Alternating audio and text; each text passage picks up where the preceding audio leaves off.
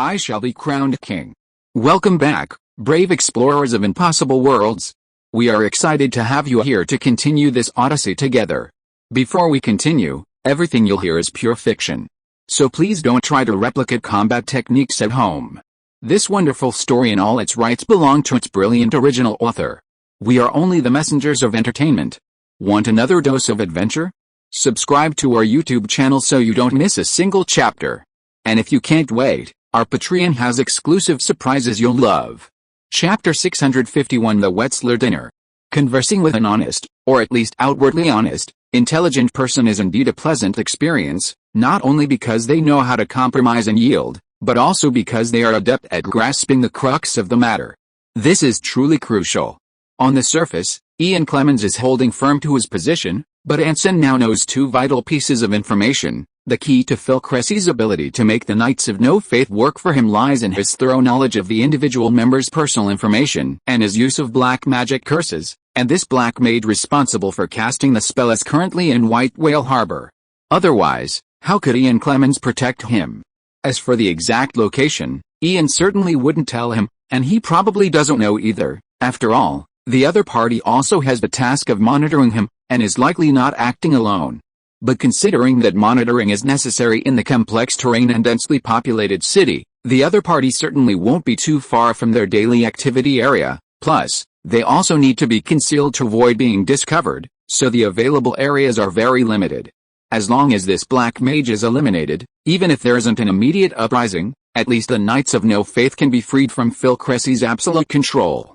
In exchange, Anson would help them kill the black mage and break free from his control, and Ian Clemens would then persuade more members of the Faithless Knights to cease their hostility towards him and even the Free Confederation, a very worthwhile deal. After all, these local bullies who had been operating in the New World for over a century could cause far more trouble than killing a few intelligence agents if they weren't afraid of death. After a moment's thought, Anson had a rough plan in mind, so he took the initiative to ask, "Where do you plan to go after the banquet?" Ian's eyes flickered slightly, clearly understanding what he really wanted to ask: the Faithless Knights' next objective in White Whale Harbor, and their subsequent area of operation. After all, if they wanted to kill or even capture the Black Mage alive, they were the obvious bait. "Oh, I can't tell you that," Ian said righteously. "But I can assure you that we will not break our promise and secretly leave Whale Harbor. If we must leave, we will let you know." They wouldn't leave, so the Black Mage was definitely not in the port area or the neighborhoods near the city gates. That left was the central square and the nearby commercial street and wealthy residential areas. Anson nodded. "In that case, I see no need to continue this discussion today. I feel the same way." Ian slowly stood up, gave him a meaningful look, and made a move to shake hands with Anson goodbye. "It's truly regrettable that we couldn't resolve our conflict." He was probably grinning from ear to ear. Anson thought to himself, feigning indifference as he put his hands behind his back. Ian Clemens, unfazed by the cold shoulder, silently turned and walked towards the door. "Let me give you one last piece of advice, Commander-in-Chief." He gripped the doorknob, his back to the door, and said in a deep voice, "The connection between the Cressy family and this land is not as simple as it appears to you. If you truly intend to be an enemy of this ancient family, it's best not to rely solely on the blessings of the three old gods. More likely to receive protection are your enemies." With that, the leader of the unfaithful knights left the study without looking back. Was he warning me to be wary of the old god faction in the Land of Rest, or suggesting that if I were to confront the Cressy family head-on, it would be best to have the Church of Order as my backer? Anson, expressionless, glanced at the closed door, his gaze falling on the life of Saint Isaac that the other man had just been reading. Whether by coincidence or not, the book lying flat on the carpet was open precisely when it was placed down, and it was the very last passage of the story. Charles I, with tears streaming down his face, knelt before Saint Isaac's bed, his hands tightly clenched, already cold and stiff, the last words of his deceased friend echoing incessantly in his ears: "Don't cry for my death, don't cry for anyone else's death, and have no regrets, for regret and death are not positively correlated. Those simple-minded fools, always thinking that as long as Isaac Rand is dead, things will have an ending. No, no, no, death is not an ending. Death, it is a beginning." After confirming that the Knights of No Faith had left the Wetzlar residence, Anson did not rush back to the banquet hall, but instead spent another half-hour in his study, reading 2 short stories and smoking a pipe. On one hand, This was to avoid being noticed by those with ulterior motives, thus preventing them from discovering the relationship between the White Whale Harbor and the Knights of No Faith. After all, White Whale Harbor was no longer as deserted as before. Its prosperity had attracted more foreign forces and emerging local powers. The majority of the 500 members of the council, led by Speaker Mason, were local old powerful families who had been thoroughly subdued by Anson and Talia. The new president of the Chamber of Commerce represented local capital that had just settled in after the Roon family and the Northport Cecil family worked together to attract investment, ready to reap the benefits of colonial development.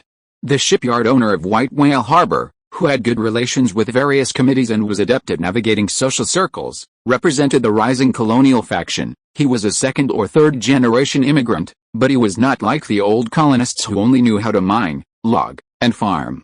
Of the three parties, Anson could only absolutely control Speaker Mason and most of the original 500 members. Internally, they had completely submitted, and externally, they needed the store masters and the Roon family to continue to protect their rights and prevent them from being squeezed and encroached upon by emerging powers. As for groups like the Keepers of the Faith Alliance, small factions of the old gods, adventurers and mercenary groups, ambitious pioneers, and fugitives from the local area, the list goes on and on. Keeping these people in line, united, or at least superficially united, under the command of the Roon family and the Stormtroopers' headquarters is one of the purposes of tonight's banquet. Anson, having placed a book The Life of St. Isaac back on the bookshelf, silently left the study, smoking his pipe, and headed down the empty corridor towards the stairs leading to the first floor. Upon returning to the living room, he immediately saw Mason Weasler standing under the crystal chandelier, sternly questioning two innocent-looking servants. This usually imposing speaker was now nearly driven mad with rage. According to his wife, Lord Anson Bach and his sister Lisa should have arrived at least an hour ago. However, the banquet had officially begun 15 minutes ago, and a thorough search of the entire mansion had yielded no trace of them, not even the slightest hint. Well, there was a clue. News came from the kitchen that a tenth of the blueberry tarts and lemon cakes prepared for the guests were missing, and a maid swore she had seen a ghost running incredibly fast, most likely the gluttonous sheriff. The problem was, the guests weren't there to see Sheriff Lisa's marksmanship and gluttonous eating. They were there to see the commander-in-chief of the garrison. Mason wasn't worried about Anson Bach being in trouble. The commander-in-chief, capable of killing assassins, couldn't possibly be in danger. What truly frightened him was that this banquet was a ruse, that the other side intended to abandon him and choose a new representative in White Whale Harbor. This wasn't unrealistic fantasy, but based on concrete evidence. Since White Whale Harbor had gradually prospered, he, as the speaker, had become increasingly incapable of managing the colony, with more and more uncontrolled groups rapidly rising. One major reason the Roon family and the command supported the Weasler family was that he, Speaker Mason, could at least control the various forces openly present in White Whale Harbor. Now, not only openly, but even the previously obedient councillors had begun to stir with their increased wealth. At this point, abandoning him as a puppet and choosing someone more capable of controlling the situation, or even personally intervening, didn't seem like a surprising move. Just as Mason was at a loss, a familiar figure suddenly came into his view. Commander-in-Chief. The shout, tinged with fear and surprise, made the crystal chandelier in the living room tremble. The once bustling living room suddenly fell silent. Guests reacted with surprise, bewilderment, curiosity, and astonishment. They turned to look at the dumbfounded Speaker Mason, then followed his gaze to the young man standing on the stairs, overlooking the entire living room. Anson, suddenly exposed, first gave the flustered Speaker Mason a slightly apologetic look. The latter immediately understood, quickly walking to the top of the stairs, facing the door, and raising his glass. "Ladies and gentlemen, please pause your conversation. Colonel Anson Bach, Commander-in-Chief of the White Whale Harbor Garrison, has arrived at the banquet and has something to tell you." His excited words, echoing through the walls of the living room, carried to the garden outside the door. Soon, the guests who had been scattered in the front courtyard began to gather, and the area inside and outside the door was quickly packed. Some were even forced out. The more astute guests avoided the stairwell and occupied corners of the room. Glancing around at the crowd below, Anson smiled and began, "Ladies and gentlemen, thank you for attending tonight, and thank you to the esteemed Weasler family for preparing such a unique gathering. In the name of the Ring of Order, I wish to express my sincere blessings and gratitude to everyone, because this banquet a gathering of various groups and classes from White Whale Harbor, will have unimaginable significance. I can say without exaggeration that after tonight, the fate of some of us will be forever changed. Slowly descending the stairs, Anson, still smiling, gently patted the still somewhat uneasy Mason's shoulder. Some of you may know, or may still be unaware, just a few months ago, Governor Sophia France, far away in the home city of Clovis, personally issued the order to establish an investment bank in White Whale Harbor, and called upon many local wealthy merchants to participate in this activity. Others may even know that those participating in this investment include not only Clovis's nobles and wealthy merchants, the Dominion's council, and the Rune family, but also myself, who holds a place among them, because this bank isn't just a tool for a few wealthy individuals to manage their assets. Its success or failure will determine whether White Whale Harbor, and even the entire New World, truly has any hope of rising to prominence, and the very few of us who are quietly pushing this forward already know that the Northern Merchant Guild is also very interested in this project. Once the Northern Merchant Guild is willing to invest in this bank, you all should have an idea of the enormous repercussions it will have in the old world. Before the words were even finished, many of the surrounding guests showed expressions of surprise, while others couldn't help but curl their lips into smug smiles, proud of their inside information. Whether they were industrialists urgently needing more funds to expand production, or wealthy merchants profiting from the price difference in overseas trade between their homeland and colonies, they all understood the immense impact this bank would have on them once it was established. As for the Northern Merchant Guild, the money was secondary. The key was that it would boost the investment confidence of countless people. Their presence meant that the development and prosperity of White Whale Harbor was guaranteed. And now, I can finally take this opportunity to deliver some excellent news to everyone. Anson took a wine glass from a servant beside him and raised it to the crowd. After several rounds of secret negotiations, and the victory in the Battle of Sailing City, the Rowland family behind the Northern Merchant Guild has reached an agreement with us.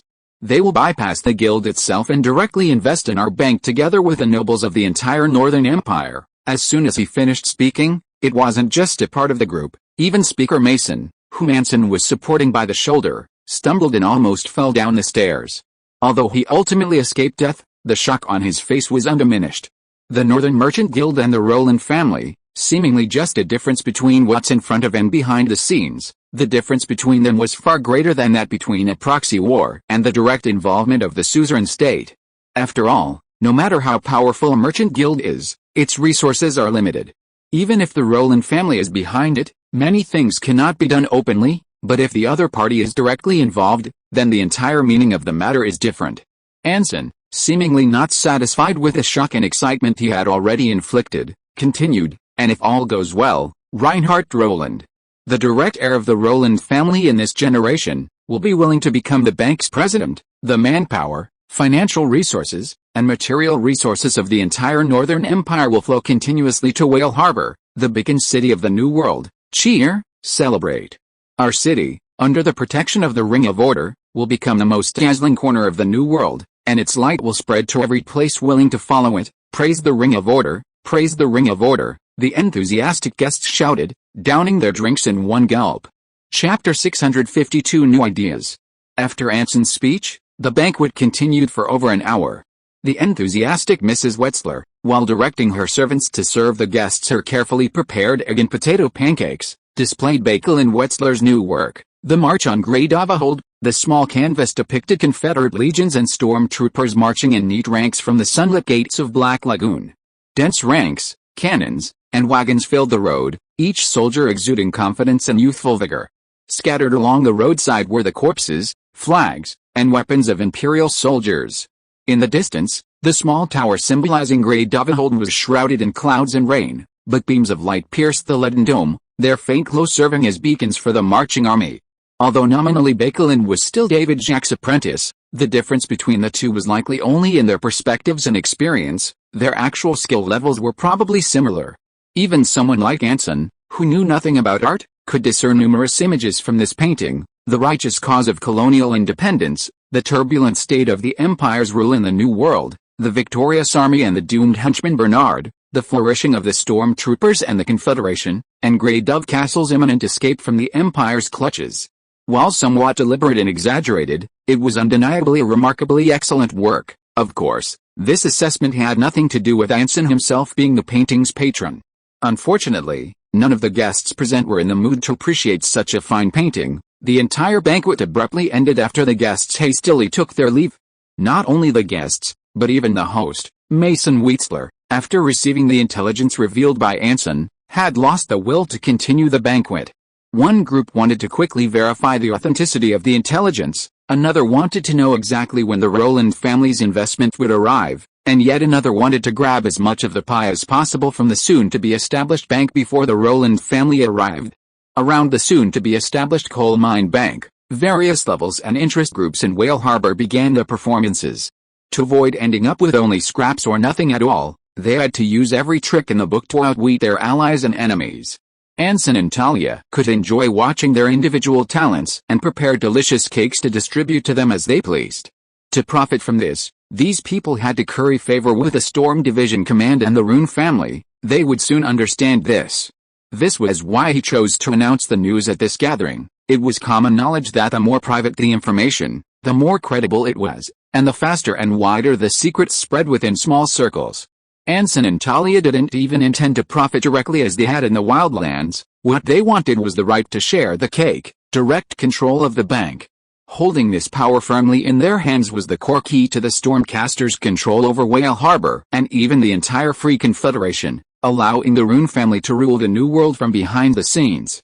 Whale Harbor, Laketown, Red Hand Bay, Black Reef Harbor, even Sail City, they might be able to resist the infiltration of the Keepers of the Faith, the manipulation of public opinion by newspapers, and even refuse public services offered by the New World, but they couldn't stop the banks that gave them prosperity. As the hall gradually quieted down, Anson, with a satisfied Lisa, took his leave and returned to the Rune Manor in the city center. The carriage slowly stopped outside the gate, just in time to encounter a squad of Stormcaster Line infantry who had just finished their patrol and were standing guard on both sides of the street. Since the start of the Colonial War of Independence, patrolling and security work in Whale Harbor had been completely handed over to the militia of the Keepers of the Faith, but the Stormcasters, after entering the city, did not return to their barracks, but immediately took control of the city center and the communities near the port from them. The ostensible reason was, of course, to showcase the triumphant army's prowess to the citizens of White Whale Harbor, allowing them to share in the glory of the war in Sailing City. More importantly, the city was a melting pot of people, and without military deterrence, it was impossible to regain control. Lieutenant Colonel Norton Crossell of the 3rd Infantry Regiment was in charge of tonight's patrol. While Anson had some reservations about this deeply hidden member of the Truth Society, it didn't prevent him from trusting the man's professional competence and extremely diligent work ethic. After all, he was someone even Fabian could completely trust to hand over his duties. "How's the situation?" "We tracked those 3 members of the Unfaithful Knights and found several suspicious individuals at a fuel shop in the XC district," Norton reported. "The prisoners captured by the guard company said they were the so-called Blood Oath, hunted by the Inquisitors of Edlin and fled to White Whale Harbor. And what is their target? You?" Norton's answer was concise and clear. "Huh?" Anson was completely stunned. "There's a rumor going around White Whale Harbor that the Rune family's mansion holds at least 300,000 gold coins worth of diamonds and gold." Norton glanced at the Rune mansion beside him, his expression quite subtle. "These people are being hunted by the Inquisitors, penniless and on the verge of disbanding. They're planning to take advantage of the Storm Master's recent return to White Whale Harbor and their unfamiliarity with them to attack you at night. Of course, they don't care whether you live or die. They're mainly after the gold, diamonds and gold, buried under a mansion." Anson still looked incredulous. "Is this rumor widespread in White Whale Harbor? When did it start?" "I wouldn't say it's widespread, but according to the prisoners, it's an open secret," Norton said seriously. "They're not even the only ones eyeing this gold, which is why they've hesitated to act, and now that you've returned to White Whale Harbor, they're worried the gold might be moved, so they're taking this risk. If there wasn't this gold, why didn't the Commander-in-Chief return to headquarters immediately, but instead moved into the Rune Mansion? It must be because he also realized that White Whale Harbor wasn't safe enough right now, and decided to move the gold out as soon as possible." That's what the prisoner said. Anson Bach, after discovering the Blood Oath, the 3 faithless knights disappeared. The reporting guards said they went into an alley and then lost track of them. Norton seemed completely oblivious to the Commander-in-Chief's change in expression, and said without any fluctuation, "I suspect it's probably some kind of special bloodline power that can conceal one's whereabouts and voice." No doubt about it, Ian's concealment skills could even fool Lisa, so ordinary soldiers certainly couldn't have discovered it. Anson nodded slightly. Do you think they discovered it? It's hard to deduce without evidence, but I think they probably knew from the beginning, so they deliberately leaked information about the blood oath to us. Norton thought for a moment and said, of course, we can't rule out the possibility that they're trying to use the blood oath to stop us from continuing our pursuit. The Knights of No Faith have been rooted in the New World for over a century and have deep ties with the Old World. These small, itinerant gangs have no secrets from them. Anson nodded slightly. This was one of the most troublesome aspects of the Knights of No Faith. So, what do you plan to do? In 2 hours, those people will be rushing over to assassinate you and dig for gold under Miss Talia's house. Norton pulled a pocket watch from his jacket pocket and whispered. What to do? Looking at Norton, who was quietly awaiting orders, Anson frowned slightly. Having had a conversation with Ian in the study of the Whistler mansion, he could roughly guess that the other was using this method to remind him that this organization was most likely related to the Black Mage responsible for controlling the Knight's curse. Eliminating them or following the trail would definitely lead to some clues. If it were the Anson of the past, he would probably have chosen this method to avoid impact and conflict, trying to lure the Black Mage out quietly or ambush him directly. Having been deceived by Phil Cressy, though he knew from the beginning that the guy had ulterior motives, it was hard to guarantee that Ian didn't harbor the same thoughts. The foundation for their cooperation was no more solid than with Phil Cressy, and Anson didn't want the Knights of No Faith to ruin the upcoming bank's move-in and New Continent Company's operations. So, let's achieve the same effect through the completely opposite approach. Anson looked up, thought for a moment, and then asked, how many of our men are around that grocery store? Half a platoon of guards, and a few skirmishers from the 3rd Infantry Regiment, less than 30 men, about the same number as the enemy, Norton replied without hesitation. Besides the grocery store, there's also a nearby tavern and a hardware store, which are also their strongholds. The former is where they frequently go, and the latter seems to be used to hide weapons, all on the same street, so if a conflict breaks out, our men can control the situation immediately. Absolutely no problem. Very good. Then I have 3 orders for you. Anson immediately raised 3 fingers on his right hand. First, release the prisoner and let him go home safely. Second, block the street, making sure no bandits escape, but don't alert them. And the third, Norton asked instinctively. Third, contact the good people of White Whale Harbor newspaper as soon as possible and have them send someone to go with you. But remember, it must be in 1 hour. Yes, the commander of the 3rd Infantry Regiment said in a deep voice. Immediately turning to leave, he only realized something was wrong after walking almost half a street. A reporter. XC District, Lumber Street. A Blood Oath member who was hiding behind a grocery store sign smoking a pipe turned his head, staring blankly at the 4-wheeled carriage that had suddenly appeared at the end of the street, his expression surprised. At this time, it was impossible for a carriage to come to such a remote area as the west of the city, especially such an exquisite and beautiful 4-wheeled carriage. Clearly only the wealthy could afford.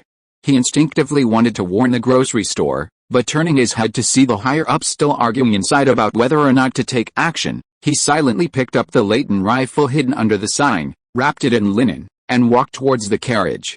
Just as he turned, another figure appeared at the end of the dark street, staggering towards him.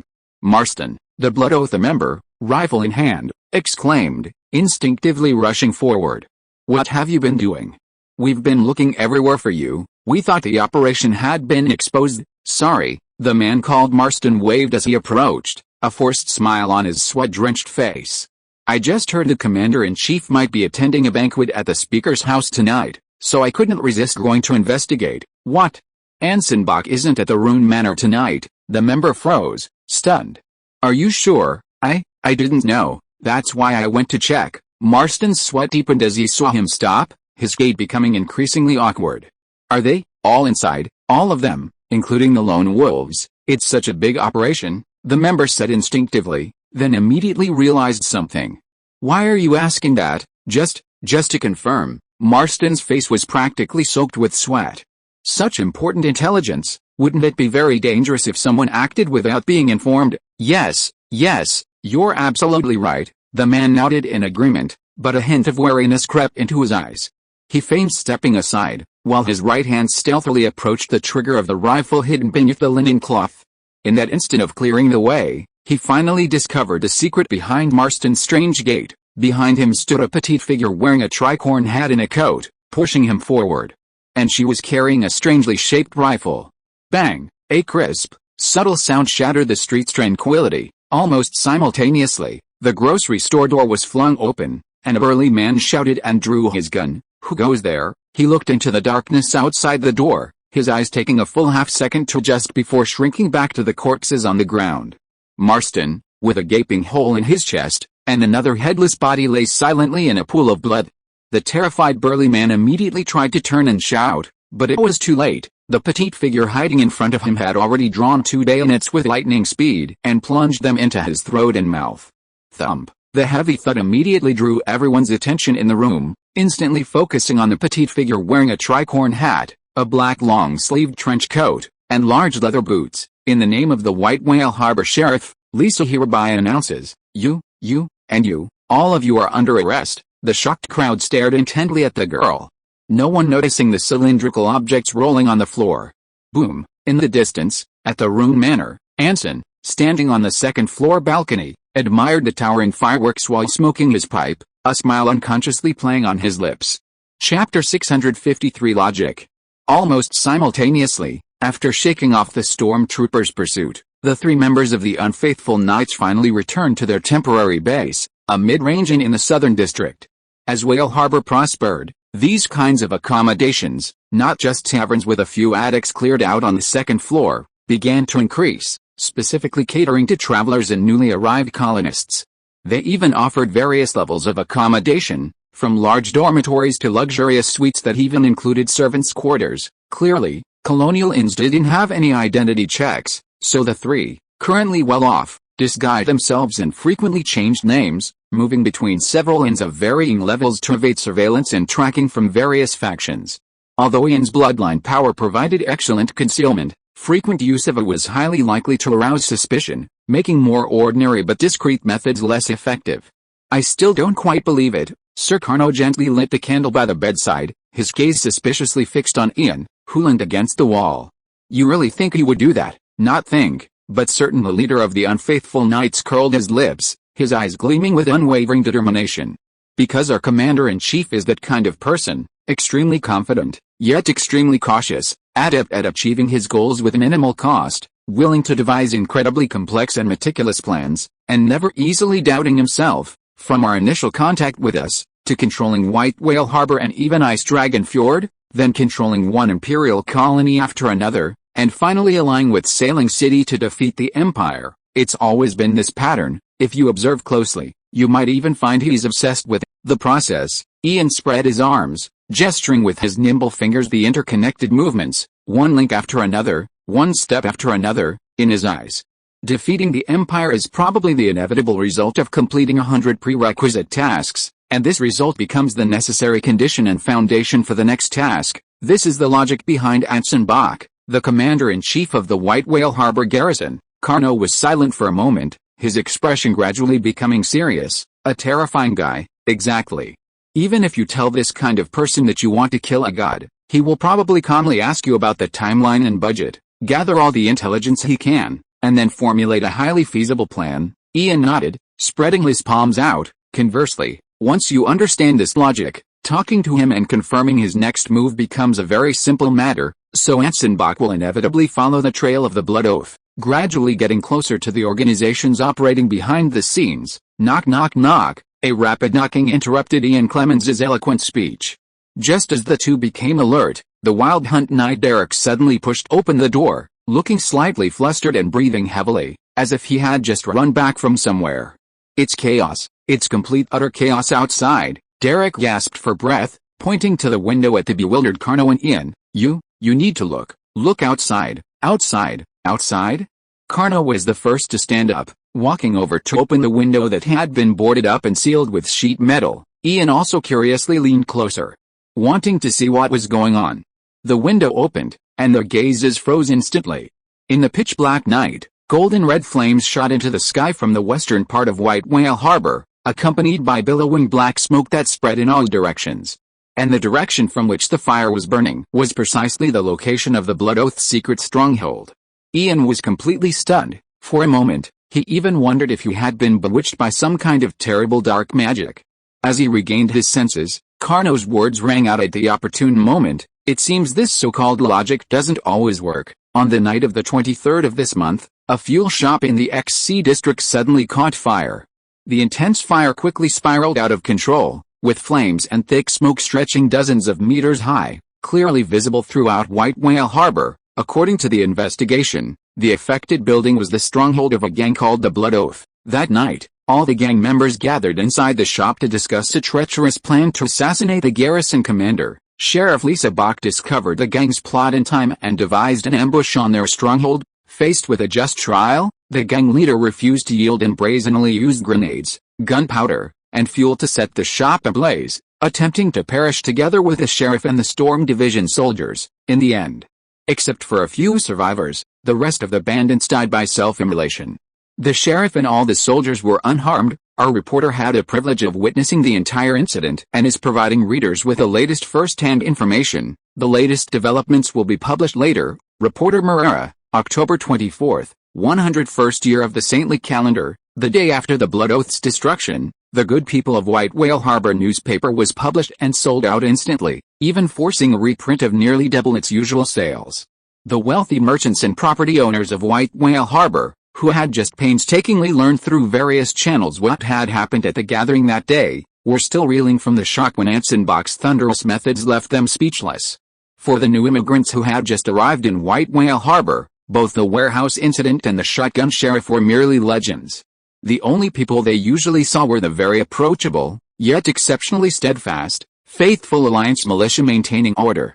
After nearly a year of peace, and with the gradual prosperity of Sailing City, the old immigrants had forgotten how the stormtroopers had taken control of the entire colony in the shortest time and with the highest efficiency when they first arrived. It wasn't until last night's firelight and the black and white words in the newspapers that they finally remembered this was an army that had defeated the Imperial Army in just 6 months, suffering negligible casualties.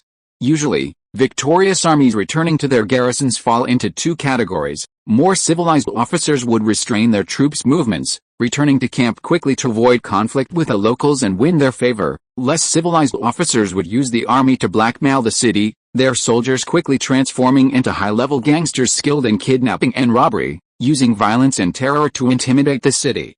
Anson chose the third option.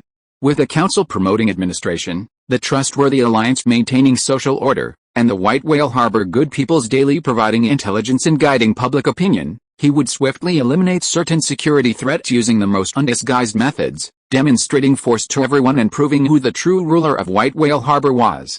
On the third day after the Blood Pact incident, Speaker Mason announced in the 500-person council that he would strengthen the security management of White Whale Harbor, carry out a strong crackdown on certain obviously suspicious armed groups, and increase patrols in the border communities. The Keepers Alliance, currently the only official armed force in White Whale Harbor, also publicly stated that they were indeed short-handed, as most were militiamen and maintaining order relied on the residents' self-discipline. They also expressed a strong welcome to the rumored New Continent Company. The most excited were undoubtedly the editors of the White Whale Harbor Good People's Daily. After several months of silence, the newspaper's most popular story, the Shotgun Sheriff series, could finally resume serialization. After wiping out the Blood Pact, Sheriff Lisa Bach did not stop her efforts, continuing her previously interrupted campaign of eliminating evil. Through patient questioning of surviving Blood Pact members, referring to severe torture and 24-hour relentless interrogation, the Storm Master obtained a large amount of intelligence on the gangs operating within the city. Their situations varied. Some were itinerant gangs like the Blood Oath, some genuinely intended to explore the New World, some ran businesses similar to the contraband dealer Car and Jack, and some tried to establish themselves locally in Whale Harbor, carving out a niche for themselves in service-oriented public places like taverns and casinos. Their only commonality was that they were all somewhat shady, and all firmly believed that 300,000 gold coins worth of gems and gold were buried beneath the Rune Manor. Even the well-informed Norton Crossell and the newspaper reporters didn't know when this rumor, which seemed to have appeared out of nowhere, had surfaced. They only knew it was indeed widespread. Although no one had seen it, everyone seemed to believe it. The most troublesome aspect of this rumor was that it was impossible to dispel. If Anson allowed them to openly enter and steal, to dig, even if the entire house were blown to bits and they left empty-handed, They would certainly believe the gold had been moved beforehand. Furthermore, these rumors weren't entirely unfounded. If Talia truly harbored such thoughts, not only the Rune family, but even Anson could find a way to amass that much gold. The Storm Masters controlled a secret gold mine in Lake Town. However, while rumors couldn't be eradicated, those who spread and believed them could be eliminated. After obtaining the intelligence, Sheriff Lisa began a series of targeted eliminations of these organizations, striving to leave no survivors. Meanwhile, as the Storm Master's designated mouthpiece, the White Whale Harbor Good People's Daily simultaneously launched a new follow-up reporting model, observing the punitive actions against various gangs on site, compiling reports on site, and publishing them precisely the next day. Disseminating these righteous actions to the general public of White Whale Harbor as quickly as possible. Inside the Rune Mansion, Anson sat in his study, reviewing Lisa's recent achievements, with several thick case reports beside him, not detective novels from the White Whale Harbor Good People's Daily, but genuine reports. Blood Oath, Wild Wolf Gang, Black Pirates, Skull and Cross Banner, Anson muttered to himself, his gaze quickly sweeping over the names in the reports. After a detailed investigation and the Junior Clerks compilation, more commonalities among these gangs were slowly emerging. The most obvious point was the timing of their arrival at White Whale Harbor. The closest was less than a month ago, while the earliest was 2 months ago. Depending on their financial resources and manpower, they ranged from roaming the slums to controlling streets or casinos, operating underground contraband businesses, and so on. The rumor about gold worth 300,000 gold coins began to appear more than a month ago. Car and Jacques noticed the strange behavior of the Knights of No Faith and their disappearance, which was about 2 months ago. Assuming there was a connection between the two, and that the Knights of No Faith deliberately spread the rumor, then it was possible that because Ian Clemens hadn't taken any action, the members of the Knights of No Faith, or the Black Mage, who were secretly monitoring him, couldn't wait any longer and decided to help him. At the same time, the gangs attracted by the rumors and preparing to take action, or at least intending to, were all less than 2 months old when they arrived at Whale Harbor. Their foothold was unstable, their foundations shallow, their understanding of the Storm Masters and the Rune family was practically zero, and they were even less aware of the intricate relationships between the various forces in the New World. Furthermore, few locals knew them, well, how to put it, perfect tools. If it were Anson, if he were to conduct a probing harassment against a well-established and powerful organization in the area, he would probably use similar methods. After all, unfamiliar faces, neither friend nor foe, are indeed difficult to guard against, and even more difficult to find the mastermind behind it all. But once an action is taken, no matter how covertly it is carried out, traces will still be left. For example, why are the gangs, who have already witnessed the Storm Master's military might and methods, still so obsessed with a 300,000 gold coins rumor? Gently exhaling a smoke ring, Anson's eyes involuntarily drifted to the rubbing of the great magic book on the table. It wasn't the copy the Elf Queen stole from Louis Bernard, but the one he secretly took from Clovis Cathedral, the scroll about dark magic. For all dark sorcerers, there are 3 principles of spellcasting to firmly remember, whether active or passive. Dark magic cannot create emotions out of thin air, it can only amplify certain emotions, and the stronger the recipient's desire in that aspect, the more easily they are affected. The secrets you can glimpse are buried in past memories and a fleeting moment of inspiration in the recipient, that is, the past and the future. Truth and falsehood, lies and sincerity, you must judge for yourself. Illusion is a dark sorcerer's most powerful force, and also their ultimate trump card. It should not be used lightly unless absolutely necessary, or the recipient should not easily realize it is an illusion, otherwise it will bring fatal risks. An excellent dark sorcerer should avoid such unnecessary risks as much as possible and establish a safe, unique behavioral logic. If you are listening to this novel on a channel other than Fanfic World, it means it was downloaded and re-uploaded without effort. We warmly invite you to visit our channel, Fanfic World. There you will find the original version of this story and many other novels of various genres. We look forward to seeing you dive into a world of incredible novels. Chapter 654: An Unexpected Development. After the Narella incident and his return from Sailing City, Anson, who had previously been indifferent to magic, suddenly became a diligent student, studying with great dedication. To ensure he had ample study time each day, Anson even went so far as to completely confront Carl Bain, allowing him to take over most of the Stormcaster's current work. Although it had been similar before, including the construction of the New World Company and the odd jobs of contacting the White Whale Harbor Council and the Alliance of Keepers. Simply put, his past attitude towards magic was the same as that criticized by the Black Mage and Talia, merely treating it as a useful weapon and tool. Since it was a tool, as long as it was functional, it was fine, no need to care too much. Especially after becoming a 5th-tier spellcaster, mastering Smoke Playmaker, and acquiring the life-saving spell, Smoke Figure. Even after obtaining St. Isaac's notes, Anson's attitude towards magic remained perfunctory. After all, he couldn't become a blasphemous mage anytime soon, and even if he succeeded, his power wouldn't significantly increase in the short term. After all, ordinary spellcasters could easily handle it on their own, but those who were too strong, even with last-minute cramming, it was impossible to defeat them. This complacent mentality backfired in the confrontation with Phil Cressy. First, they stepped into the trap set by the opponent without any preparation. The so-called vigilance was just an absolute confidence in Talia's strength. Second, although Smoker's Home was a nearly universal spell, it was too energy-consuming and, after frequent use, Phil Cressy saw through their tactics. Carl Bain's theories of dependency and whether or not one is human had some merit, but they were still from the perspective of looking at the water from the shore. After reaching a certain level, the influence of magic on the spellcaster was very significant, and the two were not simply tool and user in a relationship, but rather more like mastering a completely new worldview in theory. And an excellent spellcaster would inevitably be influenced by the magic he mastered. From combat routines to personal behavioral logic, it was all there. Even without the Grand Book of Magic, Anson had already perceived this point through experience. Of the 3 major forms of magic, blood mages are perhaps the most direct. Their near-immortal vitality gives them immense confidence, making them fearless and even willing to provoke conflict. They show almost no trace of caution or fear. Dark mages, on the other hand, are the complete opposite. They avoid direct contact and conflict as much as possible, rarely intervening unless absolutely necessary. Their consistent style is to lurk in the shadows, meticulously planning, provoking, manipulating situations, and striking unexpectedly. As for conjuration mages, aside from himself, Anson has only glimpsed some of their memories while studying with Talia, making them a type that cannot yet be definitively defined. However, both the need for advanced preparation and the limitations of their casting range prove that conjuration mages are unsuitable for prolonged battles.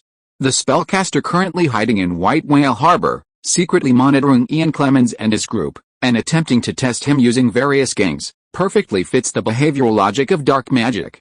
The fact that this person could so easily mobilize several gangs suggests that, besides the Knights of No Faith's excellent intelligence network, it must also be related to his area of operation. All the gangs had only recently arrived at White Whale Harbor from the mainland, so this person must have been lurking in the port area for a long time. Furthermore, judging from Ian Clemens' cautious attitude towards this person, he probably hasn't been in White Whale Harbor for long either. Otherwise he wouldn't be so wary now. Of course, it's also possible that he's worried about his lack of loyalty being exposed prematurely. After all, the Knights of No Faith were originally his partners, but now they are complete enemies.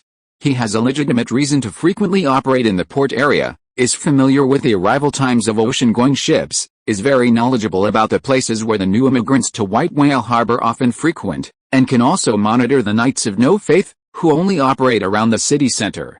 A vague image, already taking shape, began to emerge in Anson's mind. His gradual elimination of the gangs in the city, regardless of the final outcome, will certainly have an effect of making an example of them. As a skilled dark mage, he would never reveal himself unless absolutely necessary. Having lost an important pawn, he would most likely assign a task to Ian Clemens, and incidentally test whether the Grand Master of the Knights was still loyal to the Cressy family. Phil Cressy's goal was likely to undermine the Storm Masters and the Rune family's rule in White Whale Harbor, and to weaken his own base, especially the locals' acceptance of him. Now, he had dropped a bombshell on the upper echelons of White Whale Harbor. Once the bank was successfully completed, the Rune family's dominance in White Whale Harbor would be completely unshakable. Therefore, the other party had to spread more rumors detrimental to himself and the Rune family before that happened, undermine the Storm Master's prestige, shake their control over the locals, and sabotage the whole thing. After carefully considering the other party's possible next moves, Anson decided to remain patient and wait for the other party to reveal their whereabouts. Just then, A clear and rhythmic knocking sounded at the door. After half a minute of silence, the junior clerk pushed open the door and entered the room. The Council of 500 just sent a clerk, who has just left. The junior clerk approached slowly and said, "Regarding your request to pay respects to former Speaker Herald, the ceremony has been tentatively scheduled for tomorrow afternoon, sir. What do you think? If you are not satisfied with this time, we can reschedule." "No need, I am satisfied with this time," Anson smiled calmly. "Notify headquarters that all officers must be present tomorrow. The 2nd Infantry Regiment will be responsible for maintaining order and security on site. Everyone should wear their new winter uniforms. The atmosphere should be as grand as possible." If the other party hadn't reminded him, he would have almost forgotten about this matter. It was just a casual remark at the port, and he hadn't taken it to heart at all. "No problem, I'll go prepare the documents and your speech for tomorrow." The junior clerk bowed, but showed no sign of leaving immediately. "Something happened?" Anson asked casually. "Lord Anson Bach. Your keen insight is always astonishing." The junior clerk nodded slightly, his smile gradually fading. "Just now, a fire broke out at the offices of the good people of White Whale Harbor." "Huh?" Anson's pupils constricted slightly, making no attempt to hide his shock. "Based on the information we have gathered so far, an editor who owed money to loan sharks was threatened by them and promised a job at the newspaper office. As soon as he entered, he pulled a revolver from under his coat and began indiscriminately firing at the staff." The junior clerk's expression turned grave. Storm Division soldiers and trustworthy Alliance militia members who were patrolling nearby arrived at the scene immediately, but more than a dozen people were already injured.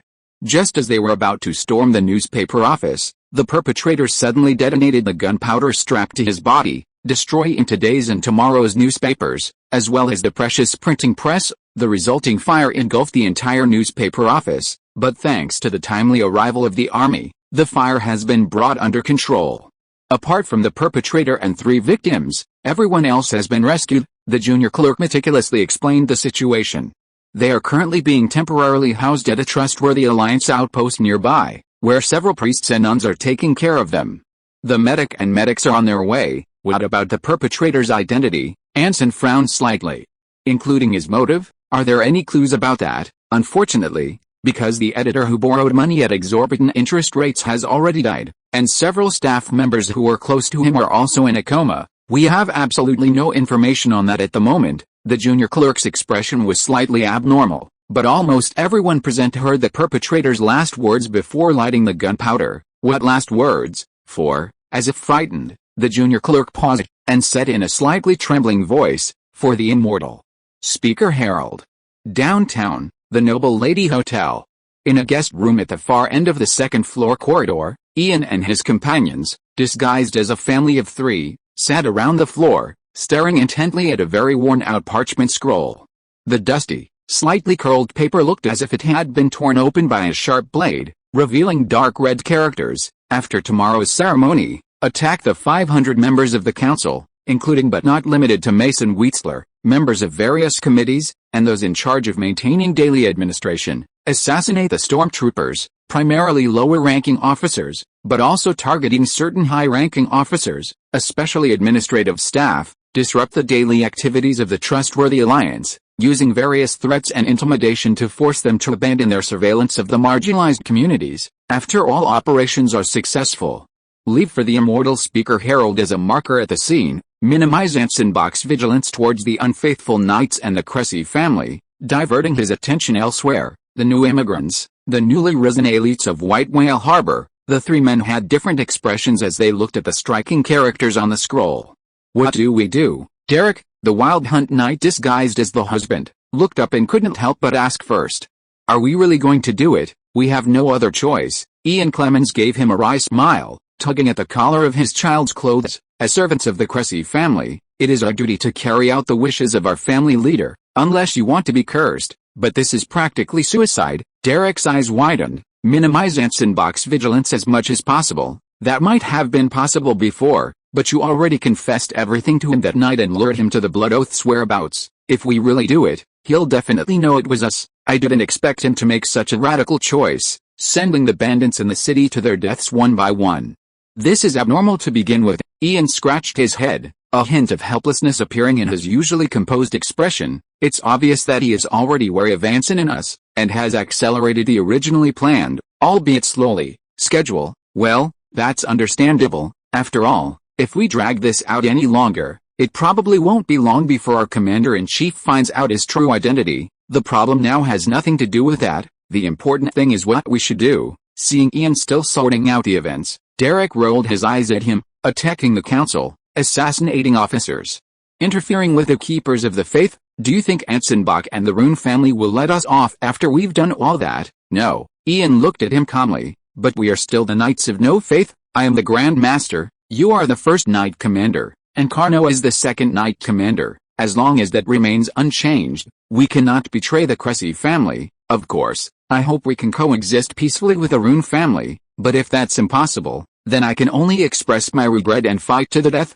You, shut up, Derek, a cold voice rang out, and Sir Carno, the wife in a sapphire blue dress, stood up, her cascading golden hair falling over her shoulders. Enough with the complaints and grumbling.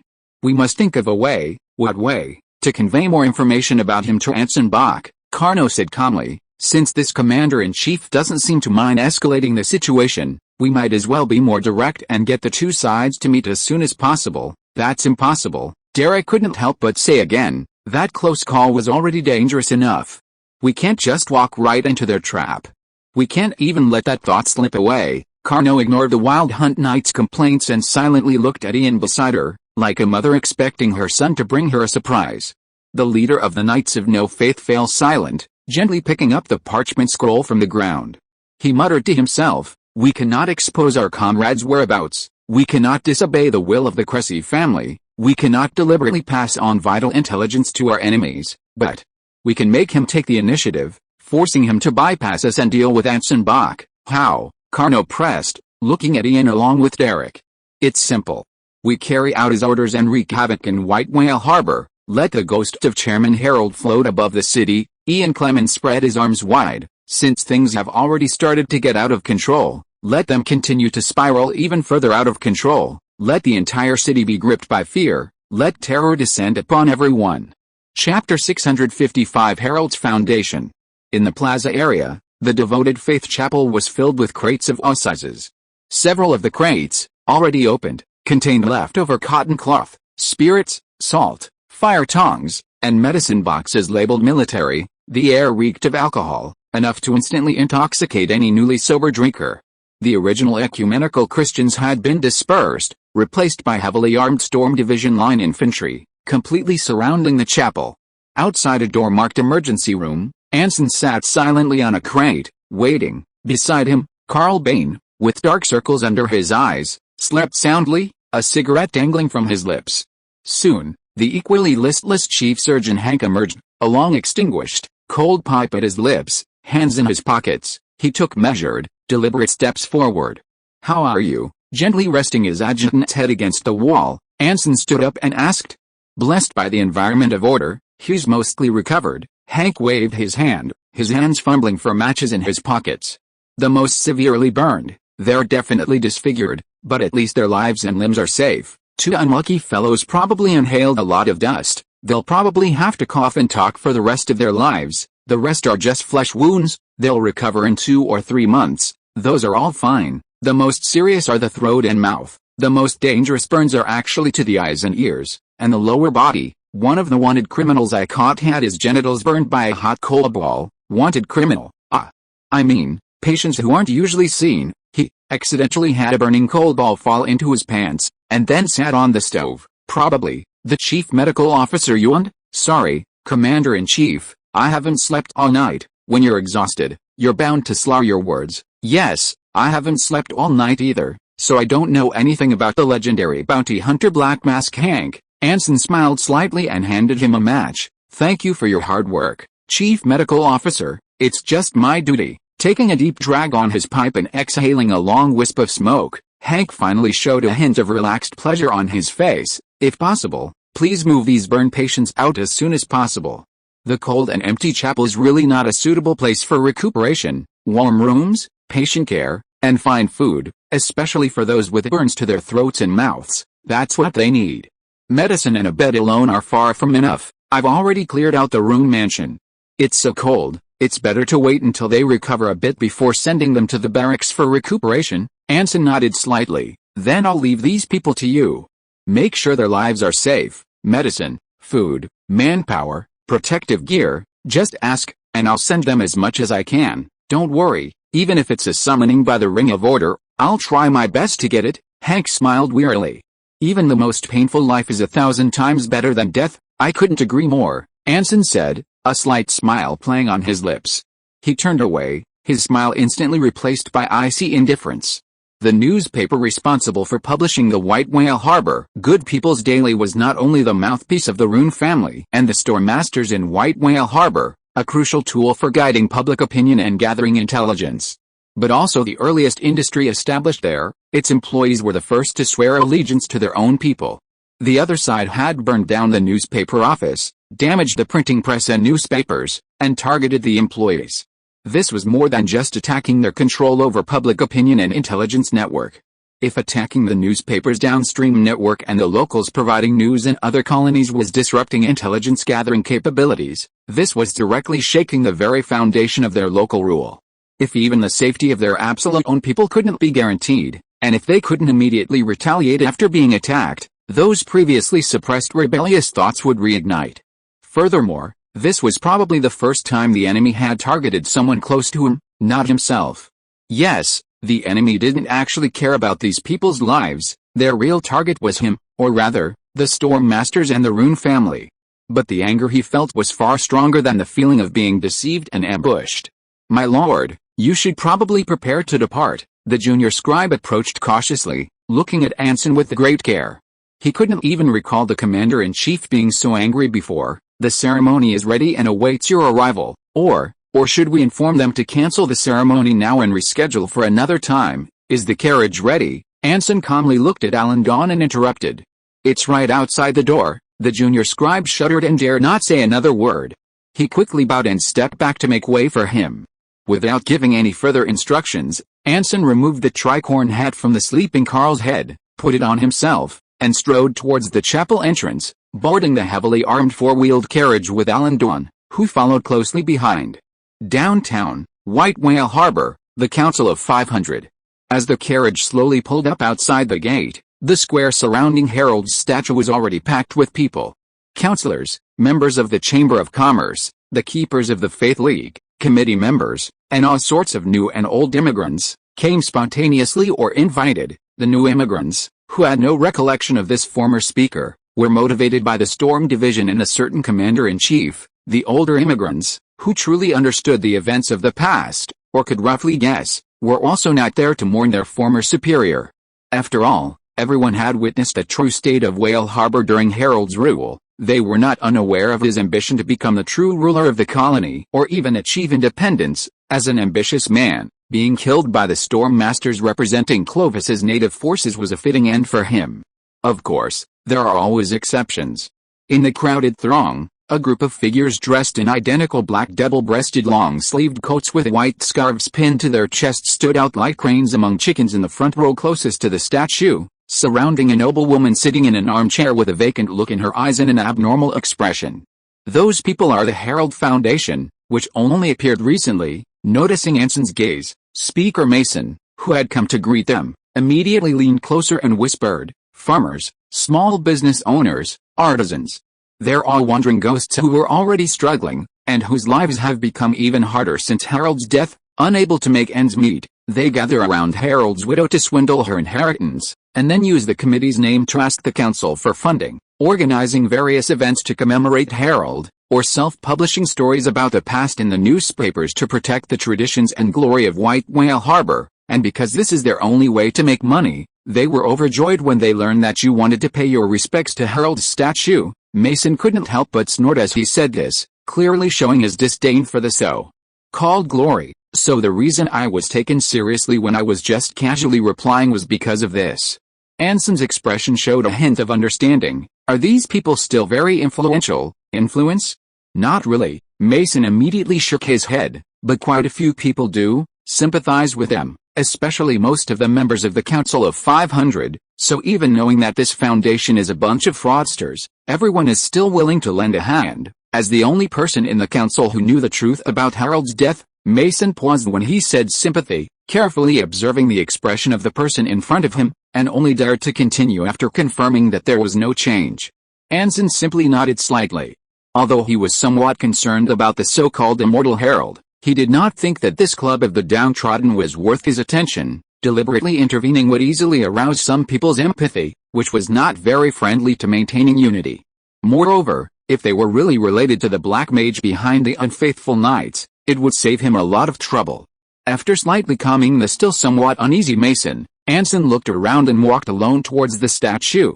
At the edge of the crowd not far away, Alexei, responsible for maintaining order, spotted the familiar figure and immediately roared to those beside him, "All to your positions, salute, salute." The resounding shouts echoed around the ceremony site as the Storm Division linemen, now in winter uniforms, raised their rifles in unison.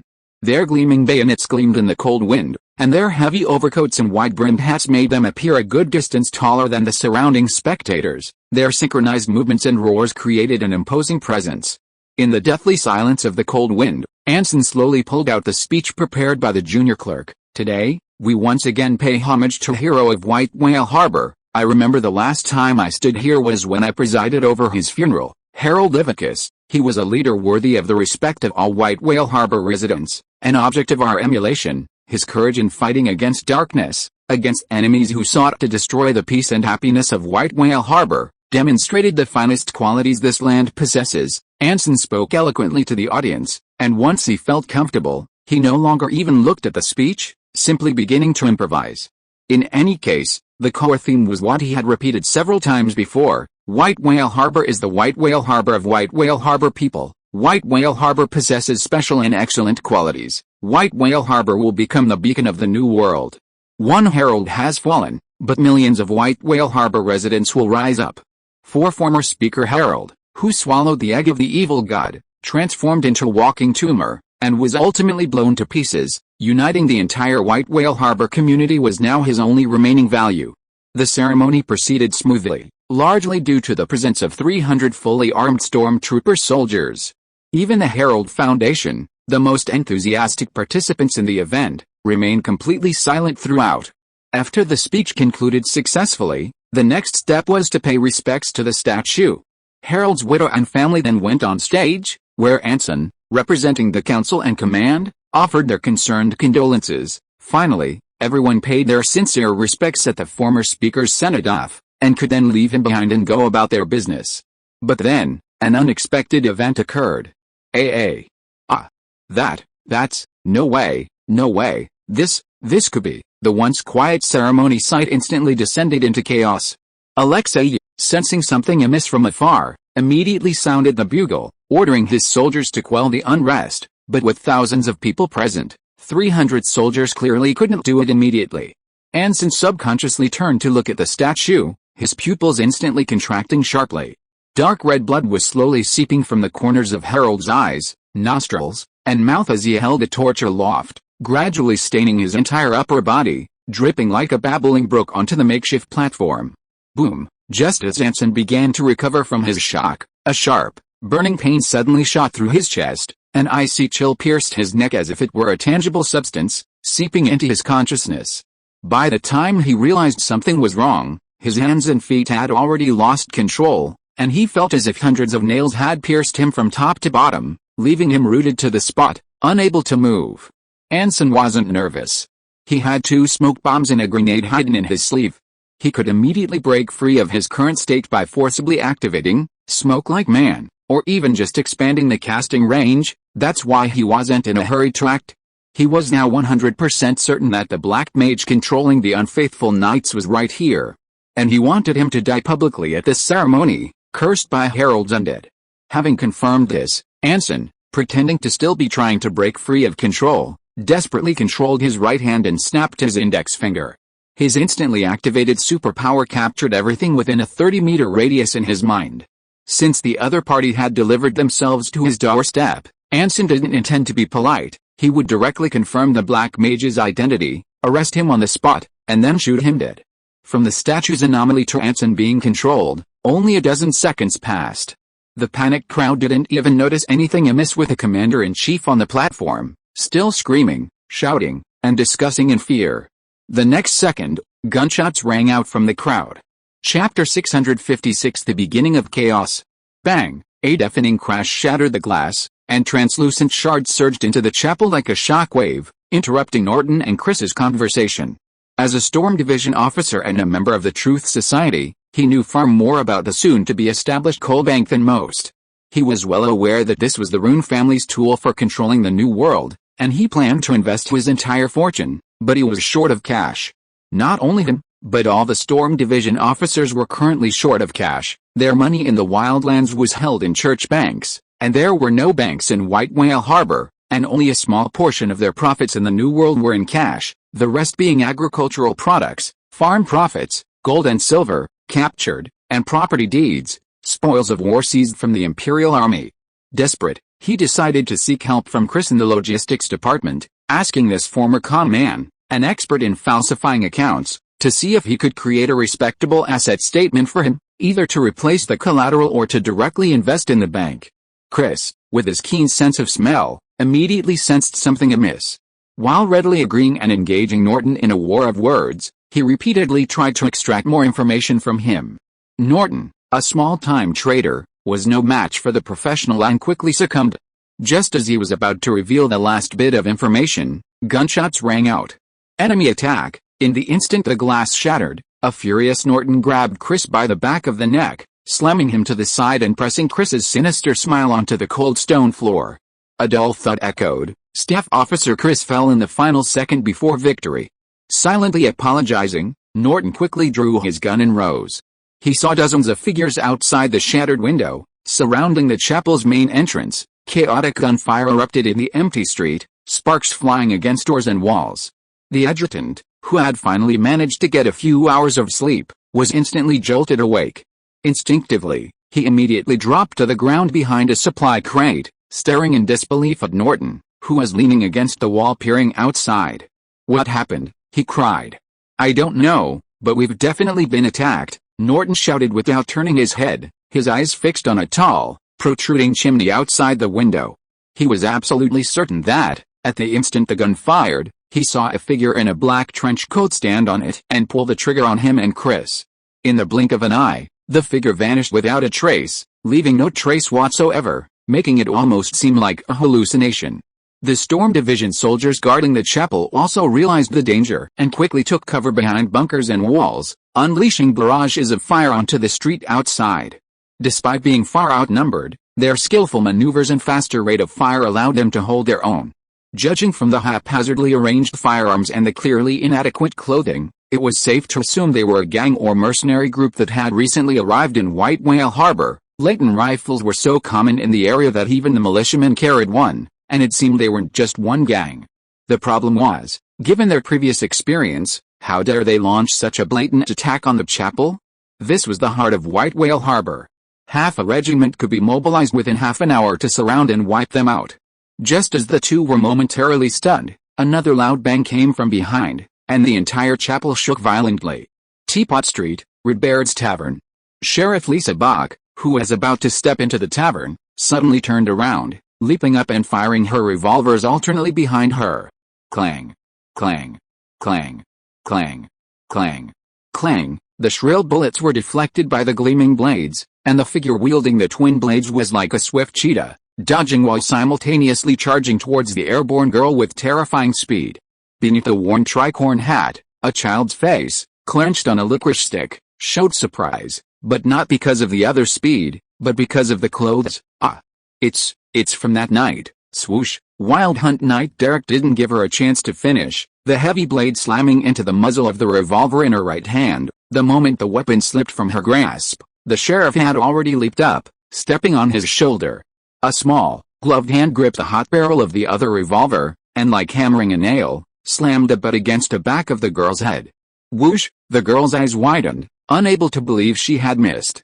In the instant of a single breath, the figure had already turned, appearing behind the floating sheriff. A sharp blade whistled through the air, about to pierce the petite body. Hey! Lisa was just kidding. The girl's right hand rested on her waist, if she had one, and the hem of her flowing coat was suddenly lifted, revealing a full set of weapon belts, and, the muzzle of a shotgun. Bang! At point-blank range, facing a torrent of lead bullets, Derek had no way to dodge, even though he tried his best to avoid the muzzle and parried with his twin swords. His left shoulder and arm were still torn to shreds, his hat and collar were gone, and half his face was covered in gruesome bloodstains.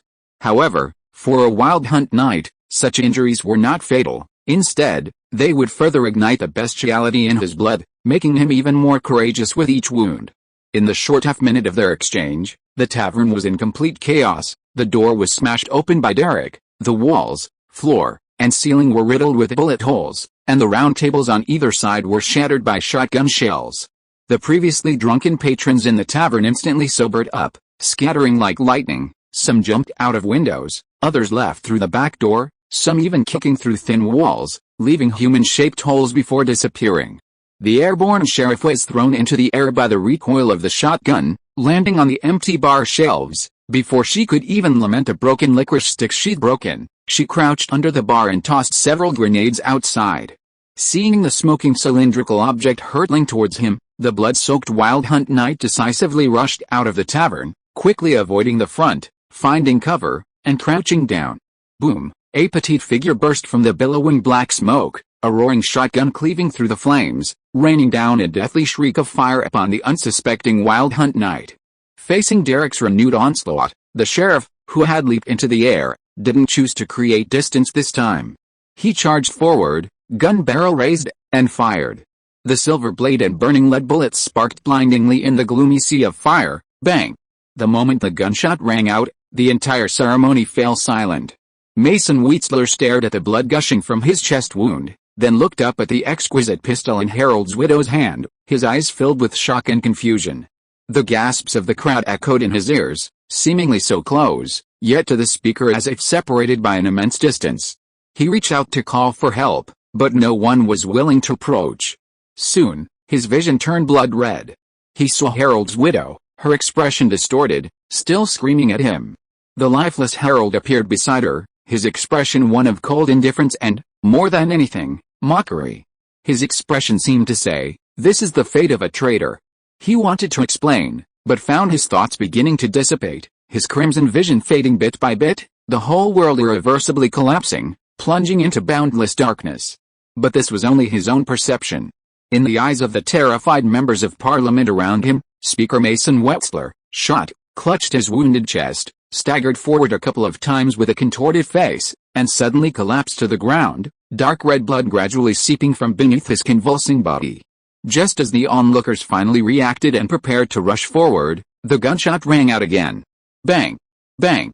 Bang! Alexei, his face ashen, raised his smoking revolver above his head, roaring as he approached the statue, "Everyone stay put. No one is allowed to move, storm division, all bayonets fixed, bullets loaded.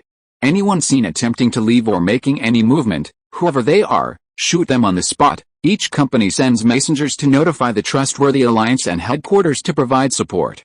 They must arrive within 1 hour. With each order, the soldiers, who had initially held back, lost all restraint. They lowered their cold bayonets towards the crowd, deployed in line, and skillfully loaded and chambered their rounds right before the enemy's eyes, their right index fingers resting near the triggers. Faced with the murderous aura of the army, the riotous crowd quickly quieted down. Especially when some realized the enemy was truly prepared to fire, they immediately became much more docile and respectful. A few scattered gunshots rang out, and Alexei quickly brought the scene under control, but his face remained extremely grim. He was 100% certain that Harold's widow's mental breakdown was no accident. There was definitely an old god spellcaster present.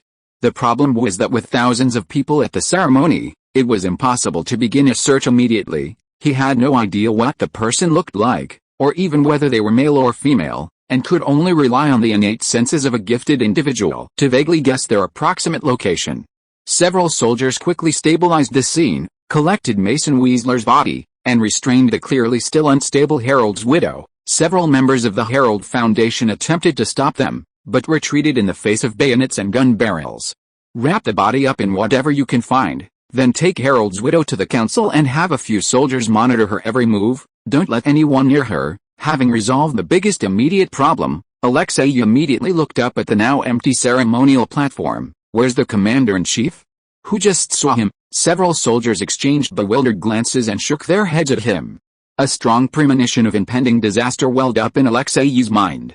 Meanwhile, Anson Bach, who had disappeared from the ceremony, sat quietly in the council's smoking room, smoking his pipe alone. The moment the gunshot rang out, the black magic controlling him vanished instantly, along with the unique aura of the caster that had permeated the ceremony, leaving no trace whatsoever. So the other party's goal wasn't to kill him, but to disrupt the ceremony and incidentally eliminate Mason Weasler, the puppety and the Rune family controlled in the colony, or perhaps, realizing that Alexei was also a gifted individual, and given the presence of the army, he abandoned his plan to kill him and instead targeted Mason. Whichever it was, his plan succeeded. Alexei was indeed caught off guard, never expecting that a dark mage would be so bold as to appear so close before the situation was clear. Not only did he violate the logic of dark mages, but even his mentor Mace Hornard, who instigated the Clowel riot, wasn't as decisive. But decisiveness comes at a price. Although he didn't immediately capture him, he couldn't escape.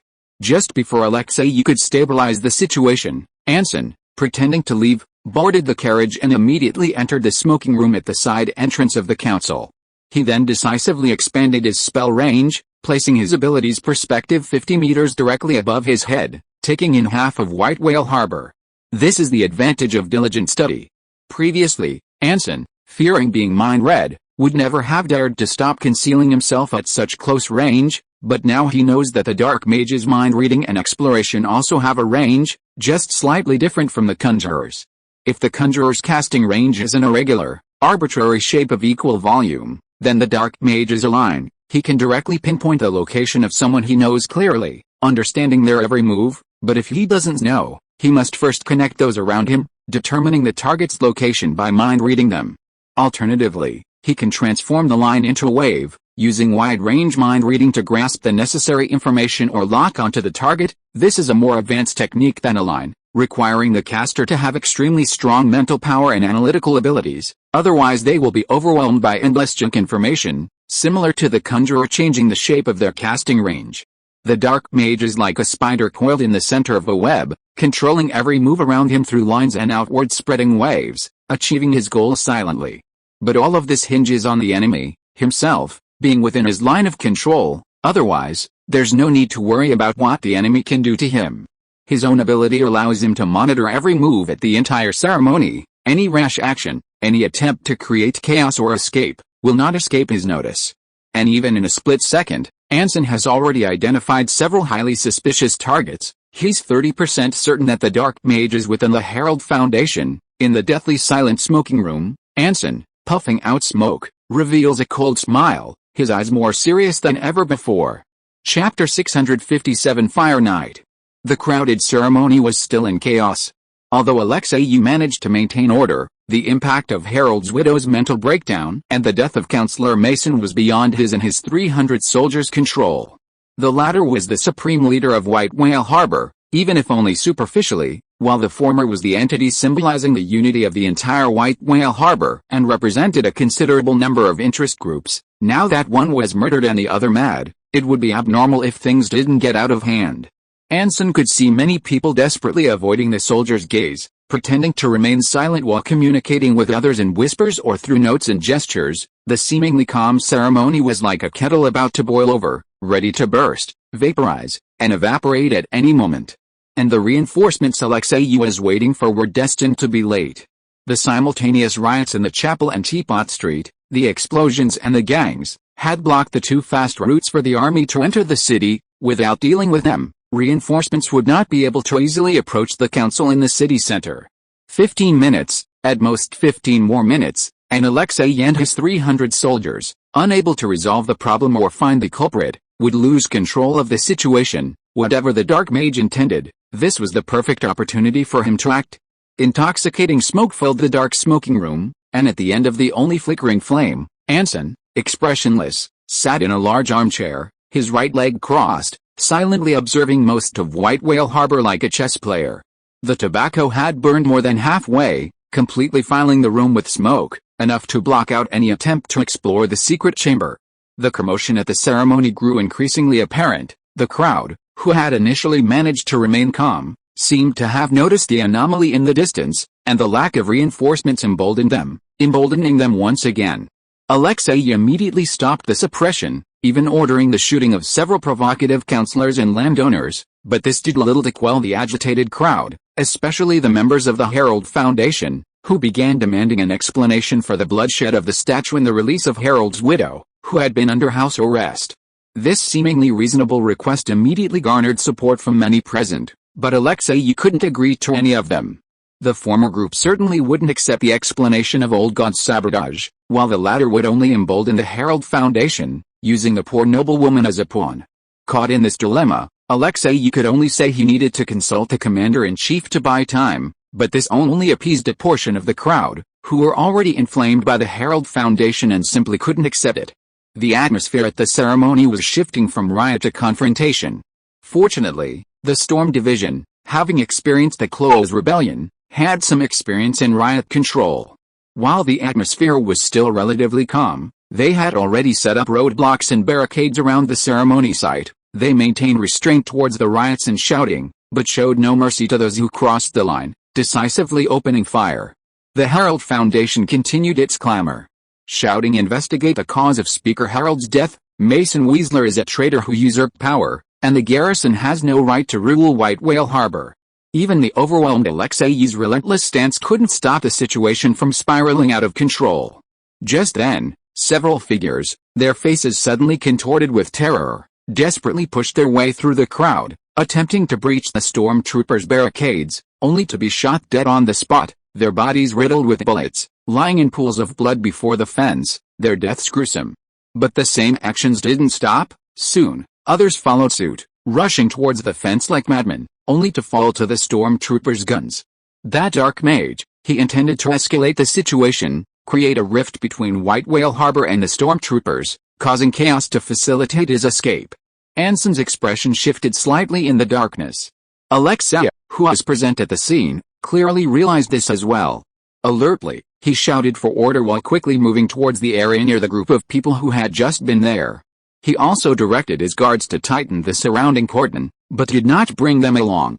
His reaction was swift. Preventing the Black Mage from getting close to his own people was a wise move. But wasn't he from the Imperial Dukaski family? How did he know about the Old Gods? Just as Anson was surprised, an emotionally charged member of the Herald Foundation suddenly approached, drawing a pistol from his collar without warning and pulling the trigger at the 2nd Infantry Regiment commander. Bang! In the instant the muzzle flashed, Alexei, who should have been shot in the head, stood unharmed, without a single mark on his body. The Foundation member who fired the shot froze, instinctively glancing at the black muzzle of the gun. What? Finding it unbelievable, Alexei, his face as cold as ice, slowly turned around, staring at the two Foundation members who stood frozen in place. "You clearly hit me. How come I'm still alive and well?" "Right." The atmosphere instantly fell into deathly silence. "Strange, you were so eager to drive the Stormbringers out of White Whale Harbor. Why didn't you gather more information about us? Even knowing a little about what happened at the warehouse that night, you might actually have been able to kill me." Alexei suddenly laughed. "Who is the head of this Herald Foundation?" "It's me." In the oppressive silence, a figure emerged from behind the panicked Foundation members, dressed in the same clothes as all the others. His soft facial features and black and gray hair and beard gave him a mature and composed air.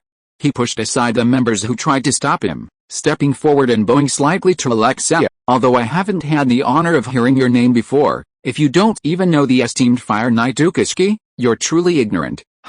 Anson, in the smoking room, paused. "Fire Knight? The Fire Knight shouldn't be ignorant." Alexei's pupils contracted slightly, but his expression remained unchanged. Aside from the vicinity of the Duchy of Xiaolong, not many people should know about Fire Knight Dukashki, let alone the Clovis. "I happen to have a relative living in Xiaolong City who told me about his experiences there." The man's attitude remained very gentle. "It is my honor to meet a descendant of a talented nobleman of the imperial court, of course.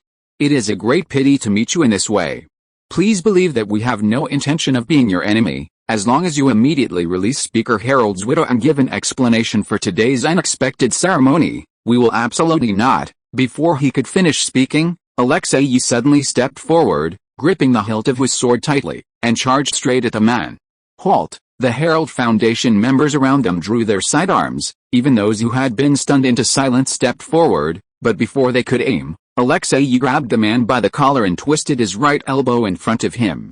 "Shoot!" Looking at the gun barrels pointed at him, Alexei shouted, "I am Lieutenant Colonel Alexei Dukashki, commander of the 2nd Infantry Regiment of the Storm Division. Anyone who dares to try..." Bang! The instant his words fell, 2 gunshots rang out simultaneously. The 2 Foundation members who pulled the trigger stared in disbelief at the vanished revolver, the missing hands, and the burning, bleeding wrists. A full half-minute passed before the 2 men let out a piercing scream amidst the shock of those around them. The next second, the mirror-like blade gradually turned a blinding golden red in the countless terrified eyes around them. "Shoot me, or get out of here. Don't get in my way," Alexei roared. "Headquarters will give an answer to everything that happened today, but not now.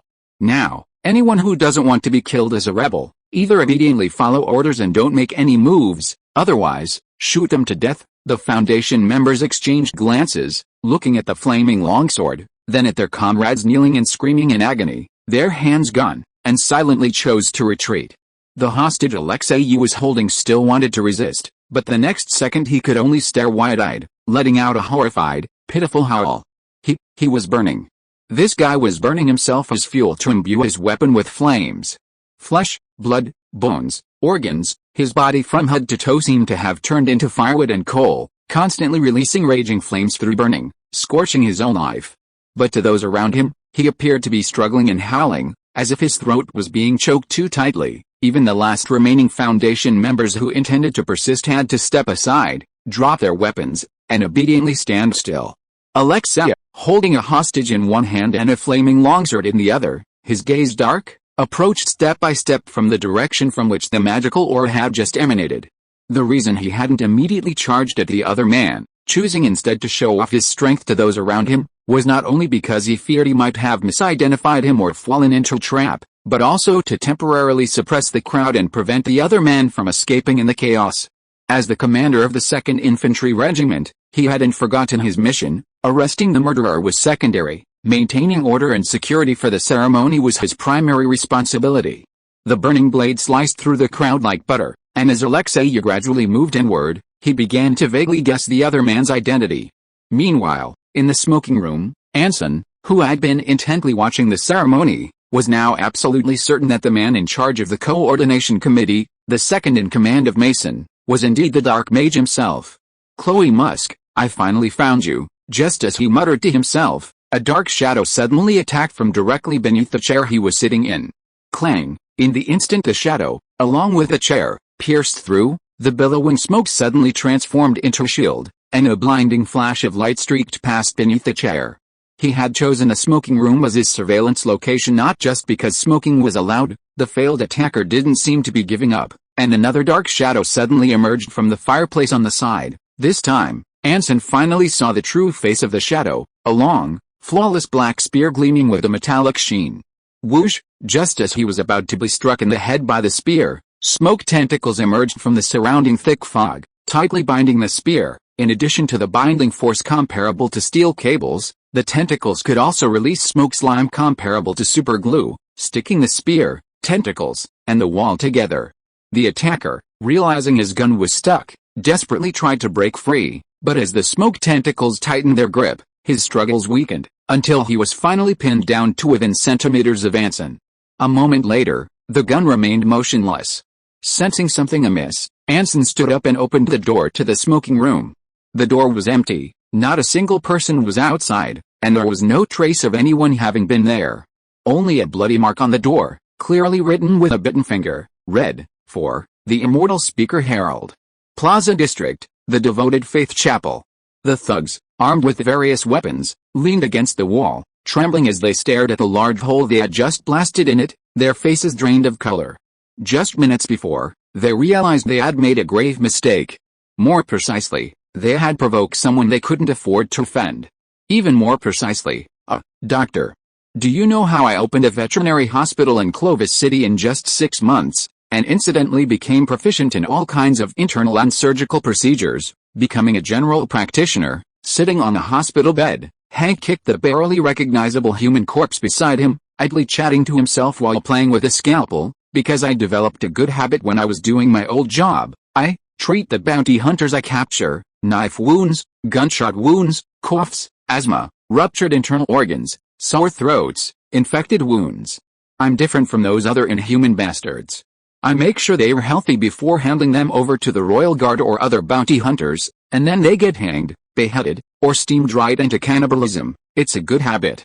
But developing a good habit isn't easy, especially when you have no experience at all. But I'm also a very creative person, and I can come up with very creative treatments under limited conditions to take care of them all. Of course, some unlucky ones didn't make it to the point of being healed.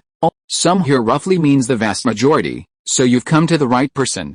If you encountered any other Storm Master, you'd be riddled with bullets. If you encountered me, I'd wound you first, then use my creative healing method to make you healthy again. If you can hold out until the end. The smiling medic jumped off the bed, glancing at the figure hiding behind the corner, and pulled two shortened shotguns from under his white coat.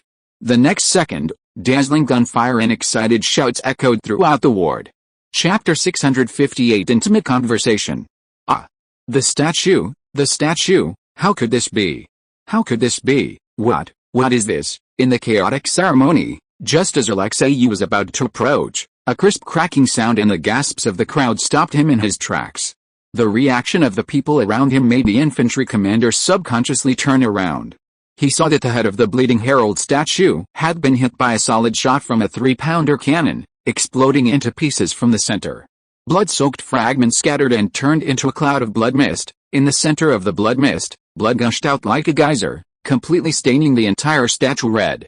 It looked like a headless corpse that had just been beheaded but had not yet completely lost its life force, emitting a strange sound, as if internal organs were twitching and squeezing. No, this is a trap. Alexei instantly sobered up when he realized the abnormality, but it was too late. Boom, as if witnessing something beyond comprehension, his mind went completely blank, endless murmurs shrieking in his ears, roaring in a language absolutely incomprehensible to humans. This state lasted only a few seconds, perhaps even shorter than Alexei himself perceived, but in that instant, the black mage who cast the spell had achieved his goal, to completely disrupt the ceremony. When Alexei regained his senses, the Foundation head he had taken hostage had vanished without a trace, and even the entire Herald Foundation had disappeared, replaced by panicked crowds fleeing towards the ceremony venue and the council gates. The black mage's presence had completely vanished, leaving only terrified, disoriented faces before him. Even the colonists, accustomed to certain abnormalities, found the scene beyond their tolerance. Faced with thousands of completely irrational people, the mere 300 stormtrooper soldiers, even with volleys of gunfire and roadblocks, were unable to maintain order, let alone stop the chaos. Shooting a few outspoken individuals as a warning is one thing, carrying out a massacre at the ceremony is quite another. If the entire audience were to be indiscriminately shot, the Storm Division would truly have to rely on bloodshed and terror to maintain its rule in the colony. Damn it, where are the reinforcements? Why aren't they here yet? That bastard Carl Bane, is he just going to watch me make a fool of myself here? Alexei cursed at a wrongly accused chief of staff, along with his other close colleagues in the officer corps who had stood by and watched me die. But deep down, he knew that something must have happened elsewhere, and even if there were reinforcements, they probably wouldn't be able to get here, otherwise, they would have arrived long ago. So he had no choice but to abandon the search for the killers and instead began to sound a bugle, ordering the troops to disperse and guide the crowd as much as possible, removing 2 roadblocks to ensure that the panicked thousands of people wouldn't suffer serious stampedes and casualties. Even if they couldn't maintain order, at least they should try to prevent them from killing each other. Maintain linear formation, do not stop anyone unless they directly charge the ranks, loosen the barricades, remove the bayonets from the muzzles of your guns, and shoot any suspected individuals attempting to incite a riot on the spot. Maintain the rhythm, fire blanks to intimidate the crowd, and guide them towards the designated exits. Continue to send messengers to have the Trustees Alliance and headquarters send reinforcements as soon as possible, and find out what's happening on the other streets. After all, the Storm Division were still the de facto rulers of the colony, and complaints and grumbling were inevitable, but if they were to destroy their own base for this, they could forget about having a foothold in the New World. Teapot Street, Tavern. Just as Alexei was itching to shoot everyone he could see dead, Sheriff Lisa had already put his idea into practice. "Stop, don't run," the girl shouted, two dagger revolvers roaring at the fleeing Wild Hunt Knights. Lead bullets whistled and whistled through the fire-filled streets. As gunfire roared, dozens of figures converged at both ends of the street, wielding various weapons, and charged towards the lone sheriff standing in the middle of the street. Watching the Wild Hunt Knights already far away, seeing those menacing figures, and the words "Undying Speaker Herald" crookedly carved with a knife on the burned-out tavern door, the girl, who had been tightly pursing her lips, suddenly puffed out her cheeks. This was the second time since she took office that a prisoner had escaped from her grasp. The first time was also the Knights of No Faith. One-on-one, without any mercy, and right before her eyes, so brazenly. The sheriff was enraged, utterly enraged. A chaotic barrage of gunfire exploded in the burning street, whistling past the girl's ears. Homemade firearms and old pistols sprayed shattered lead bullets, piercing the hem of her coat and grazing the brim of her tricorn hat.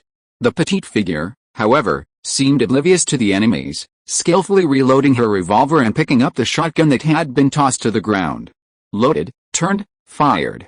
Bang! The blinding flash of gunfire sent the figure attempting a sneak attack flying.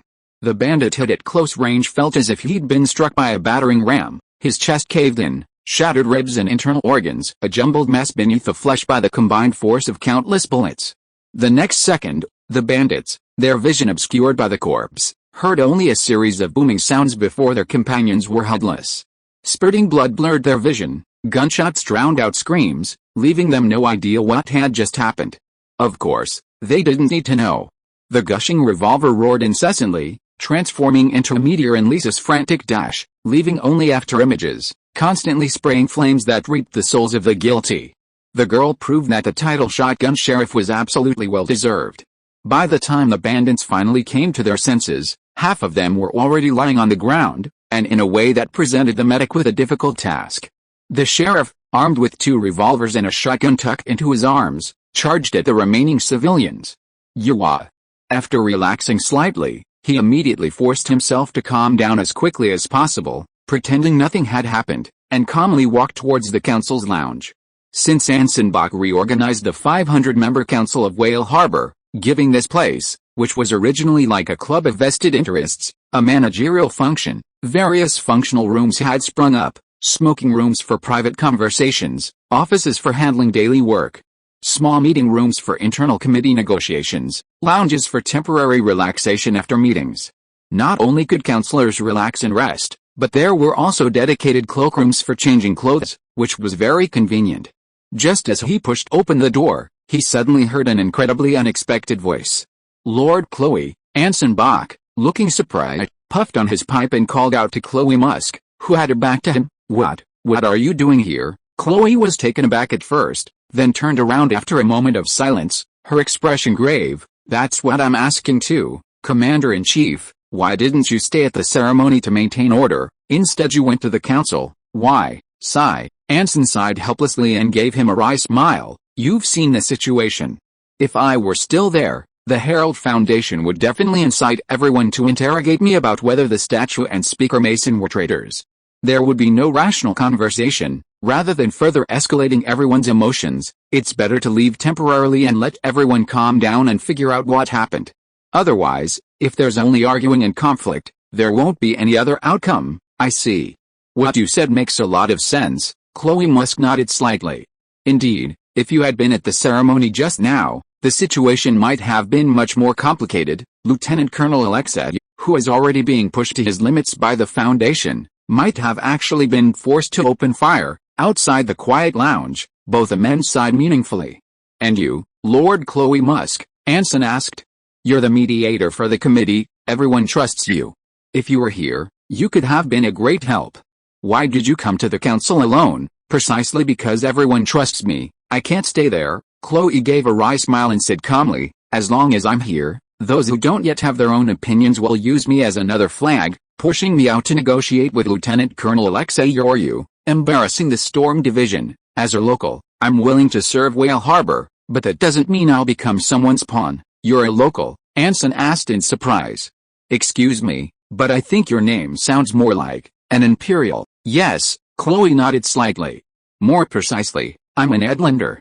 My grandfather even had the honor of meeting the Grand Duke of Edland in the castle, an honor he and my father's relatives considered a family triumph, something they would boast about to their guests at every holiday gathering. But later, my family still left our hometown and came to the New World to make a living, eventually settling in White Whale Harbor. Similar locals are actually not few in number. Although this is a Clovis colony, it's not only Clovis who can integrate here. That's the charm of the New World. That makes sense, Anson wholeheartedly agreed. In his speech, thoughts, and interpersonal interactions, the mediator on the committee before him perfectly embodied the characteristics of second and third generation immigrants born in White Whale Harbor. On the one hand, he genuinely identified with his local identity, and on the other hand, he could feel the gap between himself and other Clovis immigrants, so he actively integrated, ultimately becoming a mediator recognized by all parties. He then pressed further, "So, what's your take on today's events? I respect the trust the late Speaker Mason placed in me and don't consider him a traitor. As for the widow of former Speaker Herald, she's probably just experiencing emotional turmoil due to excessive grief." A hint of sadness appeared on Chloe's face. In any case, the Herald Foundation does represent some voices. White Whale Harbor and even Ice Dragon Fjord do have a strong connection to the mainland, but they don't want too much mainland interference. Their resentment towards the Storm Masters isn't purely directed at you. I might be overstepping my bounds, but your support for the Imperial colonies has, to some extent, provoked the people of Ice Dragon Fjord.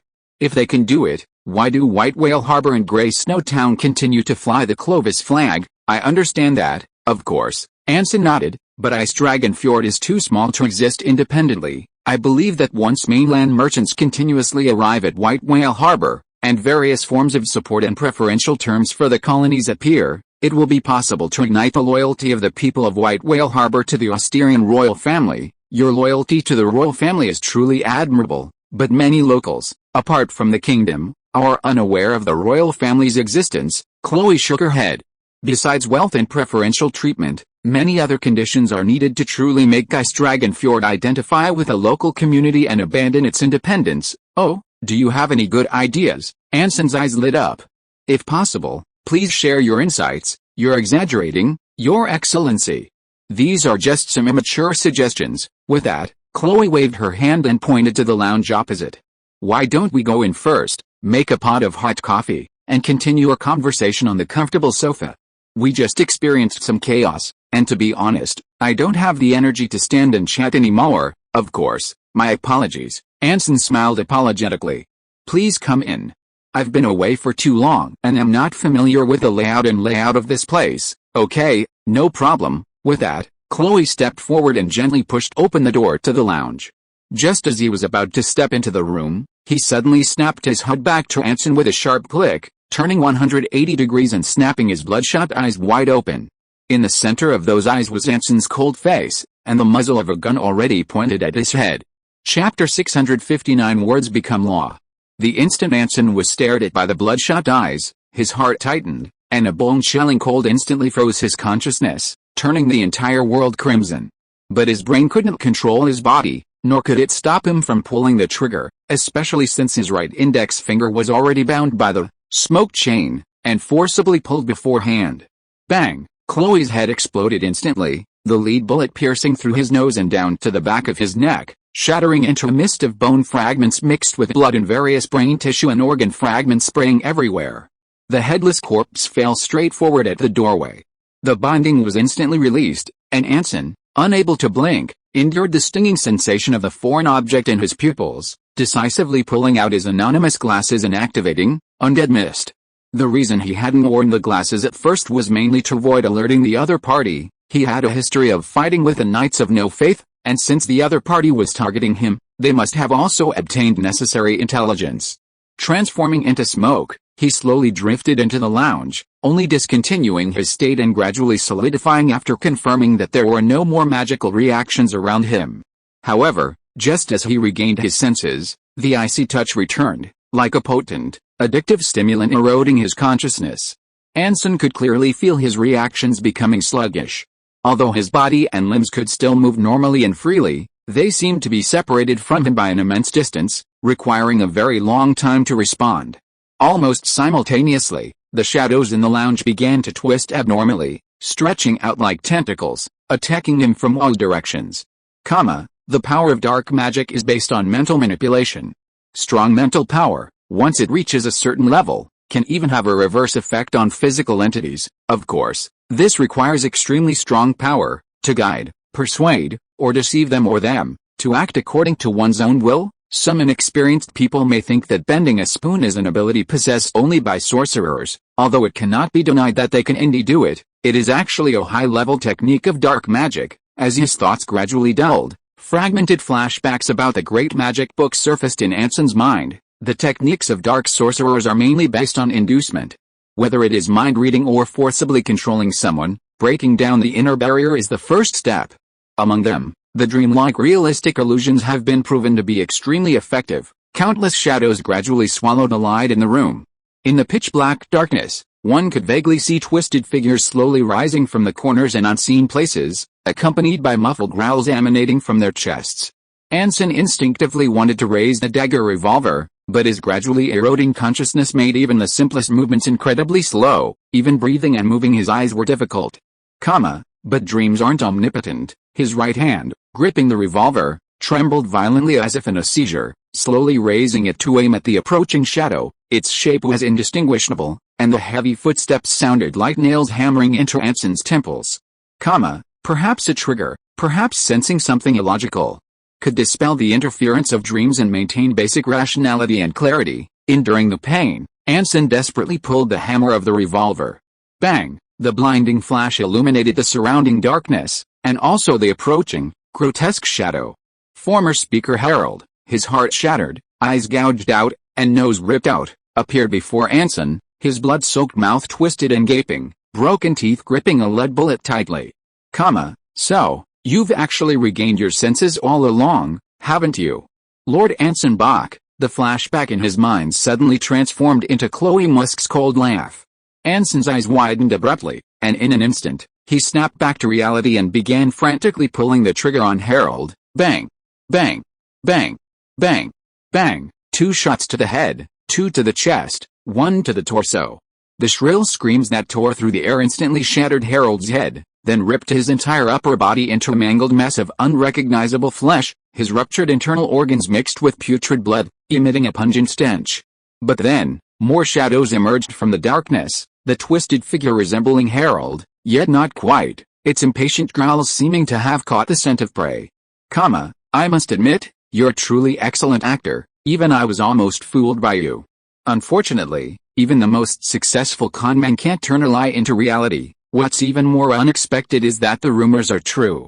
You obtained the great magic book from Clovis Cathedral. What a pleasant surprise. The rambling in his mind continued. Facing the approaching shadow, Anson snapped his fingers. Spellcasting, rising fire. Boom, a golden red flame instantly swept across his vision, countless twisted shadows struggling, burning, melting, and illuminating the entire lounge in the sea of fire. But Chloe Musk was nowhere to be seen in the raging inferno. Before the fire subsided, Anson immediately activated his mist pipe, filling the lounge with thick white smoke. Almost simultaneously with the flames disappearing, the dark shadows grew wildly again, piercing through the layers of smoke and attacking Anson with unparalleled precision. You think that as long as you expand the casting range, you can avoid being affected by dreams when casting spells? Head. What a naive idea, Chloe Musk chuckled lazily. What exactly gave you the illusion of successfully casting a spell instead of just standing still? The moment his words fell, that familiar sense of stagnation once again assaulted Anson's consciousness. The figure that was about to dodge stumbled, almost falling directly into the shadow surging towards him. Anson, his consciousness in a daze, slid away from the shadow that was inches away, and once again snapped his fingers to activate Smokehouse. The surrounding smoke began to spread rapidly, and began to burn fiercely in the air. The grayish-white flame seemed to possess a certain stickiness, firmly covering the shadow, and igniting every corner of the lounge. But just as he commanded the smoke flames to burn rapidly, directly incinerating the shadow, the raging fire suddenly began to weaken, extinguished, and finally returned to its original form of smoke. Oh, my esteemed Lord Anson Bach, you don't really think you can escape from the dream, do you? Chloe Musk's mocking murmurs echoed again. I saw through your evil plan from the beginning. But I just didn't want to expose it directly, until you arrogantly stepped into the trap I had already prepared. Boom. The pitch-black shadow beneath his feet transformed into a bottomless abyss, from which an enormous tentacle emerged.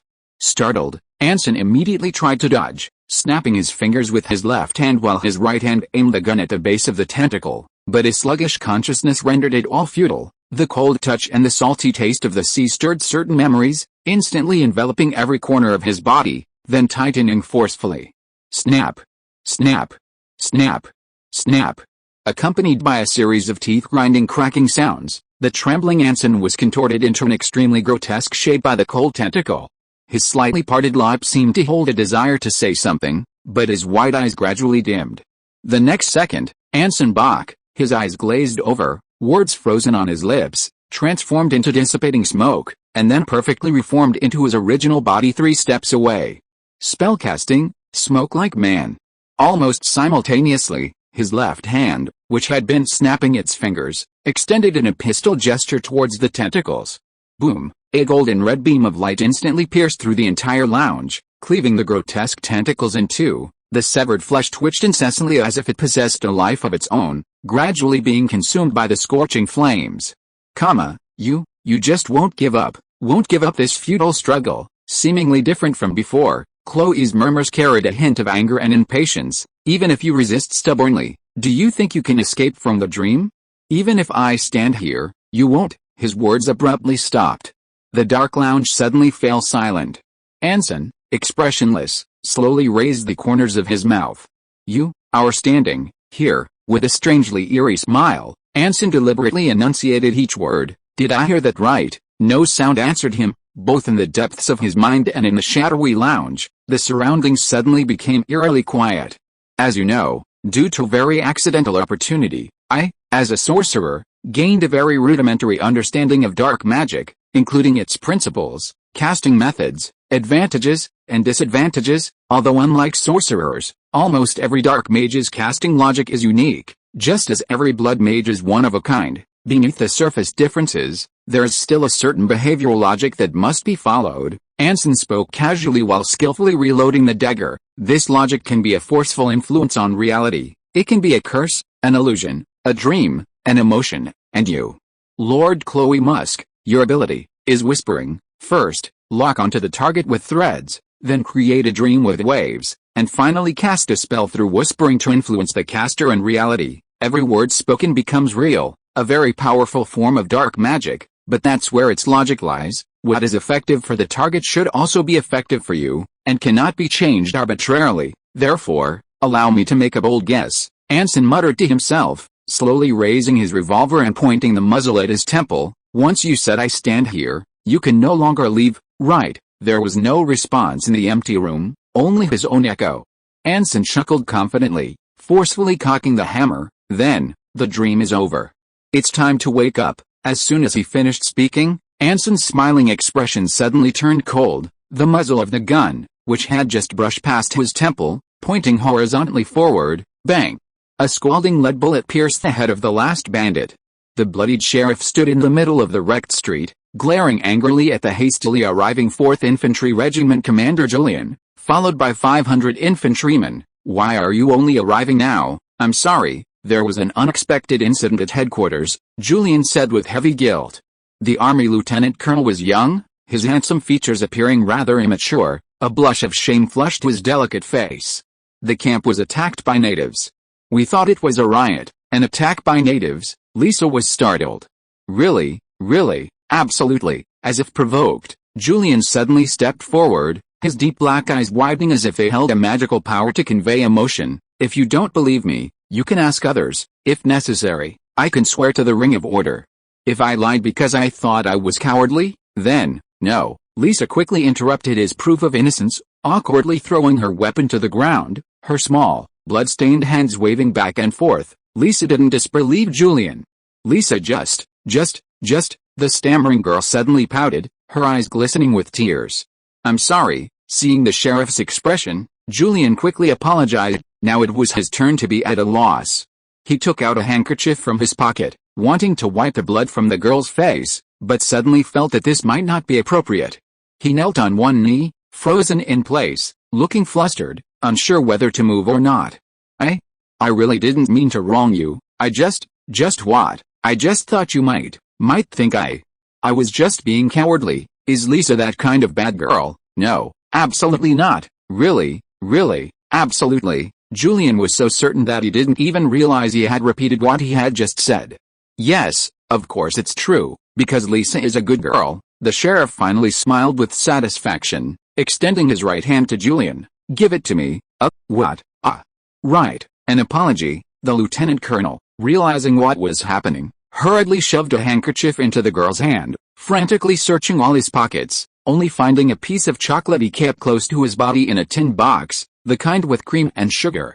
Looking at this novel food, the girl took a bite with slight disdain. As the dark, hard lump melted in her mouth, she instantly felt a surge of affection for this usually rather aloof guy. Since you're here, come with me. With the remaining half of the chocolate in her mouth, the girl picked up the shotgun on the ground, turned to Julian and the soldiers, and grinned. Arrest all those criminals who dare to escape. Chapter 660 Panic. In the White Whale Harbor Council's lounge, a slightly smirking Anson raised his dagger revolver, the black muzzle pointed directly at Chloe Musk, who sat on the sofa. On the left side of Musk's shocked and furious face, a delicate lead bullet had left a grotesque, still smoking crater in the wallpaper. Around them, the shadows had long since dissipated, the thick white smoke had vanished, and there was no longer any headless corpse lying in the doorway behind them. Inside the tightly closed door, there was no trace of the struggle that had just taken place. Except, of course, for the bullet crater. As for the reason, everything that had just happened was merely Chloe Musk's dream, but it didn't begin as he had portrayed, starting upon entering. Rather, it had begun much earlier, or rather, there hadn't even been an entry process at all. The two were already in the lounge the moment Anson saw him. Chloe Musk directly confused Anson's memories, making him believe he had encountered him outside the door. Long before the meeting, he had already invaded Anson's consciousness on the ceremonial platform. Confusion and illusion were classic dark magic techniques, a process he was naturally adept at. His purpose was simple, to test him. As he expected, Anson fell for it. A simple knot familiar enough with a lounge directly exposed his thoughts and plans. Chloe immediately pressed his advantage, orchestrating a large-scale dreamscape while continuing his mind reading. Of course, he was well aware that Anson possessed at least one volume of the Grand Book of Magic, which was no secret within the Knights of No Faith. Both the dreamscape and the illusion risked being exposed. Moreover, mages possessed the ability to distort reality, making a direct confrontation extremely disadvantageous for him as a dark mage. Therefore, Chloe did the opposite, creating chaos in the dreamscape to distract Anson while simultaneously strengthening his mind reading and erosion of his consciousness, pretending to completely control Anson's mind, and deliberately revealing the weaknesses of his abilities indirectly. Yes, he didn't lie, every word he spoke was true. Only the absolute truth could mislead the enemy, making them believe that all the information wasn't leaked by the enemy, but rather derived by him. He succeeded again. A characteristic of sorcerers as a group is their unwavering belief in what they have meticulously deduced, otherwise, their will wouldn't be strong enough to distort reality. Anson Bach possessed the same trait. Currently, there were at least 300 fully armed soldiers outside the council, plus a formidable gifted officer, Alexia, and the unrest could be quelled at any moment. The council could be completely surrounded by thousands of storm mages at any time. Under these circumstances, the only way to end the battle quickly, kill Anson Bach, and leave no obvious trace was to make him commit suicide. Patiently, slowly guide, until Anson Bach confidently pointed his gun at him, believing that this was the only way to break the dream, defeat, or even kill him. Even when Anson had pressed the gun to his temple, he didn't reveal a single flaw, maintaining the perfect demeanor of a desperate dark mage whose plan had been exposed. This time, he almost truly succeeded. If he hadn't discovered beforehand that Chloe Musk was the dark mage behind the Knights of No Faith, hadn't received advance warning, or had merely harbored suspicion, Anson might have truly faced certain death. Drawing on his failed experience of being distracted at the scene, and his meticulous observation of Alexi's stealthy infiltration of the council, Anson had gained a basic understanding of his behavioral logic, to enhance the erosion, manipulation, and mind reading of the target's consciousness. The dark mage must be at extremely close range and avoid unexpected interference.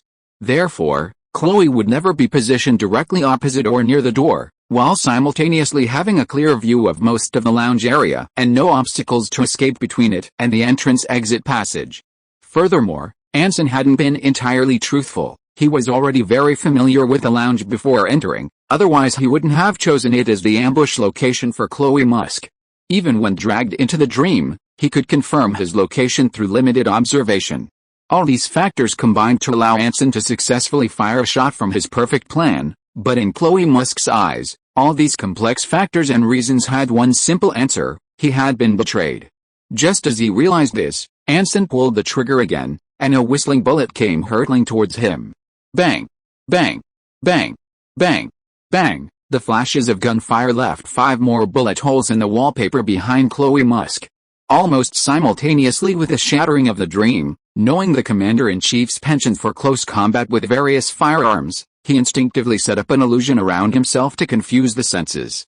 Anson, having missed his attack, seemed to quickly realize the problem, decisively drawing the bayonet hidden in his left sleeve and charging forward. At the same time, he imprinted "Sharp Wind" on his right hand and swung it forward violently. Whoosh! Powerful waves of azure energy swept around the black mage, smashing wallpaper, sofas, oil lamps, vases, various decorations in the room to pieces, yet without harming him in the slightest. Even so, Kolo's face remained extremely grim. Anson Bach was trying to forcibly seal his position with magic, leaving him no escape. Even if an illusion could be created, as long as he remained within the spellcaster's range, the opponent could distort reality at will. He could almost foresee that Anson was about to use an area of effect curse.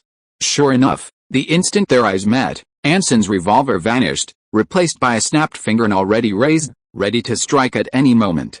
Seeing the blade so close, Chloe, who was about to flee, abruptly stopped, his bloodshot eyes widening. Boom! Countless chaotic messages and frantic babbling flooded Anson's mind like a burst dam. The sharp wind in his right hand and the spell he was preparing vanished instantly, his mind blank. He stumbled as he ran, his experience saving him from a fatal fall, but he still missed his target. He actually succeeded. A flicker of smugness crossed Chloe's face. While dodging, he unleashed another wave, a dark shadow sweeping across the lounge once more, but unlike before, it was no longer menacing, but rather surging like liquid, attempting to engulf Anson. These liquids were injected into the inner monologues of thousands of people at the ceremony outside the Pan Council, enough to drive a normal person insane instantly. Although somewhat surprised, Kolo felt he had discovered the commander-in-chief's greatest weakness: excessive caution. Between killing or capturing the target and his own safety, the latter had absolute priority. In this respect, he acted unlike a typical sorcerer, quite similar to himself. Could his mentor actually be a follower of the Black Magic King? Mutter? Kolo speculated wildly without any evidence. Sure enough, the moment he saw the flowing shadows, Anson sensed the danger and decisively abandoned the idea of approaching, his left hand swiftly snapping his fingers. Spell, Rising Fire. Boom! Golden red flames rose beneath his feet, instantly covering all the shadows like burning oil on water, and expanding rapidly outwards. Still feigning panic, Chloe ran headlong towards the exit without looking back, relentlessly releasing various negative emotions to erode Anson's consciousness. A small regret couldn't help but rise within him. If the commander-in-chief had been even slightly more reckless, he might have had a chance to kill him. But there are no ifs in this world, only lies that seem to be the truth. He sighed softly, a passage from the great magic book flashing through his mind. Under the dazzling firelight, the surrounding shadows gradually receded, returning to their original tranquility amidst the scattered embers. Chloe Musk had already calmly reached the exit of the lounge, looking at Anson Bach behind him with a nonchalant smile. A face filled with utter resentment was reflected in his crimson pupils. The anger of failing was palpable, his constricted pupils seeming to wish he could tear him to pieces. It's a great pity, but you'll never be able to do it. Today's meeting is my final farewell to you. It's truly regrettable that I couldn't take your life, but considering the you and Whale Harbor will face next, perhaps this should be called your misfortune. Looking at Anson's revolver, which he refused to give up, a contemptuous smile curved Chloe's lips. Yes, his biggest mistake was his inability to give up, even though it had already proven to be a meaningless act. He still. Bang! A flash of golden red gunfire streaked through the scattering ashes, and an incredibly ugly bloody hole appeared between Chloe Musk's eyebrows. At that moment, the raised corner of his mouth froze. He stood there blankly for a few seconds, reaching out to touch the slightly cool spot, finding it large enough to insert his right index finger. So, touching the inside of your head, so this is what it feels like, Chloe Musk murmured, his hands trembling slightly, his gaze gradually becoming vacant. He raised his head, struggling to fix his blurry vision on the figure before him, desperately trying to recall the other's identity. It took him nearly 10 seconds to finally remember what he wanted. You, Anson Bach, you lied to me. No, I didn't lie to you, because I never answered you, I just pretended to be affected by your visual confusing black magic, that's all. Of course, he was indeed affected, but he aimed with his powers instead of his eyes. Anson thought to himself, expressionless. This time, it's really time to wake up. Chloe's eyes widened, and he struggled desperately, trying to escape.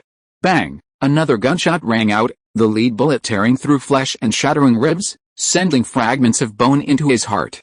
A delirious Chloe slammed heavily against the door, struggling violently, his convulsing body leaving large pools of blood. Bang! The lead bullet pierced his entire chest cavity. Hard and all, leaving a large, gaping hole in the center of his torso.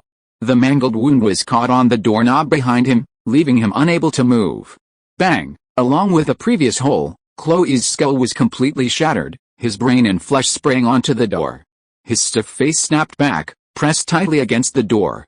Soon, his consciousness vanished, leaving only two severely bloodshot eyeballs. His body, no longer convulsing, hung limply against the door, motionless. With a sigh of relief, Anson didn't immediately step forward. He raised his gun again, aimed at Chloe's corpse, and fired the last round from the magazine. Boom! The lead bullet, imprinted with a flame gathering, ignited the moment it touched the body, flames engulfing the entire corpse at a visible speed. Soon, the entire break room was filled with a strong, acrid smell of burning flesh. A while later, Chloe Musk, who had been lying on the spot, had completely disappeared, leaving only charred bloodstains on the door and scattered charcoal on the ground. In a mid-range hotel in the North District, Ian Clemens, having just completed his mission, sat quietly on the soft, comfortable bed, casually flipping through a cheap, third-rate novel offered in the room while savoring the exorbitantly priced fake wine being sold by the hotel owner. Very fitting for a middle-class family that had just arrived in the colony from the sugar industry, short of money due to the long journey, yet unwilling to abandon their old habits from their homeland. He casually pulled out his sterling silver pocket watch, realizing that in 10 minutes his wife, Carno, who had gone out to buy necessities, and his cousin Derek, who had gone to investigate the local candy market, would return to the hotel. He put down his cheap novel, downed the expensive fake wine in one gulp, got up, and walked to the door, intending to greet them downstairs when they returned and also to inquire about the latest news from the hotel owner. Just as he was about to push open the door and leave, the candy merchant, Ian Clemens, leader of the Unfaithful Knights, suddenly froze on the spot. He vanished. That familiar, almost tangible, shackled, chain-like sensation, the cursed oath the Cressy family used to control the Unfaithful Knights, had suddenly vanished. He jerked his head up, drawing a dagger from his waist with a speed completely unlike a candy merchant, and slashed open his left palm. Crimson blood gushed from the wound, and the ensuing pain told him it wasn't an illusion. Ian swallowed hard, feeling nothing but shock and nameless panic. If you are listening to this novel on a channel other than Fanfic World, it means it was downloaded and re-uploaded without effort. We warmly invite you to visit our channel, Fanfic World. There you will find the original version of this story and many other novels of various genres. We look forward to seeing you dive into a world of incredible novels. Chapter 661 Proposal. Outside Sailing City, at the Storm Division's military headquarters, Carl Bain, his eyes gleaming with dark circles, slumped over his desk, listlessly holding a cold cup of coffee in his right hand while trying to make his bandaged left arm as comfortable as possible. Although Chief Surgeon Hank repeatedly emphasized that it was just a superficial wound, the broken lead bullet hadn't broken any bones, and there was only a 1 in 10,000 chance of needing to be stopped. Carl felt it was best to remain cautious, given the advice of a veterinarian. Despite his exhaustion, the Chief of Staff had no complaints. Rather, he was fortunate to be able to handle mentally taxing, repetitive paperwork in the increasingly cold weather, even with a fireplace. After the riots on the day of the ceremony, White Whale Harbor was almost completely in chaos, with rumors swirling everywhere. Although the various gangs had been nearly wiped out, the resulting power vacuum and the bloody retaliation for their previous actions had left several remote communities in a state of constant fear. The deaths of Speaker Mason Weasler and mediator Chloe Musk disrupted the fragile balance of the 500-member council. The nominally supreme authority of White Whale Harbor was left vacant, paralyzing the council's functions and attracting the covetous eyes of many. The headless statue of Herald at the ceremony fueled numerous speculations and associations, most notably from the Herald Foundation, which used it as a banner to accelerate their grand plan for independence and autonomy. However, they were merely the most vocal. Various groups, classes, and stakeholders were secretly or openly plotting, and the number of rumors far exceeded the number of fishing boats in White Whale Harbor. Previously, with the White Whale Harbor goodmans daily suppressing and guiding public opinion, problems would still arise, but at least be kept within a reasonable range. Now, with a newspaper destroyed, personnel losses heavy, and the precious printing press reduced to scrap metal, it would take a considerable amount of time to restore it to its former level. The entire Storm Division is currently deployed, cooperating with the Alliance of Keepers and the Council of 500 to jointly manage the daily operations of Whale Harbor. Due to the absence of the Speaker and the committee mediators, various conflicts and disputes are erupting. Administrative efficiency is extremely low, leading to countless complaints and further increasing the difficulty of management. As the honorary Speaker for life, Anson is forced to remain in the council for an extended period. Alexia, the 2nd Infantry Regiment commander, is responsible for city security, with the close assistance of Sheriff Lisa, of course. Norton, the 3rd Infantry Regiment commander, is in charge of newspaper reconstruction and port maintenance. The entire staff has also moved into the council to improve their already low efficiency. Although he had a similar premonition, seeing Anson Bach increasingly resembling a true warlord, Carl, as his adjutant, couldn't help but sigh, lamenting that this day had come far too soon. Besides him, only Julian, the 4th Infantry Regiment commander, remains in the barracks, responsible for the daily management of the fortress and surrounding military settlements and farms. However, he wasn't a good conversationalist, not a bad person, but with a particularly fragile self-esteem. One moment he might be deeply grateful for your respect, and the next he might feel insulted by an unintentional oversight. Despite respecting this colleague, who was about the same age as Anson but whose background was far from ordinary, Carl preferred to work in his bedroom rather than share a room with him, unless it was for essential work or military meetings. The Chief of Staff, having taken a large gulp of cold coffee and preparing to continue working on the various reports before him, hadn't even picked up his pen when the junior clerk's footsteps appeared outside his door, not forgetting to politely knock. "These are the documents that need to be reviewed and approved today. Lord Anson asked me to bring them to you immediately." The junior clerk gently placed the documents on the table, looking at the Chief of Staff with concern. "Are you all right? Perhaps you should rest for a few days to recover from your injuries, and then handle more troublesome matters?" "Forget it." A weary-looking Carl rolled his eyes. "I feel fine now, really." The junior clerk was still worried. "You look like you haven't slept well for days." "I think your health might be." "I'm healthy, just a little tired. A cup of coffee or mulled wine will do." "But, no buts, everything is normal." "But, I said no buts, don't make me repeat myself." "All right, if you insist." The junior clerk sighed, looking intently at the Chief of Staff. "I originally wanted to say that if you needed rest, I could handle some official business for you for a few days. Now it seems I greatly underestimated your work ethic. It's no exaggeration to say that among all the people I've met, no one can compare to you in terms of dedication and responsibility." "Really?" Seeing the respectful expression on the junior clerk's face, Carl instinctively opened his mouth as if to say something, but then hesitated and decided to preserve his high standing in the eyes of his colleagues, rather than humiliate himself further. To cover his embarrassment, he casually picked up a report, glanced at it, and muttered to himself, regarding the plan to assist the colonial governor in his affairs and the progress of tax collection. "Governor? It's the newly established position of governor of Ice Dragon Fjord on the mainland." Colonel William Cecil reported on this when he arrived in Sailing City, the junior clerk reminded him. "The first governor was Miss Sophia France, you surely remember that?" "Right, of course I remember, how could I forget?" Carl gave a very guilty smile. "She's coming to White Whale Harbor. If it were possible, that would be a good thing, but unfortunately, it isn't." The junior clerk shook his head. "As governor, her duty is to make recommendations to the Royal Cabinet and the Privy Council that are more beneficial to the colony.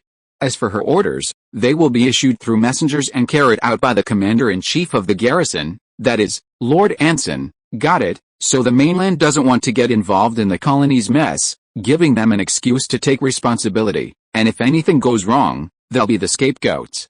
Carl nodded. So now this governor is going to exercise her powers in the colony for the first time. If nothing unexpected happens, it should be related to the Storm Division's mission objectives for next year and the tax targets for White Whale Harbor. The junior clerk continued, the emergence of the Free Confederation has alleviated the military pressure on the colonies and brought more economic development potential. The Storm Division's future goal should be to expand the tax base by colonizing areas controlled by natives, increasing the output of various raw materials such as minerals, and securing trade routes with the colonies. Meanwhile, the Rowland family from the Northern Merchant Guild will arrive in White Whale Harbor in a month or two at the latest to discuss investment and banking matters, all of which are crucial to the Commander-in-Chief and the future of the entire Storm Division. Therefore, before the envoy arrives, we must end the current chaos in White Whale Harbor as soon as possible to avoid leaving them with any bad impression that the Storm Division cannot control the situation in the colonies. Carl picked up the conversation. By the way, do you have any information about Miss Talia and Fabian? If the entire Storm Division were to seek a professional skilled in maintaining stability and suppressing riots, he couldn't think of a second suitable candidate besides Fabian. Alexia, while also dedicated, was more like an officer following orders, clearly ill-suited for the kind of work requiring a delicate balance between firmness and compromise. Entrusting him with security was truly asking too much. Moreover, the issues involved in this incident were clearly more complex than just security. Due to some technical problems, we still haven't received any news about Miss Talia, the junior scribe sighed. However, judging by the time, the High Council at Grey Dove Castle should have concluded, and they've already arrived at Black Reef Harbor, awaiting the arrival of their fleet, preparing to return. The junior scribe was also concerned about the safety of Talia and her group, as his future career was likely tied to the Rune family, and he might even become an excellent herald or butler.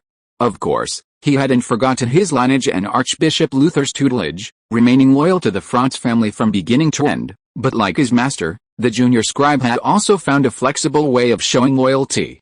A person can be loyal to one person, or to many people, as long as the other party believes in your loyalty, and you also feel loyal to them. Then your loyalty may not be limited to just one person, or even a single digit. Whenever Alan Dawn thought of this, he couldn't help but marvel at how great Anson Bach was in developing this theory. North District Hotel, a double suite on the second floor. Just as the junior scribe was sincerely praising Anson Bach's theory of loyalty, another group of people were also caught in a dilemma because of loyalty. Ian Clemens sat blankly on the bed, repeatedly flipping through the cheap novel in his hands, as if some worldly truth existed in these words used by writers to make a living. Derek lay beside him, his body tense, his wide eyes unblinking, like a stiff, cold corpse. Sir Kerno, dressed in a vibrant long gown, leaned against the window, facing the door, cautiously observing his surroundings, but his vacant gaze betrayed his absent-mindedness. At this moment, a thought that had once seemed utterly absurd lingered in their minds. Chloe Musk, the spellcaster responsible for managing and monitoring all members of the Knights of No Faith, was dead. And he had died silently amidst the chaos of the ceremony. It was utterly absurd. Not only was the chaotic environment practically a black mage's home turf, but he had no need to expose himself. He could have quietly waited for things to return to normal and continued to remain hidden behind the scenes. Unless Anson Bach acted personally, he would likely never have guessed a black mage's true identity. But now he was dead, and no one even knew how he died. A truly ironic situation for black mages who revered secrecy, espionage, and the uncanny. Ian Clemens, the mastermind behind the entire incident, had a hunch about the underlying issues. Firstly, Chloe's suspicion of them wasn't recent, it had begun long ago, only becoming more pronounced after the Cressy family's cooperation with the Stormmasters broke down. This distrust began with their perfunctory handling of the White Whale Harbor's abordage mission, escalated after Anson Bach's return, and reached its peak with the elimination of the gangs he controlled. By then, Chloe likely had no trust in them whatsoever, relying solely on his dark magic to believe they would still carry out his orders. Therefore, from the very beginning, Chloe's task for them wasn't to create difficulties, but rather to prevent them from interfering with his true plan, while simultaneously creating greater chaos to facilitate his actions. Indeed, from the outset, Chloe Musk's plan was to kill Anson Bach at the ceremony. He simply hadn't expected to botch things and be killed in return. This, however, left the three of them in a very awkward position. Originally, Ian had only intended to instigate a power struggle between the high command of the unfaithful knights and Anson Bach, aiming to prevent the three from betraying the knights while also avoiding offending the Rune family. Now, they had successfully helped the commander-in-chief of White Whale Harbor eliminate the Cressy family's supervisor within the knights and even lifted the oath curse on all members. To be honest, Ian hadn't anticipated this outcome, but in his plan, it would have taken at least a month, perhaps even half a year. Then fate played a trick, and it was all settled in less than half a month. Undoubtedly, at the latest within 3 days, and at the earliest now, all members of the Knights and the Cressy family would become aware of this. Once they learned they were still alive, they would undoubtedly see them as traitors who had betrayed their families, leading to an endless hunt. They certainly didn't want to be hunted down, but they also didn't want to be used as tools by Anson Bach against the Knights and their families. To put it bluntly, the latter's fate could be far more tragic. Suddenly, a crisp knock on the door broke the silence in the room. Tap tap tap, the three men, each with a different expression, simultaneously looked up at the tightly closed door. "Who is it?" Carno asked calmly, simultaneously giving a wink to the side. The Wild Hunt Knight Derek, understanding immediately, leaned forward to the side of the door, his right hand gripping the hilt of his sword. Ian Clemens remained seated by the bed, maintaining his disguise while already prepared to activate his concealment at any moment. An old friend, just me, Anson, standing outside the door, slightly curled the corners of his lips, speaking casually in a low voice. "So, you gentlemen might as well put away your guard and weapons, especially the one hiding behind the door, and invite me in for a cup of coffee, a chat? And, hear my suggestion." Chapter 662 Escape Route. Snap, Anson gently lit his pipe with gathering flame, and after exhaling a long wisp of smoke, he leisurely sat down in the armchair Ian had brought for him. The chandelier above cast a thick shadow on his face. Even though he was sitting under the light, he seemed like a demon lurking in the darkness. That was Ian's immediate thought. Standing at the edge of the light, he glanced at Carno in the corner. His seemingly casual posture perfectly blocked the most spacious area of the room and the window that could serve as an escape route. Compared to the two's tactful approach, the Wild Hunt Knight Derek was much more direct, blocking the doorway with both hands gripping the hilt of his sword, his gaze never leaving the back of Anson's neck, adopting a posture of imminent attack. Despite having the upper hand, none of the three felt even a sliver of security. "So, what exactly is the proposal?" a cold voice rang out in the room. Carno, dressed in a vibrant long dress and with cascading blonde hair, spoke first. "Don't rush." Anson slowly raised his head, his playful gaze fixed on the seemingly composed leader of the Knights. "Before we begin, we have a few minor issues to explain." "Minor issues?" "Yes, for example," Anson paused deliberately, drawing out the last syllable. "One of my subordinates told me that he saw a strangely familiar figure among the bandits who attacked the chapel, and this person is extremely skilled at concealment. If this subordinate weren't also a highly talented individual and possessed some crucial information, he might even have thought it was his own hallucination." Feeling the watchful gaze lurking beneath the brim of his hat, Ian's face revealed a subtle and awkward smile.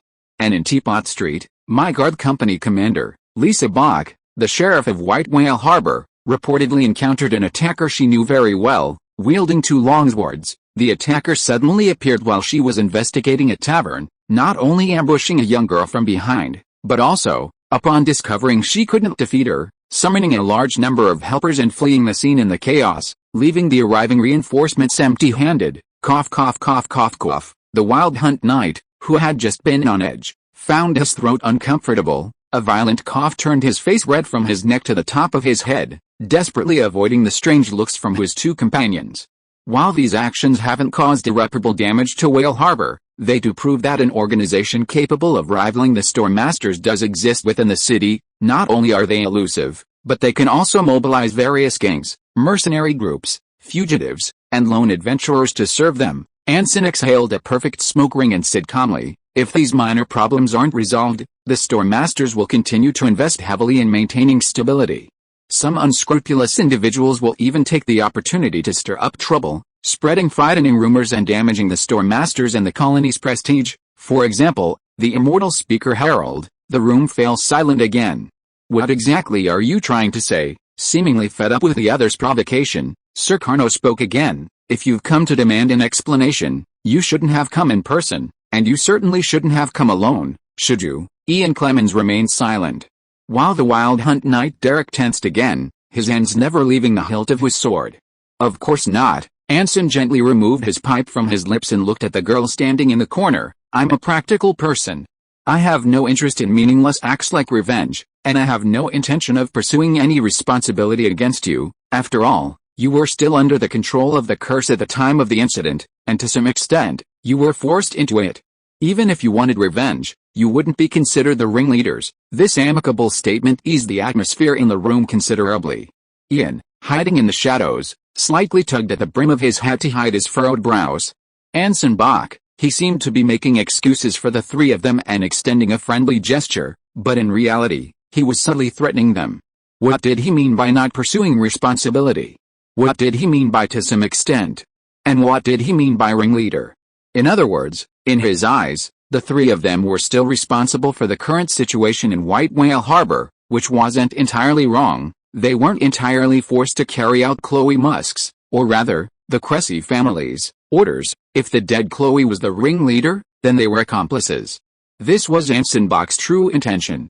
He was still threatening, but compared to his previous blatant threats, this time it was wrapped in a cheap sugar wrapper. Of course, he had to pay a price for this politeness. So, what does this have to do with your proposal? Derek, unable to contain himself any longer, blurted out, since you're not going to pursue this anymore, why bring it up again? Because my next proposal is closely related to what you all did before. Without turning his head, Anson raised the corners of his mouth, continuing to provoke these desperate but unwilling to accept fate guys. Gentlemen, Chloe Musk is dead. I can guarantee you the truth of this with 100% certainty, because I personally smashed his chest and skull, watched his brain and heart turn into paste of flesh plastered on a door panel, and then burned to ashes. The three stunned men had different expressions. Knowing Chloe Musk's death was one thing, but hearing the murderer recount it vividly, that was quite another. But apart from us, to be precise, apart from myself and the rest of the Knights of No Faith, no one knows the truth about Chloe Musk's whereabouts, including the Council of 500 and the vast majority of the stormtroopers. Anson shook his pipe, clearing the smoke from his face. To most people, Chloe Musk is not just the mediator of the meeting, but also the behind-the-scenes funder and mastermind of many organizations, such as the Herald Foundation. As long as he's alive, these organizations will continue to exist, transforming from a disorganized mob into a force that can influence White Whale Harbor, and even the entire Ice Dragon Fjord. But he is dead, Derek said in a deep voice. Even if we don't intervene, you, with your army of several thousand, can easily wipe them out. That's right, but what if you were still alive? The Wild Hunt Knights suddenly seemed a little confused. Ian vaguely guessed Anson's thoughts. You mean, we're supposed to infiltrate these organizations as members of the Unfaithful Knights, posing as Chloe Musk's men? To be precise, we're supposed to make them believe you are Chloe Musk. Anson glanced around, raising his pipe. And it's not just about infiltrating, but about controlling their every move. That's your only option. How so? Chloe Musk is dead. Whether you accept it or not, the Cressy family and the remaining loyal members of the Knights will inevitably see you as traitors, and retaliatory pursuit is unavoidable. Anson narrowed his eyes slightly. Obviously, if I asked you to help me eliminate and turn those Knights members against me, even if we could cooperate on the surface, deep down we probably wouldn't accept it. Not only is the risk extremely high, but there's also a certain reluctance involved. As a very understanding collaborator, I'm willing to offer you all a way out. Hide among these organizations, help me control their every move, and at the same time, allow you to evade the Knights' pursuit. This is a mutually beneficial cooperation.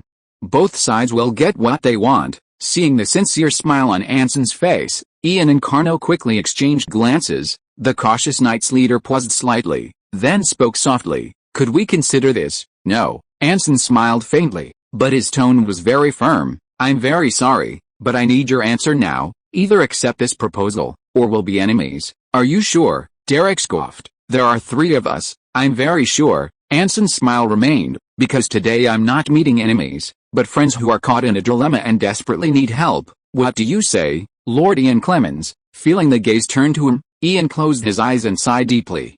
South of White Whale Harbor, Harold's mansion. As evening fell, Wolf, riding in a two-wheeled carriage, traversed the bustling streets of the Port District and arrived at the manor's gate.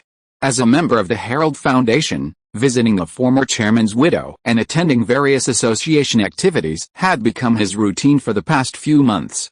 To be fair, during Harold's time as chairman, he hadn't lived a particularly comfortable life, relying on a few carpenters and a paper mill in the city. It was only after the arrival of the garrison that he truly earned his first fortune through business with a newspaper, becoming even wealthier than many who had previously looked down on him. But for some reason, although grateful to the newspaper for making him rich, Wolfe still missed the old days and couldn't bring himself to like the garrison. Therefore, after the Herald Foundation was established, despite knowing the organization couldn't accomplish much, Wolfe still became a member, especially when those who had once looked down on him earnestly requested and pleaded with him to join and invest. The carriage slowly pulled up to the side of the road. Wolfe, hastily alighting, straightened his clothes, intending to visit the former chairman's widow while he still had time, and then wait for the others in the activity room. Although he held no position within the foundation and had never been consulted, the private audience with the widow and the seat closest to the chairman made Wolfe feel quite good. But today, Harold's mansion seemed to have experienced a small unexpected event. Looking at the activity room, usually empty but now packed, Wolfe froze. The hall, heavily draped with expensive black velvet curtains, was heavy, gloomy, and cold. The members sat upright on either side of the long table in the center, not even glancing back when Wolfe entered. These were all deacons of the foundation, responsible for assisting the chairman in managing daily affairs, spreading rumors and organizing large-scale events commemorating the former chairman, all the most unfortunate individuals since the arrival of the garrison at White Whale Harbor. In the shadows surrounding the room, rows of sofas and benches were crowded together, their figures nearly 4 times the size of those at the long table. All were members of low status, either not assigned tasks by the chairman or recent members of the foundation. But these were not Wolfe's focus at the moment. In the chairman's seat, a stranger sat wearing a hood, his hands and chin the only visible parts of his body. And the chairman who usually appeared gentle and refined, but was actually extremely arrogant, sat in his own seat, observing the stranger's every move with the same meticulous care as Wolfe himself, not daring to be negligent in the slightest. Wolfe, like a newcomer who had just arrived and didn't know what to do, stood there dumbfounded. After a long while, the stranger, seemingly finally noticing him, slowly raised his chin and leisurely said, "This member, since you're here, please find a seat." Yes. I'll. Suddenly snapping out of his daze, Wolfe stammered, hurriedly closing the door behind him. He first glanced instinctively at his original seat at the long table, then quickly scurried into the shadows beside it, finding a corner to crouch down in. Only when he was sure no one could see him anymore did Wolfe finally breathe a sigh of relief, finding a sliver of peace amidst his panic. For some reason, he felt the stranger's voice was strangely familiar, as if he'd heard it somewhere before. Glancing at his companion's expressions, he realized they seemed to already know the man's identity. Wolfe showed curiosity, but fearing being discovered, he dared not ask, and could only tightly shut his mouth. A few minutes later, seemingly after confirming that no one was absent, the stranger seated at the head of the long table finally spoke slowly. "Gentlemen, it is an honor to be here today in this sacred and glorious organization, to speak with you face to face. I am here because I believe that you are all the most morally upright and honorable gentlemen in the entire White Whale Harbor and even Ice Dragon Fjord. Your lofty ideals and unwavering pursuit have led me to decide to reveal a secret that should not have been made public in this way. Our esteemed former speaker, His Excellency Harold Livicus, he is still alive." Chapter 663 is, Friends. The room fell silent instantly. Still alive, the foundation chairman, sitting next to the stranger, stammered, his eyes darting between expectation and fear. "Your Excellency, you mean, Chairman Harold, he didn't, no, he was indeed killed, a victim of the unfaithful knights," the stranger declared firmly. "But under the call of a great will on this land, our esteemed Chairman Harold has been resurrected in a new way, transcending ordinary life. He has transcended the mortal body, crossed the boundary between life and death, and become a more sublime, holy, and great being." "A new way?" The foundation members present exchanged bewildered glances, a vague thought emerging in their minds. Chairman Harold might have become some kind of evil god. In the homeland, with the Church of Order and the Inquisition tirelessly instructing everyone, both verbally and physically, to believe in science, ordinary people would never think in this direction. They would simply regard this guy, who dared not reveal his identity as a fraud or a criminal wanted by the church. But this was a colony, a new world completely devoid of church influence, a melting pot of all sorts. Even if ordinary people had never encountered it, they had certainly heard of various terms like magic, old gods, and monsters, so it wouldn't surprise them. Therefore, although still somewhat skeptical, most of the Foundation members present accepted this stranger's explanation. If that's the case, then why is the speaker still hiding behind the scenes, delaying his appearance? In the silent meeting room, the chairman once again took on the role of questioner. And how did you know about this, Lord Chloe Musk? What? This sneaky guy is actually Chloe Musk. Why would Chloe Musk, who had been missing for several days, appear at the Foundation? Isn't he Mason Wheatsler's confidant? Why was the chairman, who usually treated even Mason with disdain, so respectful to this guy? And how did he know Speaker Harold's whereabouts? Wolf, huddled in the corner, was shocked, then quickly covered his mouth to stifle a scream. He instinctively looked around and saw that everyone present either had serious expressions or was whispering to each other, seemingly without any suspicion of the name. Was he the only one who didn't know? Even these peripheral members knew. Why hadn't anyone informed me? The Foundation's number 2? Wolf felt a surge of displeasure, but to express his anger, he decided not to ask, but to wait for the chairman to tell him the whole story himself. The reason Lord Harold hasn't shown himself yet is partly because he's still very weak, and his power is greatly limited. The stranger who called himself Chloe Musk coughed. Becoming a great being beyond mortals allowed Lord Harold to transcend life and death, but to gain his full power, he needs time to recover and certain special opportunities. Until then, he can only issue his decrees through us messengers, or through certain phenomena. To those who still remember him, cherish his memory, and remain loyal to him, he must be referring to the ceremony, where Lord Harold's statue wept and his head exploded, and Harold's widow personally killed her enemy. Wolf secretly guessed, quite pleased with his own quick wit. The Foundation members present clearly realized this as well, their expressions of either realization or shock making Wolf even more smug. The president was aware of this as well, but he seemed more concerned with other issues. And what about the other aspect? The other aspect? Chloe Musk paused abruptly, his low voice, the faint sigh, and his drooping head all seeming to foreshadow his emotions. It's the pursuit of our enemies. The sorrowful tone echoed in the dark event room, and even though Wolf, hiding in the shadows, couldn't see Chloe's face at all, in fact, he couldn't see anyone, he could still hear the emotion mixed with anger and fear in the other's voice. The Knights of No Faith, they are force rooted in the old world, attempting to control and rule all the colonies from behind the scenes, and the master of this force is the legendary Cressy family, Chloe Musk said softly, his voice incredibly deep. They once attempted to overthrow the Empire's rule in Sailing City, but were ultimately exposed and defeated by Sir Louis Bernard. They instructed their servant Mason Wheatsler to betray Speaker Harold and assassinate Colonel Anson Bach, the commander-in-chief of the garrison, successfully killing Lord Harold, and the commander-in-chief, left with no other choice, appointed Mason as the Speaker of the White Whale Harbor Council. Now they have returned, ready to replace the peace and prosperity of White Whale Harbor with chaos and terror, forcing us to submit to their power amidst fear and trembling, and Speaker Harold, the true guardian of White Whale Harbor, is their primary target. Defeating and dissolving the Herald Foundation will be the first step towards this goal. The atmosphere in the activity room grew even heavier, the oppressive air making it difficult for Wolf to even breathe. He didn't even dare to look back at the other members sitting in the shadows, fearing they might be lackeys of the Knights of No Faith, plotting to assassinate him, the Foundation's number 2. Indeed, the others weren't that important to the Foundation, and assassinating the widow and the chairman was difficult. As the number 2, he was their obvious choice. Yes, that was it. Wiping the cold sweat from his brow, Wolf, trembling uncontrollably, continued to stare at Chloe Musk at the long table, a mixture of fear and curiosity, as if reading an obscure suspenseful horror novel. The silence was broken by the sound of the chairman swallowing hard. He leaned forward cautiously, still as careful as ever. What can we do? Fight, Chloe Musk replied without hesitation. But not on the ordinary sense.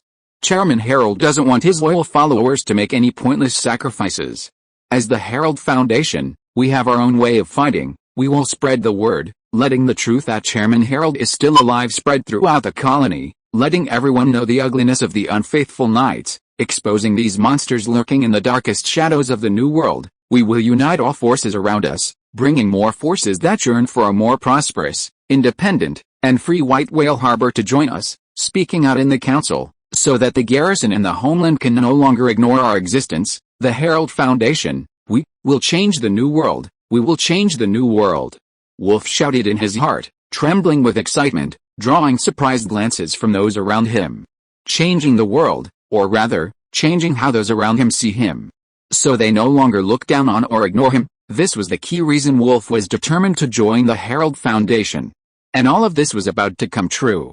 To promote the greatness of Speaker Herald, the foundation would inevitably need more investment and paper for advertising, all of which he could provide. Coincidentally, the sales of the Good Man of White Whale Harbor had plummeted due to the vandalism, and that portion of the production capacity could be transferred to the foundation. Thousands upon thousands of advertisements printed with the glory and greatness of Speaker Herald, the despicable shamelessness of the Knights of No Faith, and the truth of the ceremony would be distributed to individuals through various means. The foundation's influence would continue to grow, working hand in hand with Commander Anson Bach of the garrison to save White Whale Harbor from imminent danger. And he himself would be the unsung hero behind it all. With a smile that seemed to indicate his dream had come true, Wolf slowly stood up, nodding as Chloe Musk's gaze turned to him, as if it were mutual praise between comrades. As the silvery moon hung in the sky above White Whale Harbor, the Herald Foundation's daily meeting came to an end. Members, their moods varied, left Herald's mansion in small groups, their carriages speeding off in different directions. Although tonight's meeting was quite different from usual, for most of them it was just part of a midnight event. Some of the busier ones had at least 2 or 3 parties, dinners, and dances waiting for them. Soon, only the chairman, Chloe Musk, and one outsider sitting on the sofa remained in the spacious meeting room. So, this is why you want us to control the Herald Foundation. At the empty long table, Chloe turned to look at the chairman, Ian Clemens' face peeking out from under the wide hood. To unite these scattered, insignificant organizations, yes and no, the chairman, or rather, Anson Bach, smiled slightly. The Herald Foundation is a rather special organization. Besides being a club for a group of lost souls to complain and lick their wounds, there's also the factor of Chloe Musk's involvement. If I'm not mistaken, he originally intended to use this organization to draw the Storm Master's attention, so as long as the disguise is good enough, the Knights of No Faith will have a hard time detecting your existence. Even after being exposed, you can use avoiding further losses as an excuse to avoid being hunted down. At the same time, you can control the Foundation's actions, integrate the other organizations and people associated with them, report their movements to me constantly, and keep the situation under control.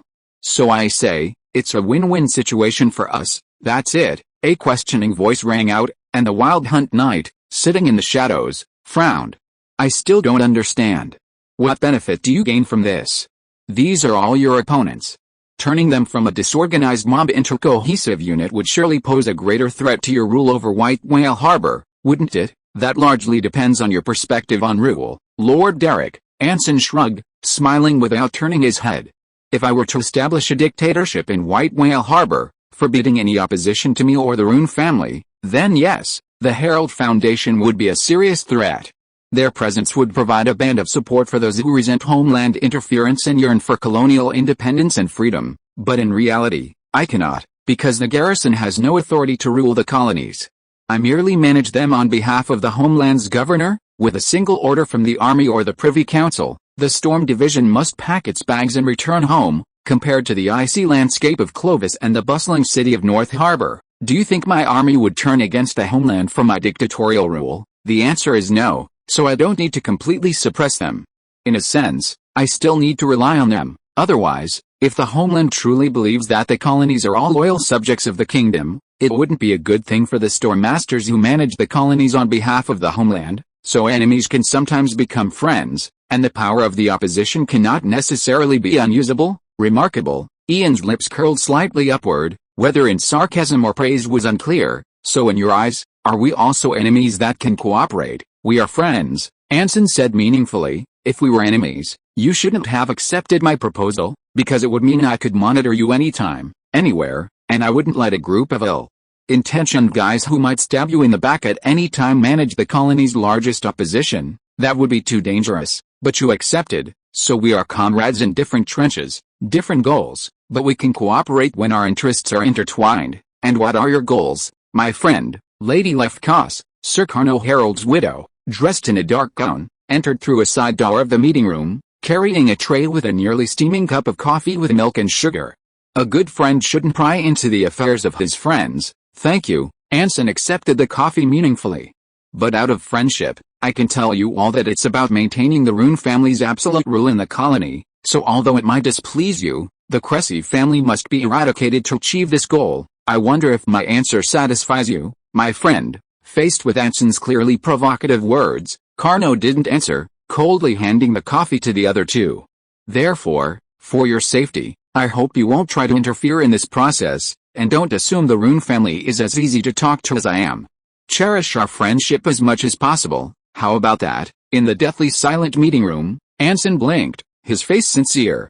After a long while, the three people, each with a different expression, looked at each other and said in unison, they are friends. Chapter 664 Talia returns. While he still couldn't completely trust the friendship of Ian Clemens and the others, Anson was at least quite satisfied with their attitude and could entrust the Herald Foundation with peace of mind. Whether this organization could actually deceive the Cressy family and the Knights of No Faith was of no concern to Anson. He only intended to use it as a sting operation to draw out various potential threats against the Rune family and the Storemasters. Everything comes at a price, and the fruits of victory could very well be the start of the next crisis. Anson was acutely aware of this. To survive, he chose to become a spellcaster. To obtain a stipend, he vacillated between a dark mage and an archbishop. For independent and uninterrupted military power, he was ultimately exiled to the New World. To exploit the rebellions in the imperial colonies, he went to great lengths to instigate liberals across the land, ultimately successfully establishing the Free Confederation.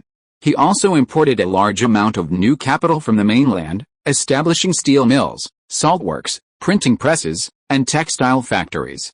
Since he attracted foreign capital, he had to make them share in the power pie while investing. Since he advocated independence and freedom, it was not particularly surprising that voices against the mainland and yearning for independence arose within his own territory. Therefore, the birth of the Herald Foundation was inevitable. Even if Anson forcibly disbanded them now, and all members were hanged on the masts of ships in the harbor as a public spectacle, it would be futile. It would only lead to the birth of the next Herald Foundation, which would be more secretive, more united, and more powerful. Killing cannot solve problems. The Imperial Army's massacres in Sail City, Grey Dove Keep, and nearly wiped out the colonies surrounding Black Reef Harbor, failed to extinguish the flames of resistance. Rather than perfectly replicating the Empire's past folly, it's better to enclose these dissidents, keeping Ian Clemens and his group under control. If necessary, they can be cooperated with, letting the homeland understand how difficult it is for stormtroopers to manage colonies. As for the true chairman and Herald's widow, they are no longer in White Whale Harbor. The former, after Anson's sincere and reasoned persuasion, fully realized that compared to his family and his own life, his career was insignificant. He not only voluntarily disclosed all the Foundation's intelligence but also readily cooperated with the new chairman, handing over the Foundation's management to Colo Musk. For such a sensible collaborator, Anson arranged a position for him at the Legion farm, with compensation equivalent to commander, mainly responsible for paperwork that didn't require him to go out. In other words, finding an assistant for his adjutant. Herald's widow, this noblewoman had absolutely no interest in the Herald Foundation. She was simply forced into it by a group of self-righteous well-meaning people, which left her with a persistent mental instability. Anson understood the poor widow's situation and privately sponsored 2 ship tickets, for her and her son, plus 1,000 gold coins for travel and resettlement expenses, so they could return to their homeland and find a suitable place to stay in North Harbor. At this point, he had completely seized control of the Herald Foundation, placing the liberals of White Whale Harbor entirely under the surveillance of the headquarters and the Rune family. Soon, Ian Clemens and his 2 companions proved their friendship to Anson through the Foundation's actions. Less than a week after that meticulously planned meeting, rumors that Chairman Herald is actually still alive and a conspiracy between the Knights of No Faith and Chairman Mason Whistler quickly spread throughout the streets and alleys of White Whale Harbor. Unlike previous methods that relied on newspapers for rapid dissemination, this time the news spread through taverns and various gatherings, typically beginning with "I'll tell you a secret" and ending with "Don't tell anyone" or "Don't tell anyone." The effect was astonishingly successful. Various unsavory characters who had previously lurked in the shadows, harboring hostility towards the homeland and opposing the garrison's management, surfaced, seeking cooperation with the Foundation to jointly resist the homeland's cruel oppression of the colonies. Disillusioned workshop owners and farm owners from previous reforms, merchants engaged in long-distance and colonial trade, and scheming pioneer colonists, all sorts of people, thanks to the Foundation's efforts, quickly rallied around the banner of the immortal speaker Herald, becoming the second force in White Whale Harbor besides those allied with the Roon family and the garrison. Their demands were simple: less control, fewer restrictions, no free movement of troops in and out of the city, and the garrison commander should not interfere excessively in the colony's administration. In short, the fewer restrictions and regulations the better, while also striving for the right to negotiate taxes with the homeland, to prevent the homeland from arbitrarily exploiting the colonies as in the past. Anson Bach, whom they considered the representative of the homeland and the main target of their resistance, described his current mood as one of relief and delight.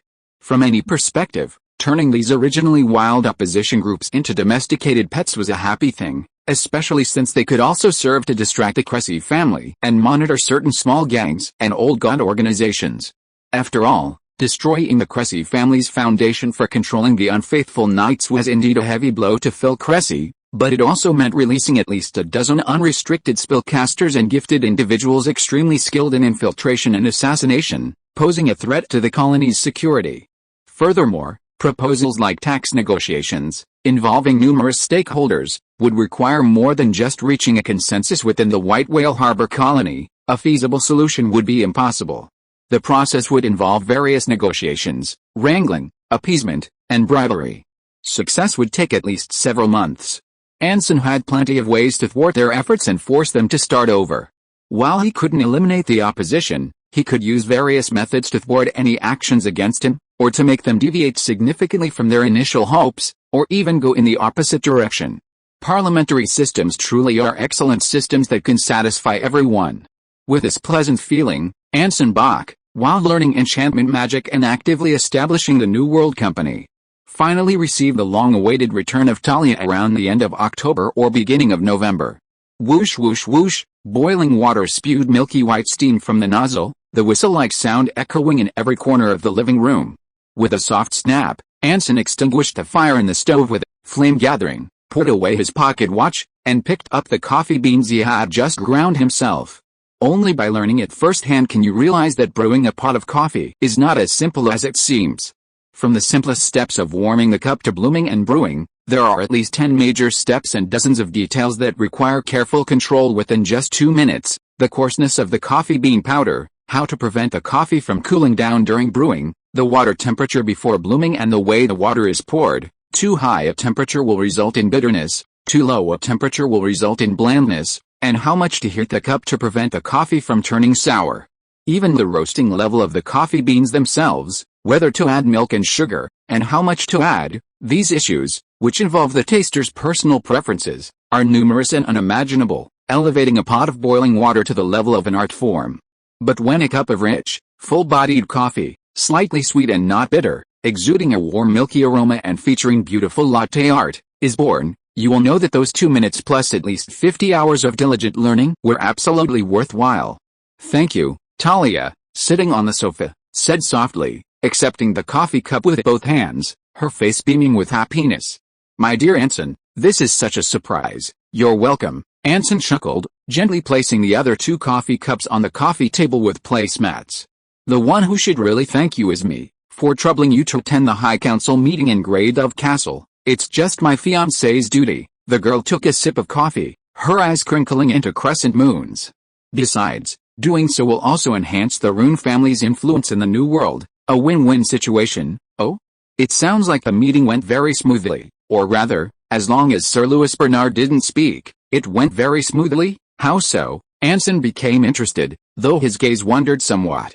"Sir Louis Bernard, he seems to have some misunderstanding about the Free Confederation, regarding the High Council as an institution capable of truly influencing the Free Confederation and possessing coercive power." Although well concealed, Anson could still detect a hint of complaint and a touch of sarcasm in her voice. "This naive knight seems to genuinely believe that the Confederation alone can accomplish many remarkable things, so in the end, Whether it was stopping the Storm Master's interference in the Free Confederation or forming a true Confederate army, both were rejected by everyone, to the point that whenever he spoke, everyone assumed it was completely unrealistic. Anson could already imagine the young master's hoarse voice and expression of grief and despair. Anson nodded slightly inwardly. Apart from that, everything went smoothly. Talia even chatted for a long time with Miss Paulina Frey, preparing to support her in becoming the first consul of the Free Confederation, that is, the king or speaker of the Confederation, taking another sip of coffee. The girl's face showed a hint of surprise. It tastes really good, dear Anson. You must have practiced for a long time, right? Not at all, I just suddenly became interested. Anson shook his head, but there was already a hint of pride in his eyes. I discovered that by brewing coffee, I can train my concentration when imprinting magic, and I can also train my control over time and certain details. It can also be used as an extra form of entertainment and leisure. Your progress is always so amazing. Every time we part, you bring Talia more surprises, the girl praised without reservation. Speaking of magic, Talia just happens to have some new discoveries to share with Anson. It's about the progress in St. Isaac's notes on how to master the three major magics simultaneously. Oh, Anson adjusted his posture, his expression becoming focused. It turns out that Isaac Rand's idea of simultaneously mastering the three major magics really did come from the New World, at least in terms of its origin, Talia said softly. Does Anson remember the first night in Baker Village? This must refer to the fireball that fell from the sky, which Baker easily annihilated. Anson nodded slightly, glancing to the side again. Of course I do. It was Miss Freya who released the fireball, right? Exactly. Talia nodded slightly. According to her, her magic was not only distorted and forcibly negated by a more powerful force, but it was also completely erased from the spiritual level. The spiritual level. This is an extremely powerful dark magic technique. For dark mages who have mastered some of the principles of conjuration magic, they can use mind reading to erase a spell that a conjuration mage has already prepared, thus disarming the opponent, the girl explained.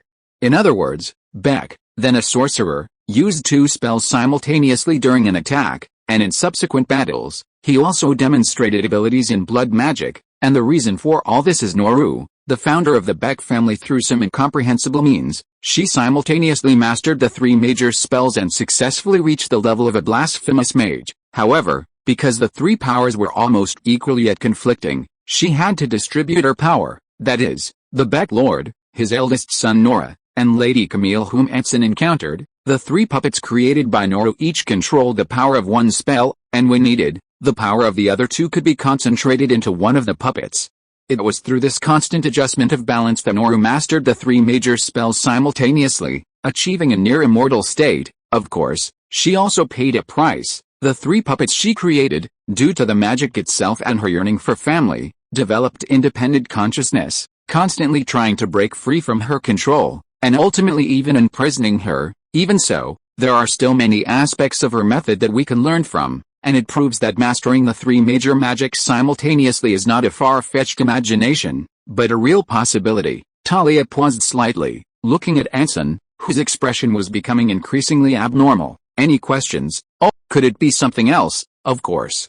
Please don't be shy, nothing else, it's just, taking a deep breath, Anson forced a smile onto his stiff face, pointing to the figure on the sofa beside him. Who is she? Oh, her. Talia smiled gently. She is Nora. A fragment of a poem, seemingly unrelated to the previous sentence, is included for completeness but can be omitted. Chapter 665. A small punishment. Her skin, as white as gauze or colorless glass, was almost transparent, so white that the veins were visible to the naked eye. Her long, snow-white hair, with slight curls, cascaded over her narrow shoulders, obscuring her unremarkable forehead but revealing a pair of crystal-clear, blood-red eyes beneath her curved eyelashes, a fleshy little nose, and pale, colorless lower lips.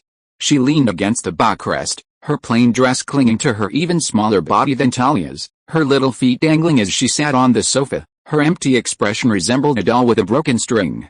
This is Nora? Anson desperately controlled his emotions, preventing his hands from involuntarily reaching for the gun behind his waist. His peripheral vision swept across the room, and in just a few seconds, he had already devised no fewer than 6 completely different escape routes.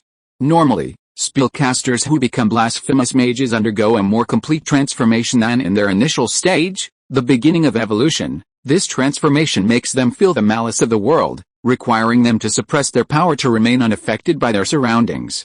Talia's usual state was a result of suppressing her power, while her dear mentor, Mace Hornard, gained the ability to interfere with reality through emotions after the restrictions were lifted, only to be used against him by Anson and killed by a mere third-tier spellcaster. And now, with Nora before him, even though he had already dispelled concealment and opened his casting range, he still couldn't sense even a trace of magic from the girl, not to mention being a spellcaster, he couldn't even confirm if she was still alive. Could this be the characteristic of mastering the three great spells?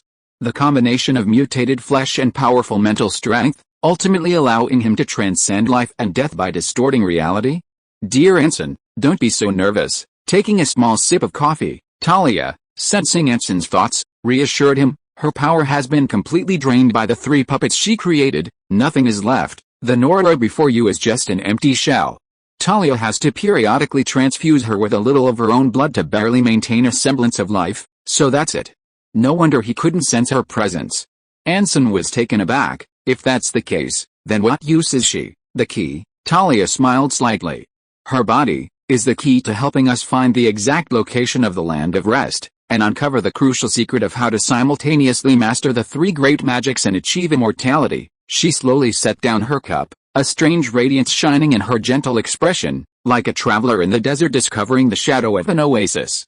Anson remained silent, calmly straightening his posture. He understood from the beginning that Talia, or rather the Rune family's support for his New World expansion plan wasn't merely to evade the Church of Order's surveillance, there were other motives at play.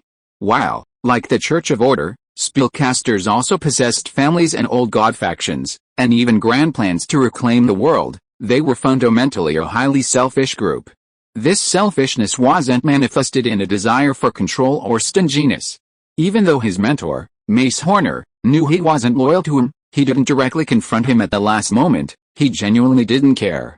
Spellcasters cared about nothing but their own goals, family, friends, clan, wealth, power, all of these were merely tools serving the ultimate goal, and truly nothing more. For the Rune family, that is, Rune himself, his pursuit was immortality, all his actions served this purpose, including compromises with the church and support for the promises he had made to him.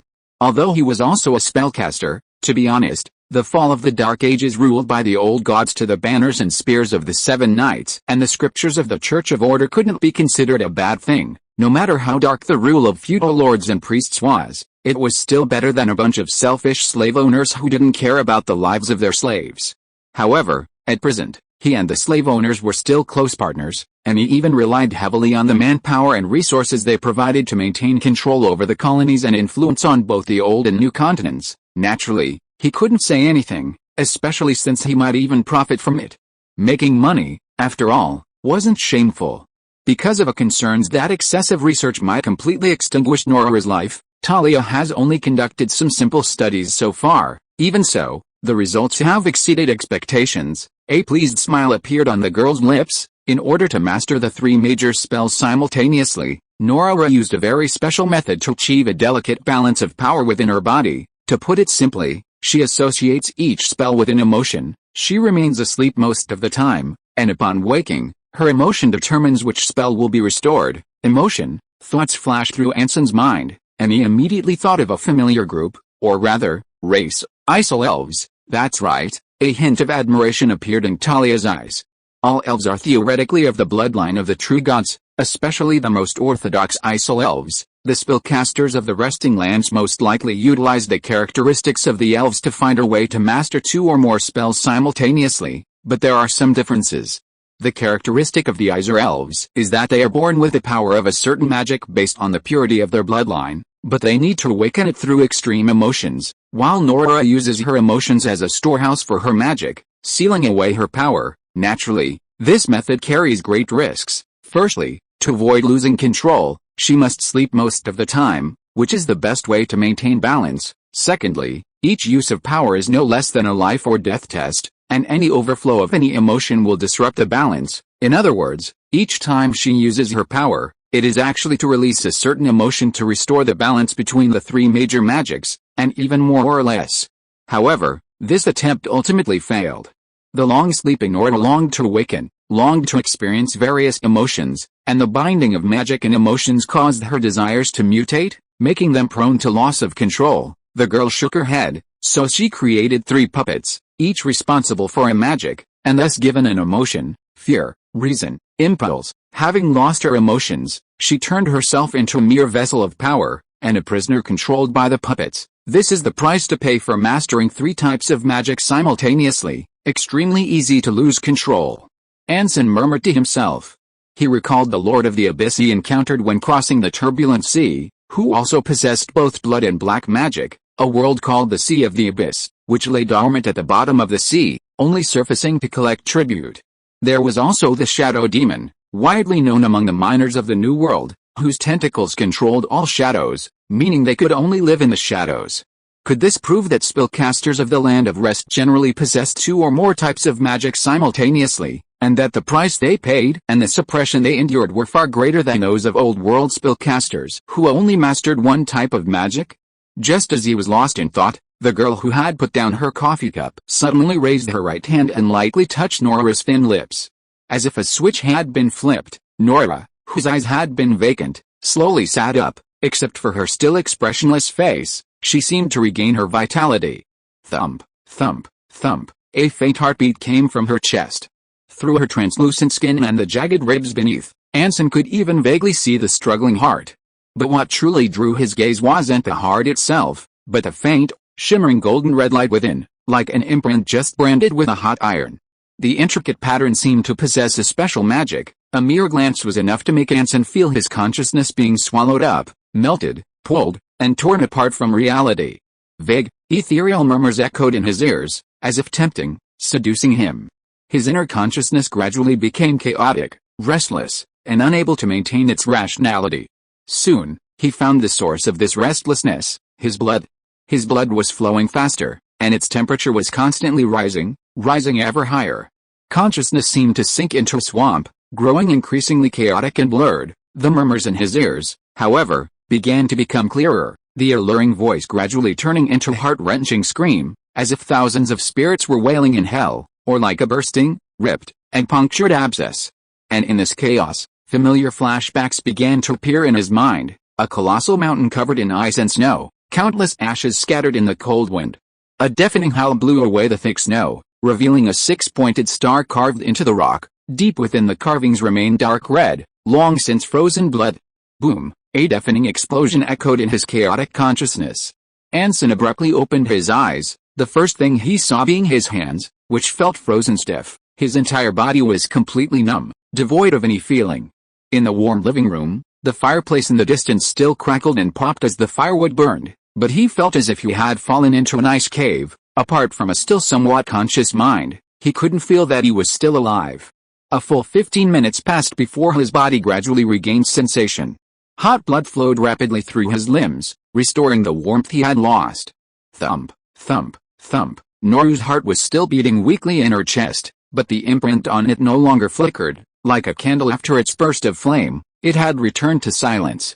Talia slowly withdrew her right hand from her lower lip, letting Nora lie back on the sofa as before, and handed the still warm coffee to Anson. "Thank you, Anson," his cheeks still slightly stiff. Forced a smile and took a large gulp of the steaming coffee.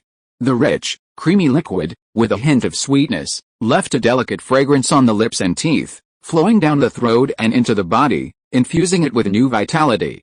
Talia remained silent throughout. After seeing the glass empty, she refilled it and then took 2 more cushions from the nearby sofa to make Anson as relaxed and comfortable as possible.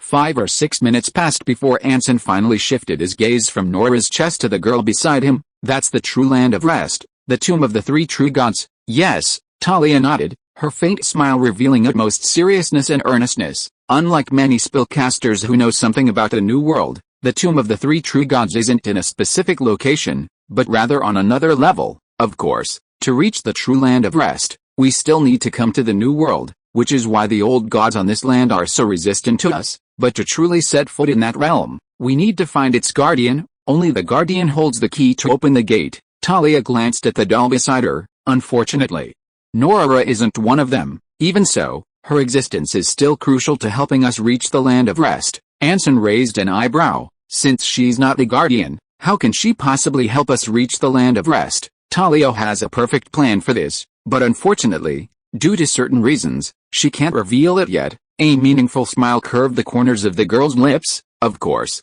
Talia will eventually tell you, when necessary. Well, consider it a little punishment from the capricious Talia. Punishment? Anson was taken aback, not understanding what he had done wrong. Looking at the man who remained oblivious to his mistake, Talia narrowed her eyes slightly. She stood up, lifted her skirt, and moved a little distance away, sitting directly opposite him. With a sigh, tinged with helplessness and anger, she said, "My dear Anson, this is an obvious problem." Obvious? Of course, Talia can forgive many of your mistakes, including many unintentional rudenesses and oversights, but, she paused, her eyes becoming resentful, even if there is a reason, as a fiancé, is there anything more unbearable than watching your future husband stare intently at another woman's breasts? Anson Bach, my head feels much better, I think it was a cervical spine problem. Updating resumed. Chapter 666. They came to our door. Having fully realized his mistakes and deeply felt the enormity of his sins, Anson immediately offered his sincerest apologies to his dear fiancée, promising to thoroughly reflect on his actions and sound the horn on the slope towards the abyss of sin, bringing timely breaks. The ever-understanding Talia fully approved of his attitude, firmly believing that Anson would maintain a high level of taste in his desires, if he truly couldn't improve. As his fiancée, she wasn't entirely incapable of accepting it. Anson was well aware that Talia had been monitoring him through Lisa and various other means, and Talia understood how flexible Anson's methods of loyalty were. Both parties had complete and unreserved trust in each other. So, as he prepared to leave, the girl casually mentioned again that her father had officially set off for White Whale Harbor. Anson once again extended an extremely warm welcome to this father-in-law he had never met, with such a powerful apostle, whom even the Church of Order had to negotiate with calmly. White Whale Harbor's future would undoubtedly be safer than the Emperor's Dragon City. Of course, he was somewhat curious about how Rune had arrived at White Whale Harbor. Unlike blasphemous mages, spellcasters at the apostle level could no longer suppress their power to avoid the world's malice. Their very existence was a result of their confrontation with the world. Assuming all the legends and descriptions in the Grand Book of Magic were not exaggerated, the unconscious power of a blood magic apostle could affect all living things around them. Wheat and potatoes would be harvested abundantly, the dead would rise from the ground, cabbages would grow fangs, and lions and lone wolves would be hunted and killed by flocks of sheep and deer. Given that such a chaotic and upside-down food chain had not appeared in Clovis City, Anson temporarily regarded this as a baseless smear and slander by the Church of Order against the apostles. For now, compared to the great Rune is about to arrive at his loyal White Whale Harbor, Anson was more concerned about the plan Talia had mentioned, although he didn't want to know what the plan was, nor dared he ask. Her expression when she mentioned it bothered him greatly. That feeling of familiarity, of having seen it somewhere before but being unable to quite place it, was incredibly agonizing. Who could it be? With this question, which would never be answered, Anson left the Rune mansion and walked to the White Whale Harbor Council. It was not yet 8 o'clock, according to the White Whale Harbor residents' schedule. They wouldn't arrive until at least 9. The hard-working counselors would dedicate 4 hours each day to serving the people of White Whale Harbor before trying to enjoy life as much as possible. Pushing open the office door, Anson unsurprisingly saw Fabian sitting at the nearby table, smoking a cigarette and organizing materials. This grenadier commander had quickly learned about the current situation in White Whale Harbor upon arrival, taking over a large amount of work from a chief of staff on the verge of collapse, and had booked a room at a nearby hotel. Seeing Anson enter, he immediately stopped writing, picked up several newspapers and documents, and approached. He offered a brief, managerial greeting before getting straight to the point. Something's happened in Wintertorch. Since mid-October, groups of indigenous tribes have been launching attacks on colonial cities. Some numbers range from a few dozen to nearly 1,000. At their peak, they even blocked surrounding roads, cutting off trade routes connecting Redan Bay and White Whale Harbor. The situation was that serious. Anson frowned slightly. Who sent this message? Why wasn't there even a whisper of it before? No need to explain. He'd almost forgotten that the Knights of No Faith had attacked key informants in newspapers across the country. Their once ubiquitous intelligence network was now practically half-deaf and blind. The grenadier commander nodded slightly, readily forgetting the commander-in-chief's earlier embarrassment. You should be familiar with this man, Karin Jack. Him. Anson paused, Is he still in Wintertorch? If I'm not mistaken, yes. Fabian produced a copy of the Wintertorch Pioneer's Gazette and placed it before Anson. Currently, besides Grey Dove Keep and White Whale Harbor, Wintertorch, with its novice priest, is the only branch newspaper still functioning properly. He has provided Wintertorch and our local garrison with numerous crucial intelligence reports, saving immeasurable losses, to coordinate the Free Confederation's army and establish a general staff capable of managing the militia organizations of the various colonies. This was the ostensible reason, but the real reason was to make it easier for the Storm Division to intervene in Confederation affairs. Anson established a field fortress outside Wintertorch, leaving behind about a company of reserves and a large amount of supplies. This was extremely convenient for the Storm Division, whether for timely support of the Confederation colonies or for military intervention when necessary. In the most extreme case, it could also serve as a bridgehead for northward expansion or a base after the fall of the Southwest. It serves as both a tool for intervention and a last resort. As the northernmost colony, it's not surprising that Wintertorch was attacked by natives. This city, built near a mountaintop, inherently possesses fortified characteristics and is acutely aware of the locals' deep-seated resentment. The problem lies in the timing of the attack, coinciding with the Knights of No Faith's attack on the Stormcaster intelligence network. It's far too coincidental. Even in the most extreme cases, natives rarely gather hundreds or even thousands to besiege a colony. The sheer number and frequency of this attack are comparable to the beast-slave rebellion of the Saints era. This involves a common intuitive error. Colonists with weapons and advanced equipment usually win against overwhelming odds, defeating natives several times, even dozens of times, larger, poorly equipped, or even poorly clothed. While this might be true in general, and similar situations may occasionally occur, the odds are usually the opposite. It's generally the well-equipped, numerous colonists who annihilate, slaughter, and hunt far fewer natives. Typical indigenous clans and tribes typically numbered between dozens and hundreds, roughly the size of a colonist's fleet of 2 or 3 merchant ships.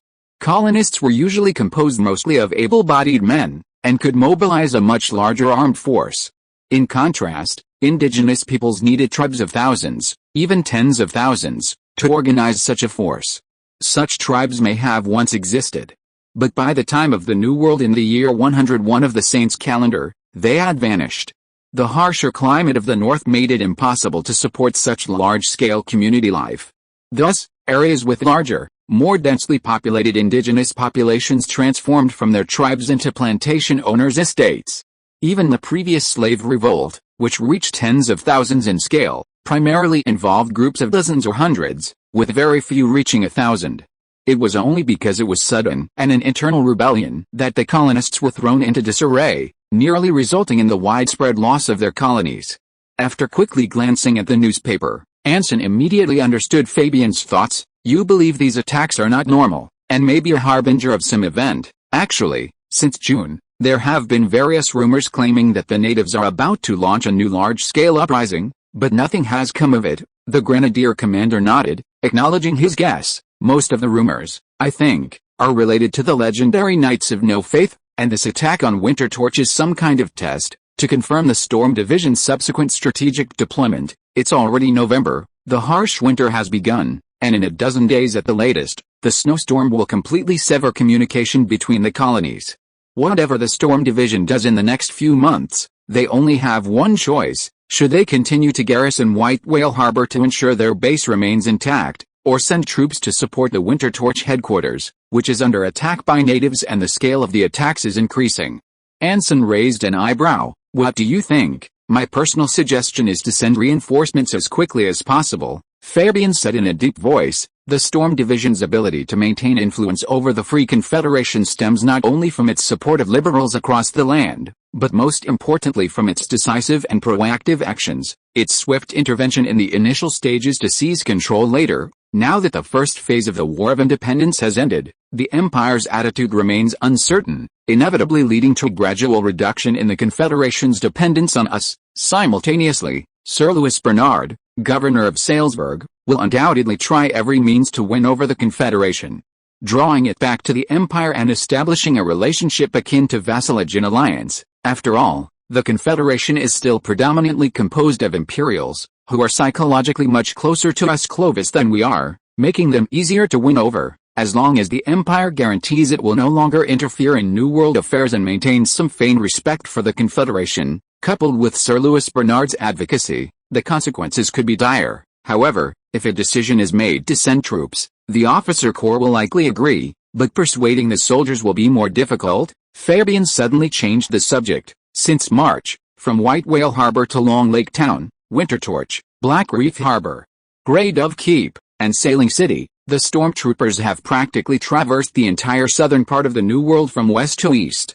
Having finally returned to White Whale Harbor to rest and regroup, they simply cannot accept orders to immediately set off again, especially to the most desolate and remote Wintertorch. Furthermore, it's already November.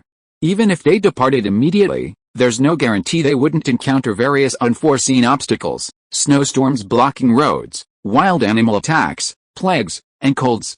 Even if they reach their destination without encountering enemy ambushes, various non-combat casualties are still inevitable. Of course, if you insist on sending troops, Commander, even with numerous difficulties, I believe the officer corps will do its utmost to overcome them and complete your orders. Having said that, he put down the documents in his hand, his burning gaze seemingly awaiting a reply.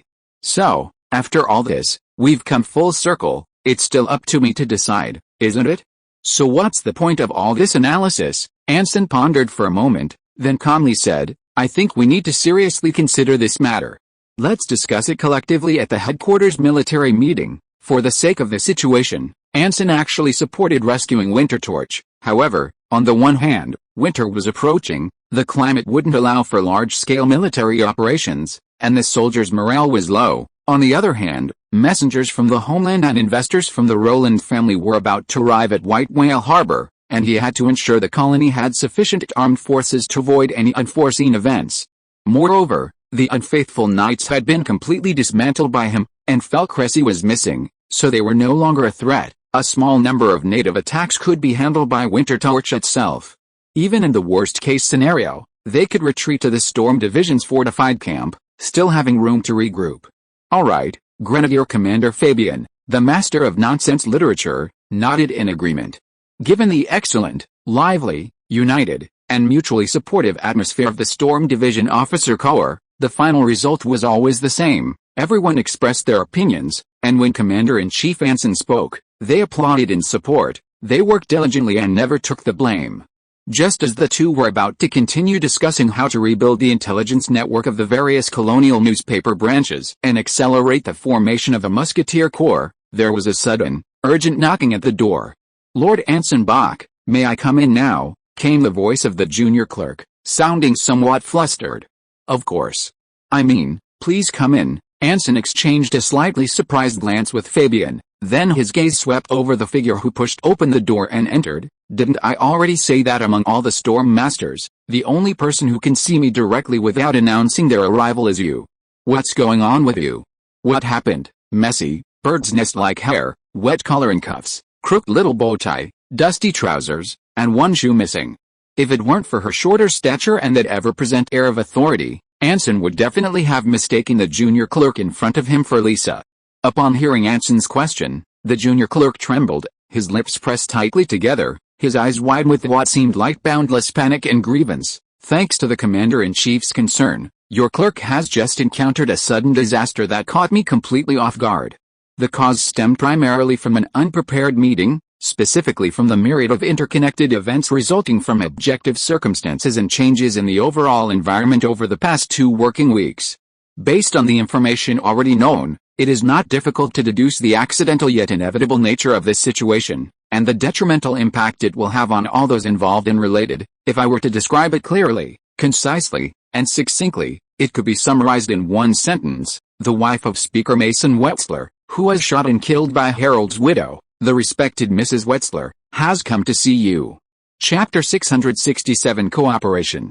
In the turbulent western waters surrounding Edland, a torrential downpour descended from the inky black night, tearing at the wind and whipping up towering waves. A light cruiser tossed and turned in the rain, like a toy, tossed about by wave after wave. From afar, the jet-black cruiser almost blended into the surrounding darkness, its massive sails, emblazoned with a ring of order, billowed high in the howling wind.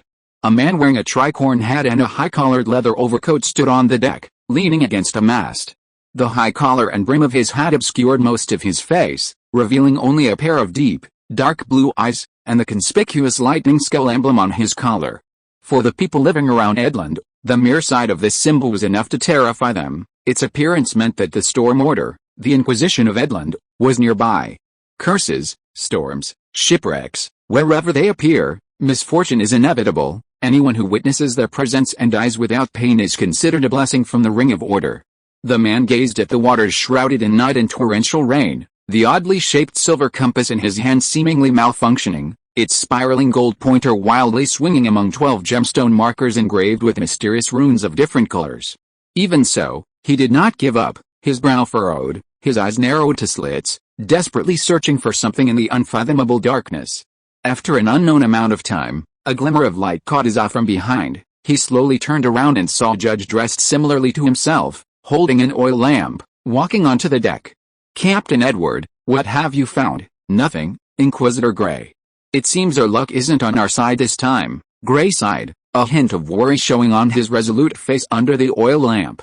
"But we've been at sea for almost a month. If we still haven't found anything, could it be that our colleagues in North Harbor made a mistake, mistaking ordinary old god activities for—" "I don't think so," Edward interrupted. "Chloe's colleagues are far more experienced and skilled than us in searching for and observing the old gods.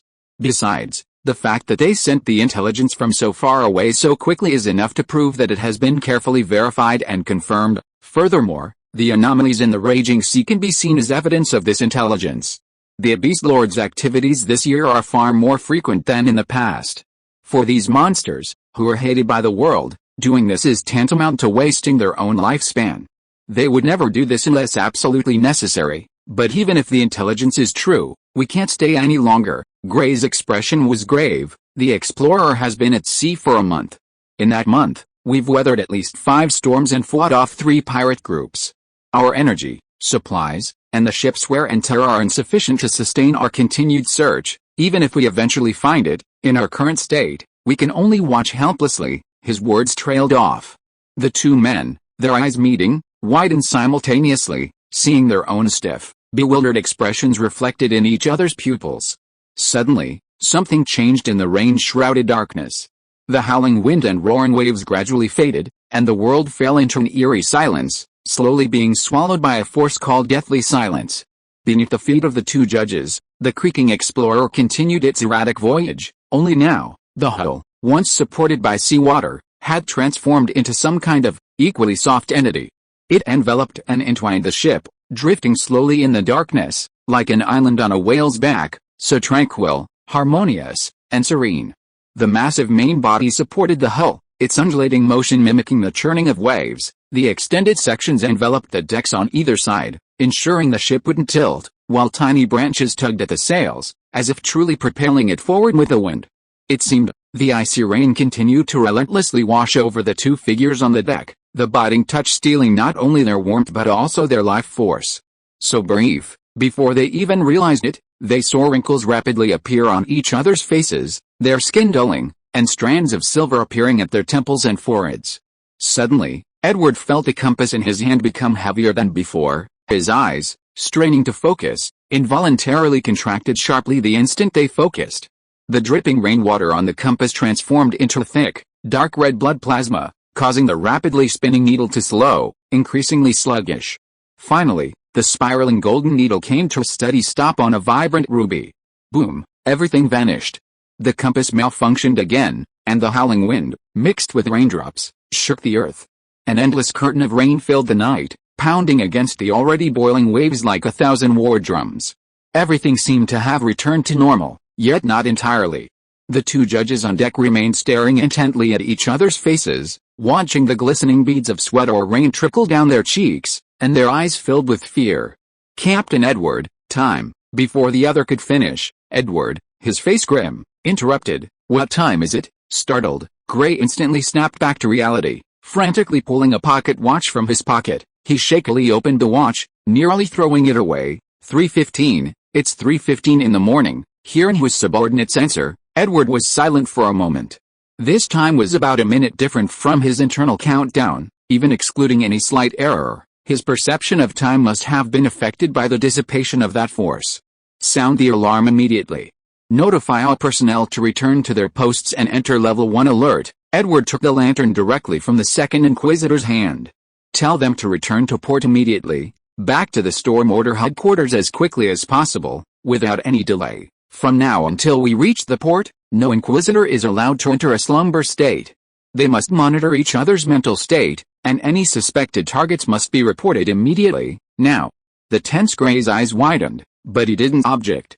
Yes, sir. As he spoke, he couldn't help but glance at Edward's face. Compared to a few minutes ago, Edward's wrinkles were indeed more pronounced, and his temples had lost a significant amount of silver hair. After giving the orders, the Chief Inquisitor nodded slightly, took the lantern, and walked towards the captain's cabin. Just as he pushed open the door, the second Inquisitor's voice stopped him in his tracks. Captain, looking at Edward's retreating figure, Gray, his face still filled with panic, couldn't help but shout. That was, you guessed right, Edward said calmly, a heavy light gleaming in his deep blue eyes. The colleagues in North Harbor, perhaps even they themselves, didn't expect what they discovered. That wasn't an ordinary spellcaster, nor some blasphemous mage whose name wasn't recorded in the Church of Order. That was an apostle. White Whale Harbor, Council. Phew, finally got rid of her. Muttering to himself, Anson, unlike his usual cautious self, slumped onto the sofa in a completely unladylike manner, limbs hanging limply at his sides, eyes empty and lifeless, like a deflated balloon. Alan Dawn stood cautiously beside him, his restrained posture resembling a child being punished by an adult, standing motionless, not even daring to straighten his crooked bow tie. In his still young mind, a slightly older, well-off noblewoman was practically the embodiment of virtue, a graceful and maternal appearance, elegant and stylish attire, always a skilled cook, always gentle, considerate, and meticulous. Even if her tone and voice differed, they were always subtle, intelligent, and poised. Although the young clerk was only 16, his aesthetic sense of women was mature enough to be at the level of a 60-year-old. Until today. Upon seeing Lord Anson Bach, Mrs. Wheatsler, who had initially maintained her composure, immediately burst into tears, tearfully accusing Speaker Harold's widow of cruelty and the Herald Foundation of shamelessness, recounting how she had suffered terribly during this time, how she had been filled with fear and dread. Pulling her hair, sharpening her nails, snot streaming down her face, howling like a banshee, completely shattering the young clerk's fantasy of a beautiful woman. Of course, more importantly, it was utterly incomprehensible. No matter how much Lord Anson promised that the Wheatsler family would not suffer the slightest injustice, she seemed not to hear him at all, continuing her wailing and tantrum. And whenever the name Harold was mentioned, she instantly transformed into a predator that had caught the scent of its prey, ready to pounce and tear it apart.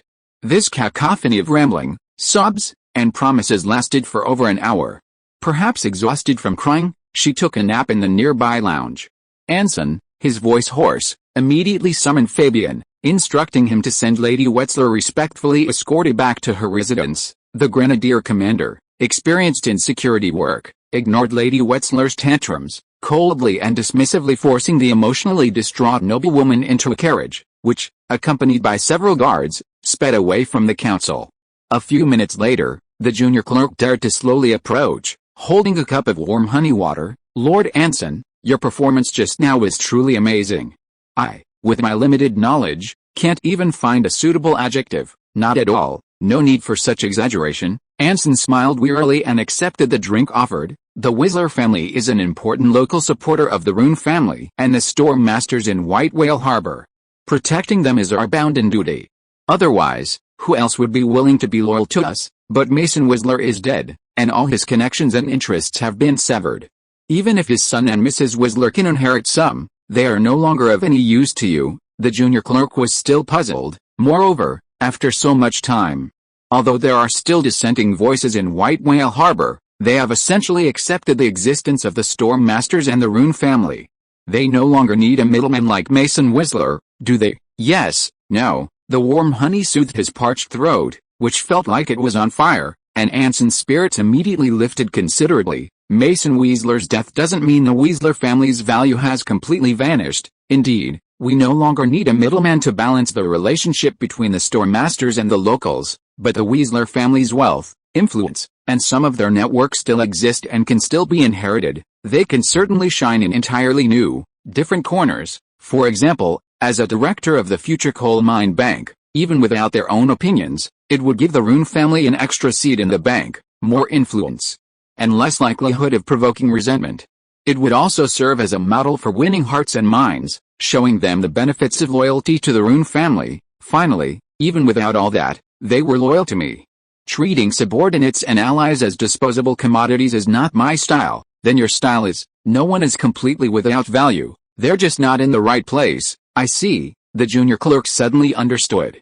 Ultimately, I am a pacifist who doesn't fight with the world. As long as they are willing to cooperate with me, what does it matter whether they are willing or not, what their views, positions, thoughts, and beliefs are towards me? Anson further sighed. Unfortunately, not everyone shares the same idea. Such people must be dealt with resolutely and thoroughly, so that they can no longer disrupt my perfect plan. If they cannot cooperate, then they can only be enemies. So, your cooperation means, either accept my plan, or obey my orders. Anson snorted. After all, whatever you do, there must be a plan, so naturally, you should choose the most perfect one among all the plans. What do you think, Alan? The junior clerk put his hands behind his back and smiled elegantly. I think whatever you say is right, Lord Anson. That seems a bit too much. Never mind. Anson waved his hand. Go and inform the councillors who are about to attend the meeting that today's topic of discussion is how to entertain the governor and the Roland family's envoys, and what to do if they arrive at the same time. Come up with a solution that can be accepted by both sides without causing conflict between them. Yes, Commander-in-Chief. The junior clerk placed his left hand on his chest and bowed. Your orders are my cooperation. If you are listening to this novel on a channel other than Fanfic World, it means it was downloaded and re-uploaded without effort. We warmly invite you to visit our channel, Fanfic World. There you will find the original version of this story and many other novels of various genres. We look forward to seeing you dive into a world of incredible novels. Chapter 668 The Governor's Envoy. November 10th, Saint Calendar 101, sunny. Despite some discordant noises, such as those from the Herald Foundation, the daily operations of White Whale Harbor have finally returned to normal. Thanks to the wise guidance of Lord Anson Bach and the concerted efforts of all parties, various reforms are underway. The guiding principles are now completely different. A new development philosophy has been established, the social structure has made significant progress, and the geopolitical landscape has been transformed. As an insignificant, lowly scribe, I, Alan Dawn, am deeply saddened by the ignorance of those who fail to see Lord Anson's achievements. Their shallow wisdom clearly cannot comprehend what the friendly relations between the Free Confederation and White Whale Harbor mean, what impact the New World Company will have on the colony, to what extent the emergence of the shooting forces will save the near-ending pioneering movement, and how important an irreplaceable homeland support is to Ice Dragon Fjord. They don't understand, they can only think of themselves. Despite their selfishness, Lord Anson Bach has not given up on them and is actively trying to cooperate with them to build Ice Dragon Fjord into a land of hope.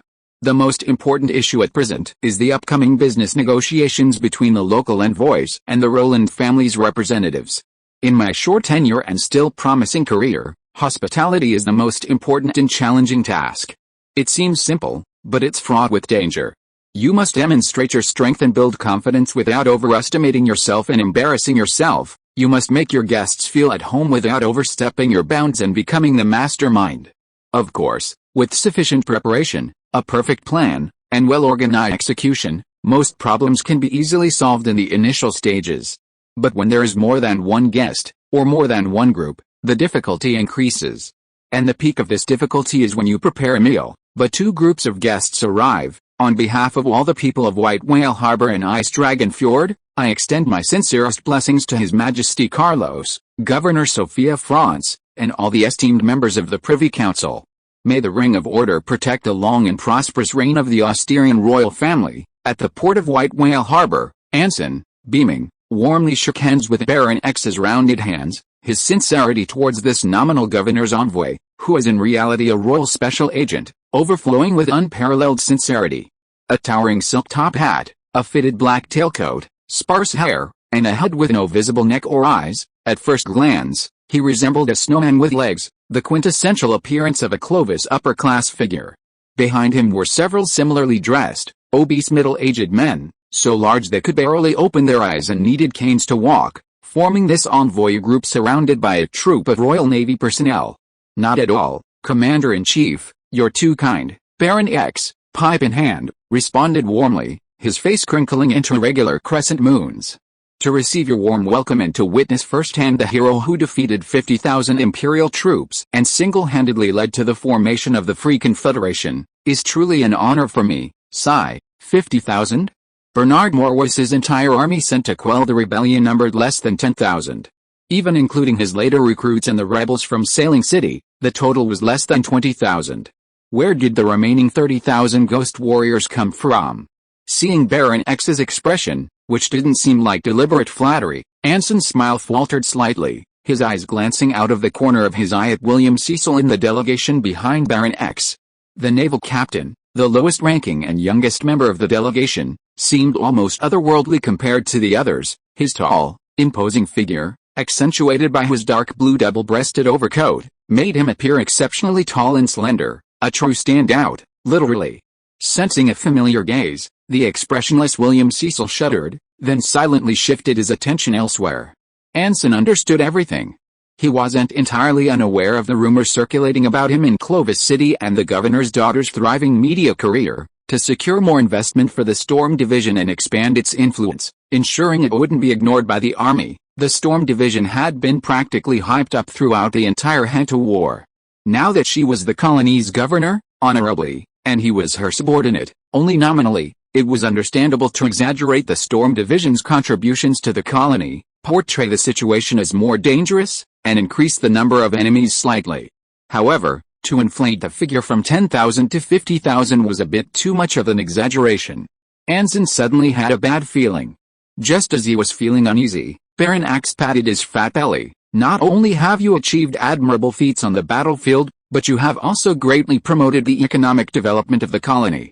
You have truly made a great contribution. I heard about the changes in the colony from Governor Franz when I set off, and I learned a lot from Colonel Cecil along the way. But I was still greatly shocked after seeing it with my own eyes.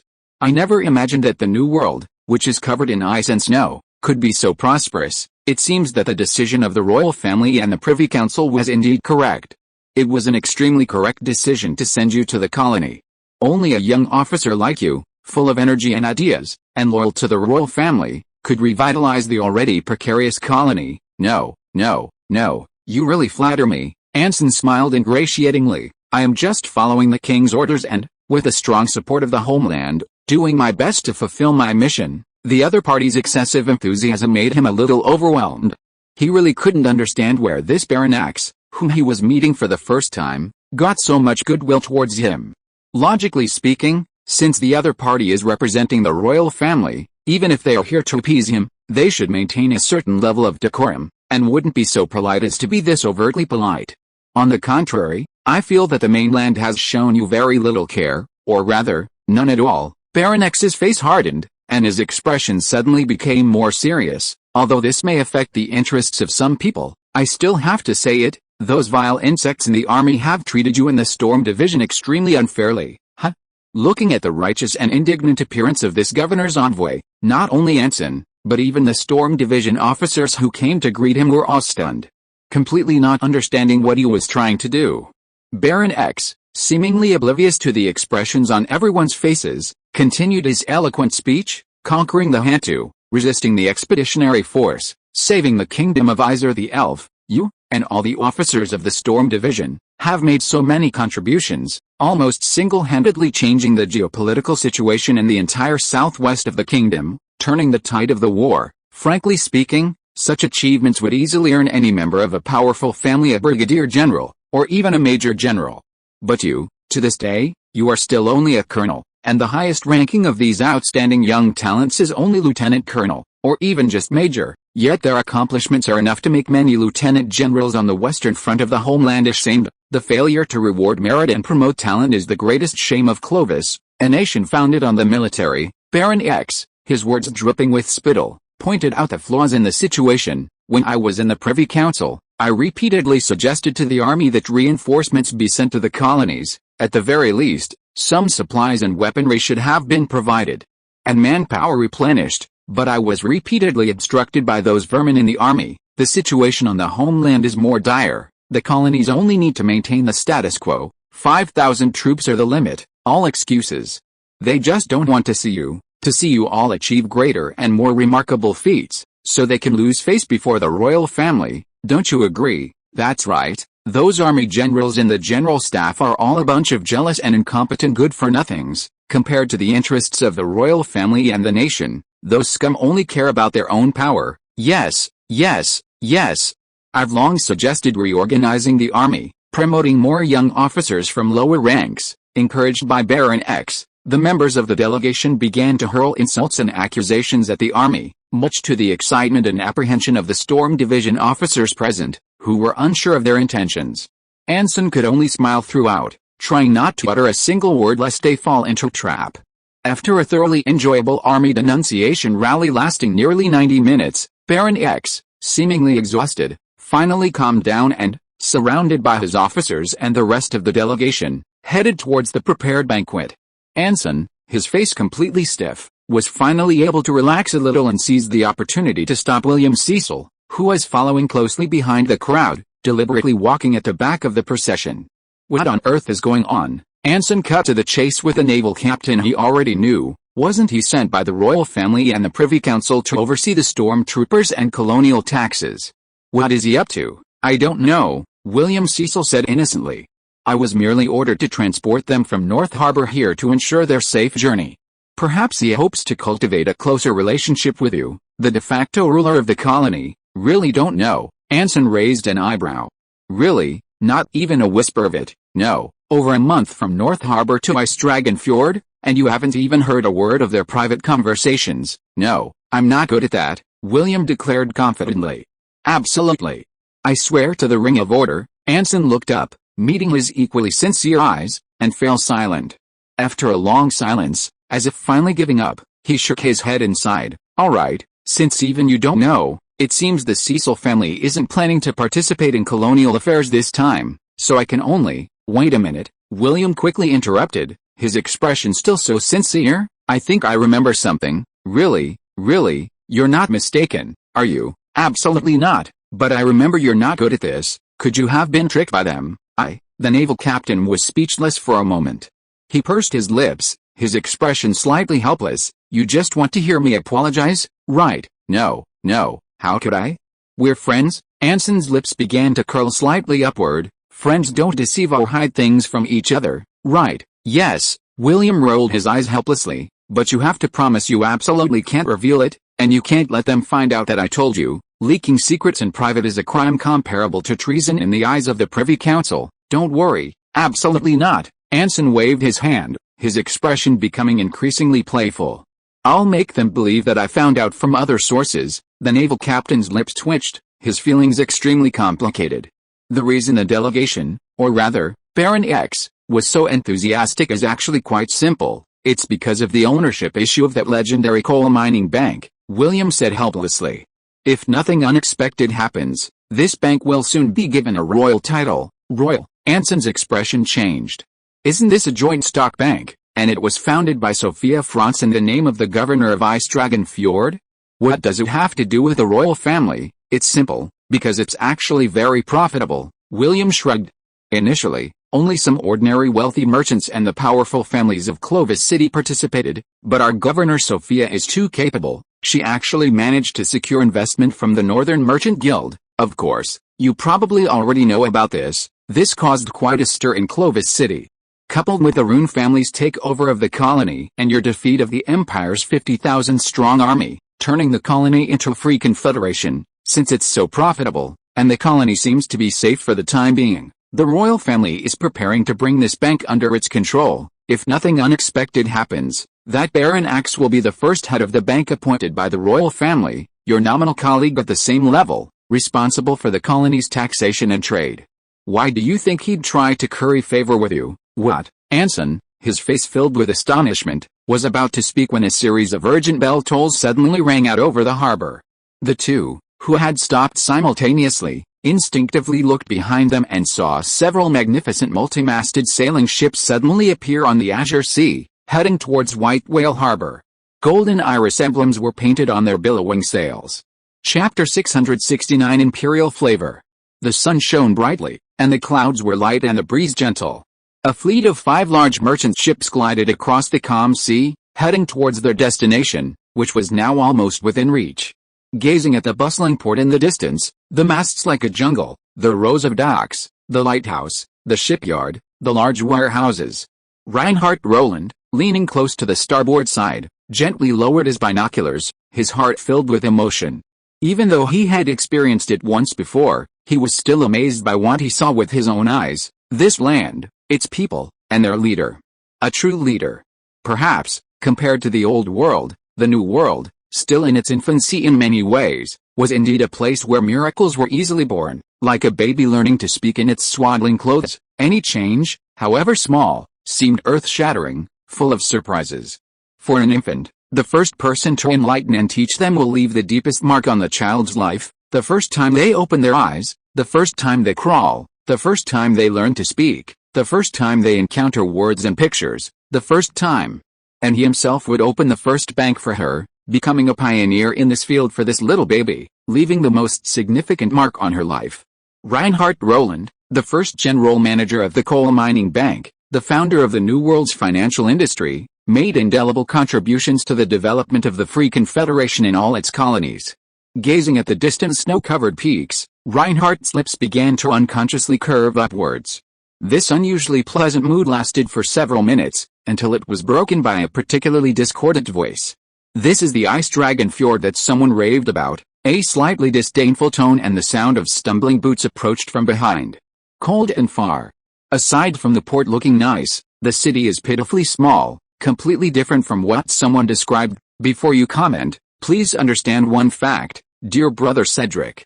This is a colony, a world further north than Port Adland, facing the cold sea wind." Reinhardt's smile faded, and he said indifferently without turning his head, "Even the largest city on this land, Sailing City, is only similar to Whale Harbor. Whale Harbor is merely a part of Ice Dragon Fjord, albeit the most important part. So what? It just confirms my previous point once again, that this land is simply not worth investing in." A young man, dressed in a dark purple woolen overcoat and resembling Reinhardt, scoffed disdainfully again. "The Empire has wasted hundreds of years of useless efforts, achieving only a meager result that hardly qualifies as success.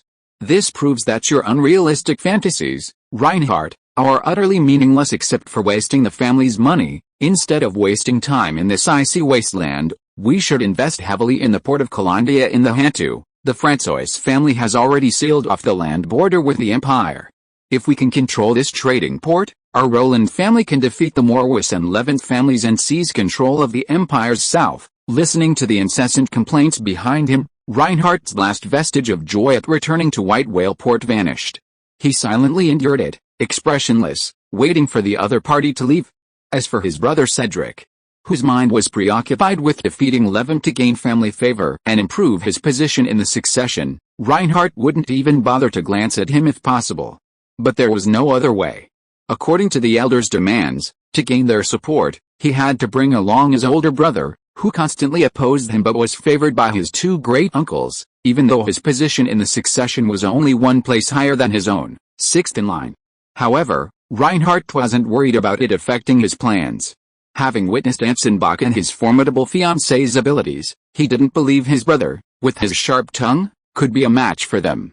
Instead, he was more concerned that Cedric's foolishness might cause them to develop unnecessary doubts about the Roland family's strength. But this time seemed different.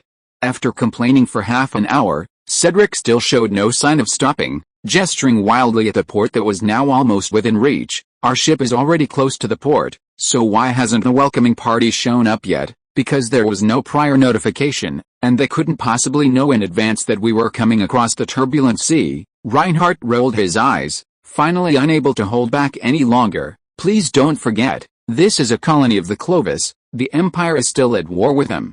The fact that we're flying the golden fleur-de-lis flag and haven't been warned and shelled by the port is already a kind of preferential treatment." Seemingly finally realizing the danger, Cedric's face suddenly turned pale and he stopped talking.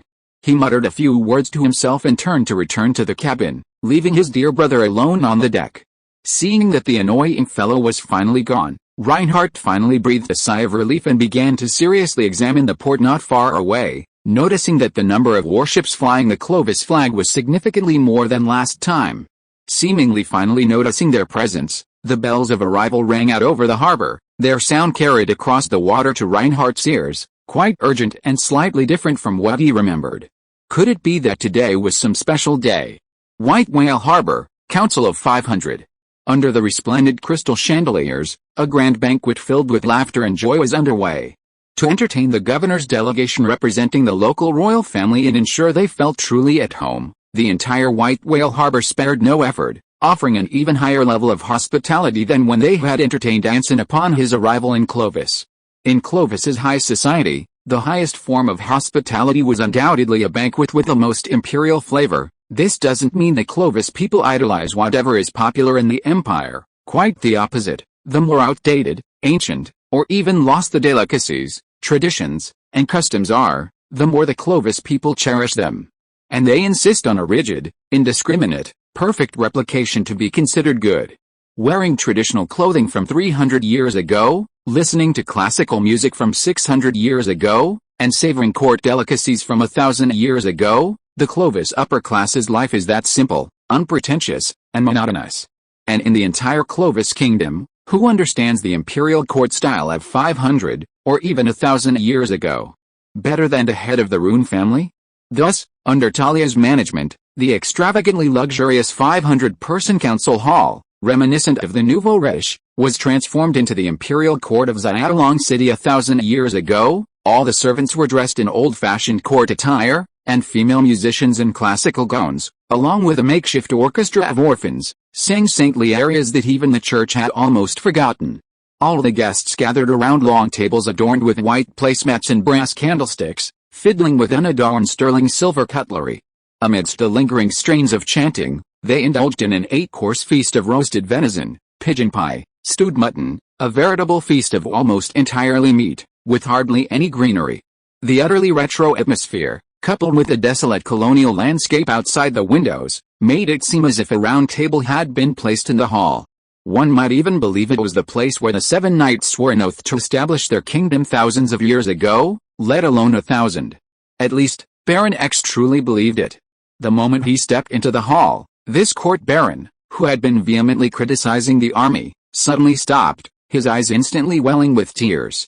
He learned that the scene in the hall was identical to a painting in his family's collection, depicting his ancestor, the first Baron Morgan, witnessing the founding of the Kingdom of Clovis by the Austrian royal family. This unexpected delight made the banquet proceed very smoothly, and for a time, everyone was happy and the atmosphere was lively. Except for the tough and dry-boiled mutton, the tasteless roasted venison was a real test for everyone's stomachs, but this atmosphere of trying their best to put themselves through the ringer was quite in line with the habits of the old Clovis people. Today's banquet is truly the most astonishing of all I've ever attended. Baron X, his mouth greasy, took a large gulp of light beer and raised his sterling silver mug in a gesture of respect to Anson, seated directly opposite him. I never imagined that such a sophisticated and civilized family could exist in this remote and uncivilized land. Just some simple food and some local folk tunes. Anson waved his hand, smiling nonchalantly. It's an honor to have your favor, Baron. It's a disgrace to the kingdom that such a humble and capable officer as yourself hasn't been promoted, Baron X exclaimed again. It's truly unimaginable that Archbishop Luther Franz would agree to the opinions of those insect-like soldiers in the army, appointing a hero of the Han-Tu Wars as the commander of a garrison legion in this icy wasteland, on the edge of the world. Of course, this is perhaps a good thing. Without the hindrance of those insects, you were able to accomplish such a remarkable feat. In comparison, Major General Ludwig Franz, sigh, Baron X sighed deeply, deliberately lowered his head and took a swig of wine, looking like he was deliberately whetting people's appetites. Suppressing his nausea and curiosity about his former superior's current situation, Anson took a deep breath. How is he? Oh. He's fine, except he can't find any opportunities to distinguish himself. Baron X shook his head regretfully. The army rejected almost all of his proposals, and even forbade Franz's eldest son from using his connections and resources to execute his plans. Before we set off, he was even relegated to the headquarters of a major theater command as the chief of staff of a standing corps. Chief of staff, isn't that perfect? Anson countered. He can do whatever he wants, issuing operational plans to a fully equipped corps of at least 40,000 men according to his own ideas. That's right, but only if the commander-in-chief listens to him, instead of dumping all the logistical and administrative work on him, leaving him no time to manage military affairs. Baron X's lips curled up. Perhaps it won't be long before your reputation and rank surpass those of your former superior. Colonel Anson Bach, thank you for your kind words. Anson glanced deliberately at Endowed, who was standing not far behind him, and smiled politely. Excuse me, my clerk seems to need to speak with me. No need for such formalities. Please make yourself at home. Baron X raised his glass in a toast and turned to talk to the others beside him. Anson stood up and bowed to him, then quickly walked to the anxious clerk. What's the situation? The ships have entered the port, a total of 5 ships, and a delegation of 100 or 200 people. The clerk, desperately trying to keep his voice down, was flushed and filled with unease. Lieutenant Colonel Fabian has led the Grenadier Regiment to intercept them, preventing them from disembarking for the time being, but they can only delay them for an hour at most. There are too many warships in the port. They will find out about the problem sooner or later. Once the Roland family finds out that the Clovis royal family is also preparing to intervene in this bank, or even nationalize it, it's obvious that the investment is a complete failure. Before finding a way to dissuade Baron X from becoming the colony's treasurer, the 2 delegations must not be allowed to meet. Don't be nervous, just proceed according to plan, Anson reassured them softly. Our plan is perfect. As long as we ensure that there are no unexpected problems with the coordination, there won't be any major issues. You're right, the junior clerk nodded repeatedly, staring blankly at Anson. Then what should we do now? Immediately have the governor's delegation leave the council hall and prepare to receive the Roland family delegation, Anson said in a deep voice. Have the Herald Foundation handle this matter. All other council members prepare for the next round of hospitality. The officers will come with me to the port to welcome the Roland delegation. Yes, sir. 30 minutes later, the Storm Division officers, who had just enjoyed a hearty meal at the banquet, returned to the port amidst the sea breeze and the bewildered gazes of the people of White Whale Harbor. To avoid being noticed, all members changed into their pre-prepared formal attire, leaning on canes, and lined up in front of the port, dressed like counselors. Only Anson remained in his red and black officer's uniform, one hand on the hilt of his sword at his waist and the other behind his back. Standing on either side of him were the stern-faced Lieutenant Colonel Fabian and the Grand Sheriff Lisa Bach, who had rushed from headquarters.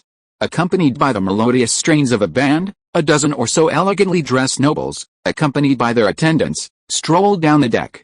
Seeing the familiar figure at the head of the procession, Anson stepped forward. On behalf of all the officers and soldiers of the garrison, the 500-person council of White Whale Harbor, and all the people of Ice Dragon Fjord, I welcome our friends who have traveled from afar from the Empire. Chapter 670 North of the Raging Sea. It's truly an honor to be greeted personally by the commander-in-chief of the garrison. Before Anson could step forward, the young man standing in the front row spoke first, his slightly narrowed eyes scanning him up and down. I thought that since the Clovis finally produced a general capable of defeating the Empire, he would definitely be an arrogant fellow. As soon as he finished speaking, Reinhardt and Fabian, who were facing each other, changed their expressions simultaneously. Anson, whose expression remained unchanged, stopped in his tracks, but did not withdraw his right hand, which was already prepared to shake the other man's hand. His gaze turned to another, more familiar figure, and this is Cedric Roland. Reinhardt coughed, 5th in line to the Roland family, in charge of more than 2/3 of the family's trade in the south, and one of the 6 court attendants appointed by Her Majesty the Empress this year. With Reinhardt's resounding introduction, the young man named Cedric raised his head slightly, his dignified and noble posture carrying a hint of reverence. So he didn't detect anything wrong with the introduction. Anson felt a slight smile. Being 5th in line to the throne meant his actual position within the Roland family wasn't much higher than Reinhardt's, and being in charge of southern trade meant he was mostly ignorant of the colonial economy. As for the Queen's chosen court attendant, it was probably due to his powerful background, likely a strong maternal lineage, but not directly related to him personally. In just 3 sentences, Reinhardt had successfully exposed his brother's true nature and was actively trying to curry favor with him. Therefore, while there was internal debate within the Roland family about whether to invest in the colonies, it wasn't a strong one. Anson instantly understood the situation. Your Excellency Cedric, it seems you have some misunderstanding about me. With a slight smile, Anson changed his outstretched hand into a raised finger.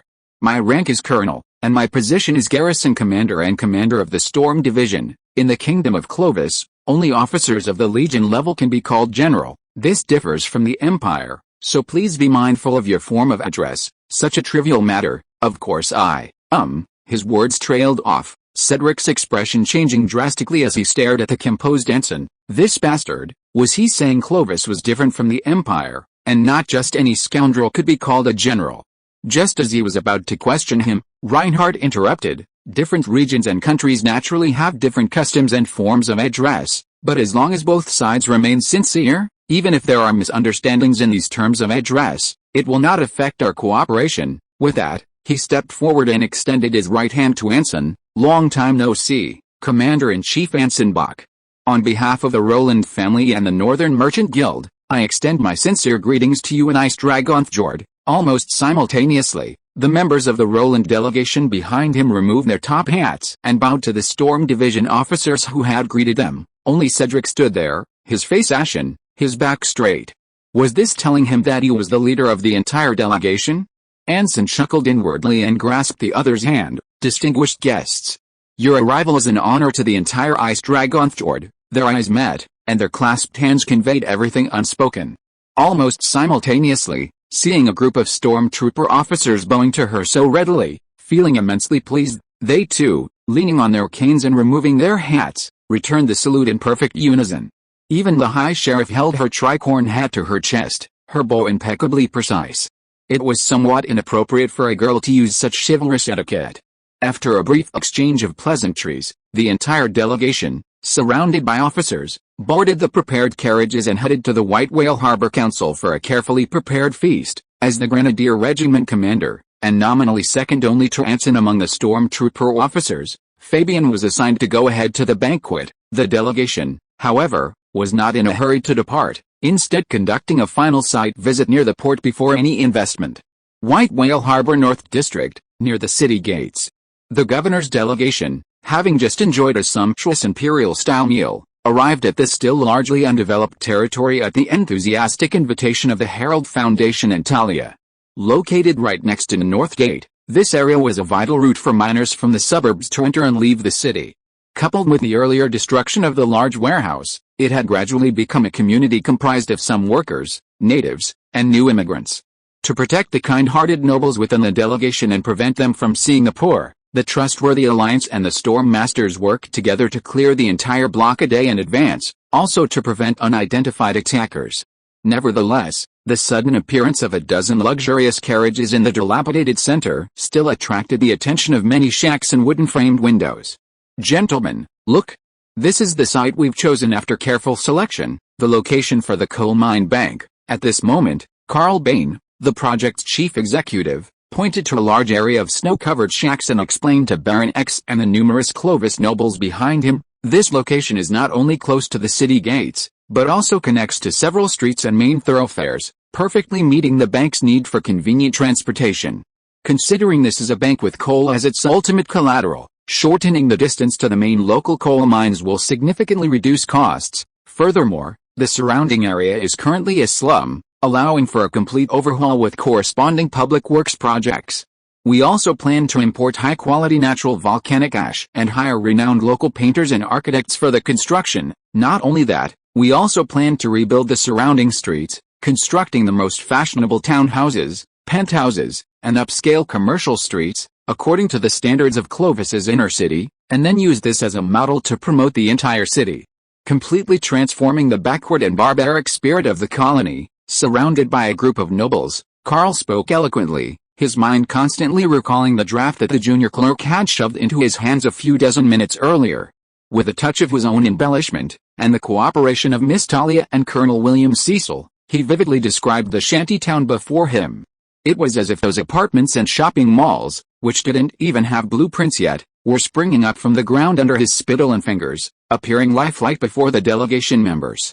Perhaps under the influence of alcohol, Baron X nodded earnestly. Your Excellency is right.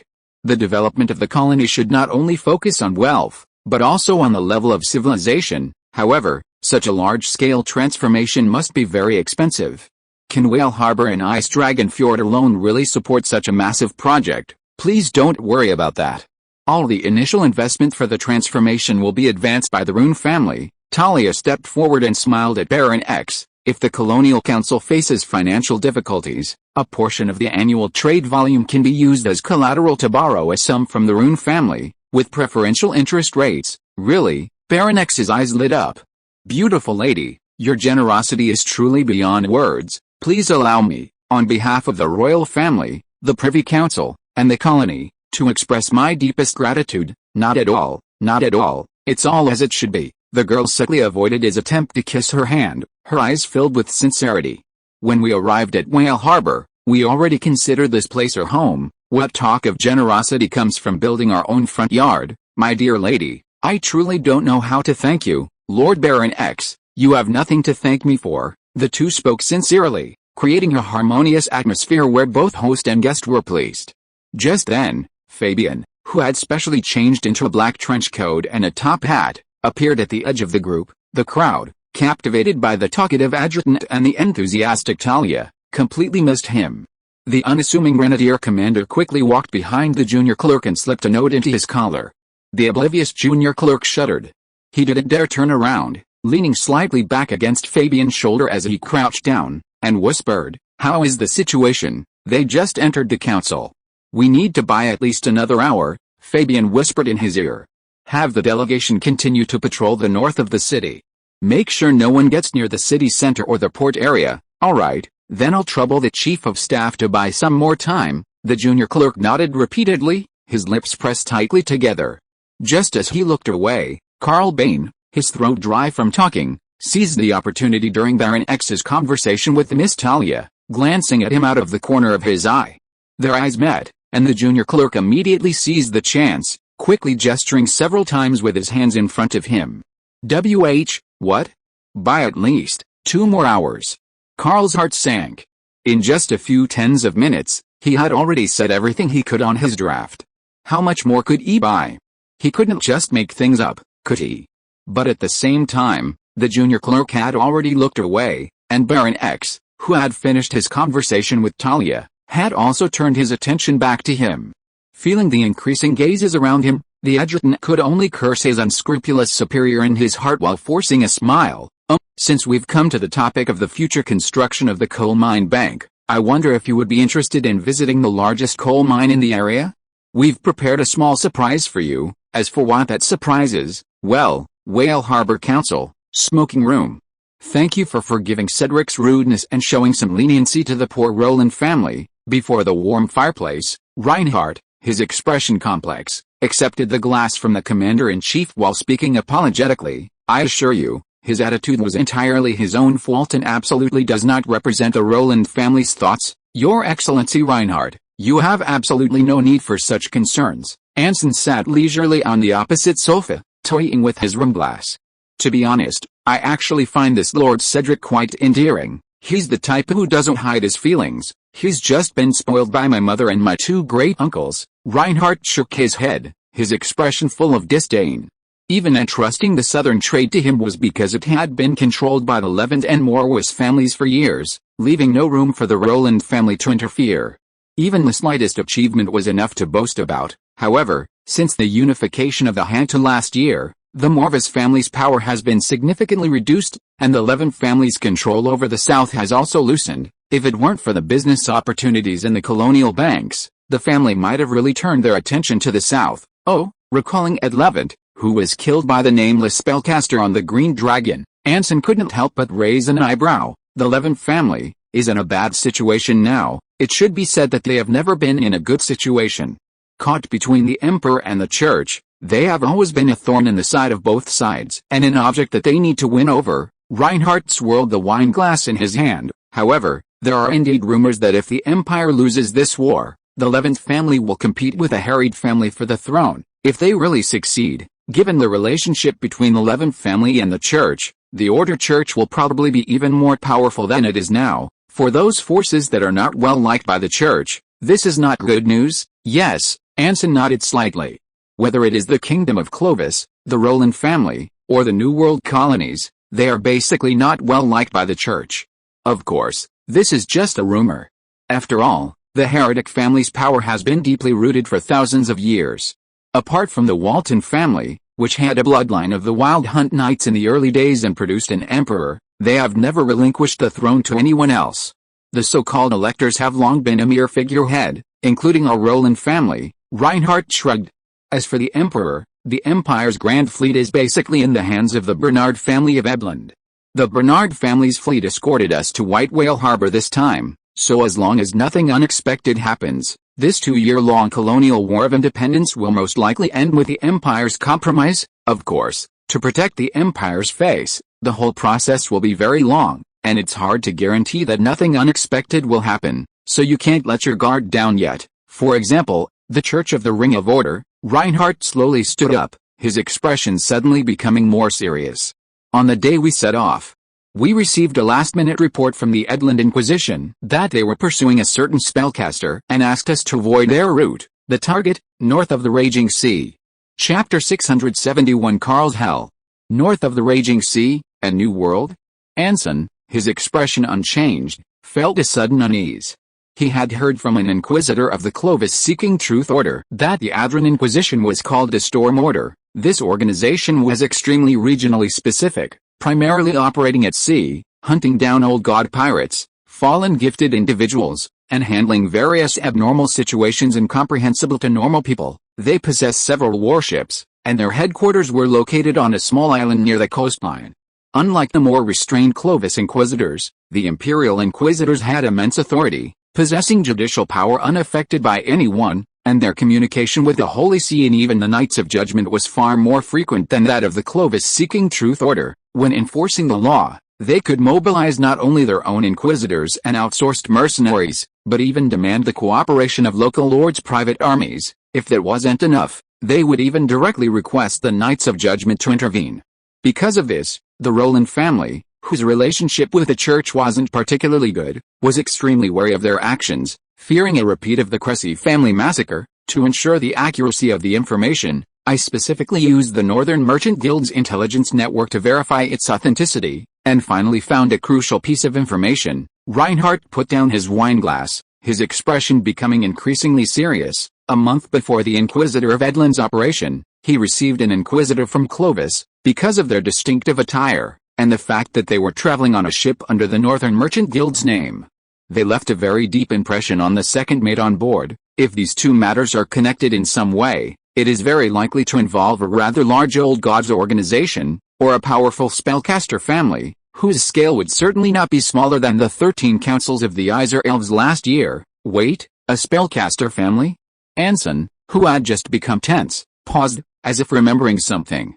Of course, from your perspective, you might think all of this is just my wild speculation, but even unfounded conjectures are something we must be wary of. Reinhardt took a sip of his drink and continued his analysis. Based on my observations and the church's recent actions, there are roughly two possibilities. First, of course, the situation is true. An extremely dangerous spellcaster organization has emerged, preparing to leave the borders of Clovis and head to the New World. Their whereabouts have been detected by the Clovis Inquisitors. However, due to issues such as their scope of work, they have to share the information with the Inquisitors of Edland and entrust them with a subsequent tracking mission. Similar situations are not uncommon, especially since the two countries are currently at war. Inquisitors from Clovis are indeed relatively restricted in their activities within the Empire's controlled territory. Abandoning their own jurisdiction for an extended period to pursue a target would certainly create many problems. If this is the case, then the spellcaster organization is probably quite powerful, to the point that even the Inquisition dares not act rashly, only daring to continue monitoring and gathering intelligence. Ahem, Anson coughed lightly, silently shifting his somewhat strange expression to the other's gaze. As for the other scenario, that's more dangerous, Reinhardt said in a deep voice. The whole incident, from beginning to end, is just a smokescreen. The church intends to use this as an excuse to formally intervene in colonial affairs. This was what Reinhardt and the Roland family behind him were truly worried about. If the church intervened in the New World, with the financial resources and undeniable influence they could mobilize, they simply couldn't compete. Of course, the Empire and the Kingdom of Clovis were also formidable competitors, but right now, their attention was entirely focused on the war, leaving them little time to worry about the New World, especially the Empire, which, with even its stronghold of Sailing City completely fallen, had completely lost its last chance to control the New World's financial industry. As for Clovis, the Rowland family didn't care, and even welcomed them to join the pie-sharing. After all, only Clovis currently had the most abundant market for the two major colonial products, coal and iron ore. Only by working together upstream and downstream could they ensure maximum profits.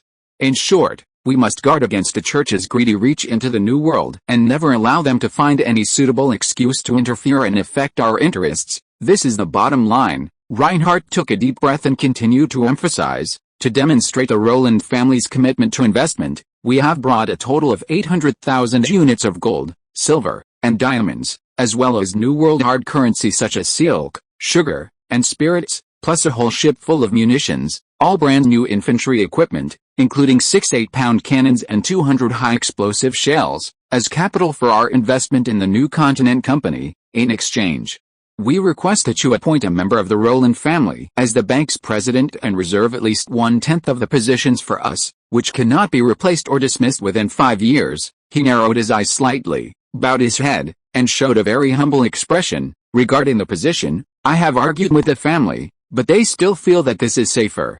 Please understand, but to be honest, running a bank properly requires a sufficient number of professional personnel. Fortunately, the Rowland family can provide considerable assistance. Most of the members of this delegation are subordinates I trust and have prior working experience with.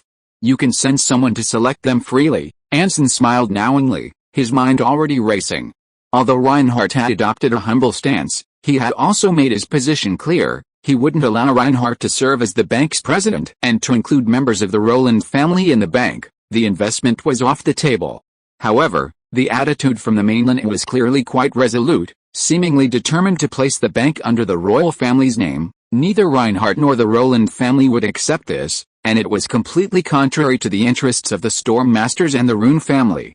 If they directly confronted or even went against the mainland's wishes, it would obviously produce many unexpected negative effects. Moreover, White Whale Harbor heavily relied on trade with the Old World and couldn't afford to deliberately seek its own demise. It absolutely couldn't afford to easily sever ties with the mainland. Therefore, the best outcome would be for the Rowland family to obtain the benefits they desired, for Reinhardt to become the bank president as he wished, and for the local population to realize that inaction, avoiding interference, was the best option. To achieve this, a perfect plan was indispensable, but even more crucial was the person executing it.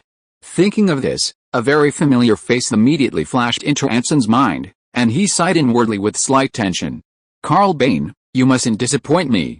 Meanwhile, near the inner city gates of the northern district of White Whale Harbor, the Storm Division Chief of Staff, surrounded by a group of governors and envoys, was still speaking eloquently and boastfully to those around him, his voice already somewhat hoarse.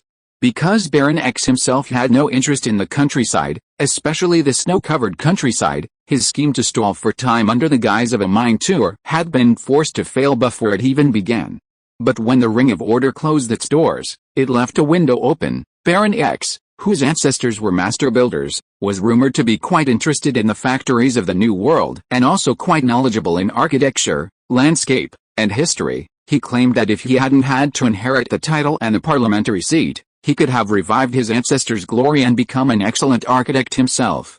So Carl immediately played to his interests, taking the entire delegation on a tour of the city's steel mills, textile mills, saltworks, and arsenals, showing these local nobles a good look at the colony's industrial upgrading and its efforts to achieve modernization as soon as possible. Clearly, neither Carl, from his impoverished background, nor the minor clerk from the church monastery knew much about architecture, large-scale industry, or urban landscapes. They were, if not completely, ignorant. But that didn't matter. They didn't understand the art of concrete and steel, but they certainly understood the art of language. With their seamless and flawless teamwork, the governor's delegation's visit went very smoothly. Most members expressed their unexpected delight, while Baron X was overjoyed, becoming increasingly excited as the tour progressed, wishing he could visit every factory in a single day. As a rare economic talent within the Privy Council, his astonishment at the Storm Masters and the Rune family's achievements in just 1 year stemmed from his profound understanding of the crucial importance these factories, large and small, held for the future of the coal bank. As the core of financial institutions, banks, while possessing numerous functions, always rely on lending and savings for their core profit-making activities. Therefore, they are inherently designed to serve the wealthy, or organizations, obviously. This leads to another question: who has money? More precisely, who would require large-scale borrowing and potentially generate substantial savings activity? Whale Harbor, being a vassal colony, seemed like a desirable client for merchants engaged in long-distance trade. However, the problem lay in their superiority, a church bank, which most likely looked down upon a rural credit union like the coal bank. While resource-based industries like mining do have investment needs, these are primarily for savings. Mining owners generally don't consider industrial upgrading and have no need for loans. The savings fees from deposits alone cannot sustain a bank. It must find clients willing to lend. This excludes fishermen, small workshop owners, farmers, ranchers. These are self-sufficient individuals with extremely low economic activity needs, and financial services for them have a charitable and public welfare aspect. The military is a good investment target, but the bad debt rate is usually high, and losses are easily incurred. Add to that the cost of bribing officers and logistics departments. It's an extremely high-risk venture capital project, not a typical investment. Factories, however, are completely different. Equipment replacement and maintenance, worker salaries, market expansion and promotion, production capacity increases. Any well-run factory is constantly dealing with banks and heavily reliant on them for its cash flow. If a farm is a lake in the middle of a stream, then a factory is a raging waterfall. The fluctuating water levels and dramatic drops require a sophisticated regulator to maintain balance. Therefore, the better the colony's industry develops, the higher the future prospects for this soon-to-be established bank, and the more important, respected, and relied upon by the locals will be for Baron X, the future bank president. In contrast, a certain chief of staff is not so pleased. After exhausting his meager reserves of flattery, he entered a bizarre mode of praise. Faced with Baron X and the other members of the delegation, who could always rattle off a string of technical jargon, he could only repeat himself. Your Excellency has considered everything thoroughly. Your Excellency has exceptional foresight. Your Excellency's insight is brilliant. This went on for nearly an hour before he realized his vocabulary was completely depleted. So the group wandered around again, returning to the North City Development Zone, continuing to point out the shanty towns and muddy ground, chatting and rambling, trying to buy as much time as possible. The thought of someone enjoying fine wine and food in the council made Carl Bain's teeth itch. He wished he could rush into the banquet, strangle that bastard to death, then revive him to make him praise him, and experience what it felt like to praise someone to the point of wanting them to die.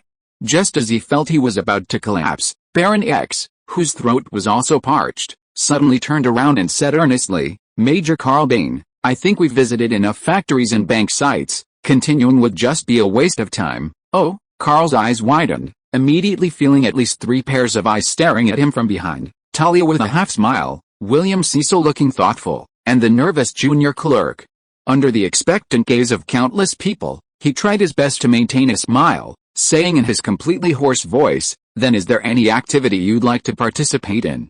We can arrange it for you. Activities? Well, let's forget about that. Baron X sighed, revealing an expression that most older people understand. 10 years ago, I might have asked to visit the shipyard in the port again, but another day seems possible. Everyone is exhausted, and even if they wanted to, they probably couldn't keep going. Let's rest and relax. Relax? Carl's heart skipped a beat, a mixture of nervousness and excitement coursing through him, while the gazes behind him noticeably intensified. You mean? I plan to travel to headquarters with a delegation.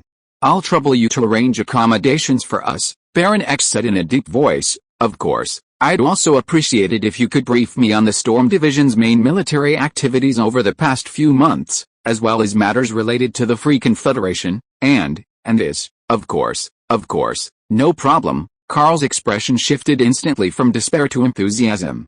He took a deep breath, sincerely stepping forward to lead the group, inwardly on the verge of tears. This damned hell, when will it ever end? Chapter 672 Completely relieved. Outside the city of White Whale, at the garrison headquarters, late at night. In a dimly lit guest room, Baron X, now dressed in an exquisite cashmere robe, sat at the dining table, enjoying a simple Clovis-style dinner, with unfinished notes beside him.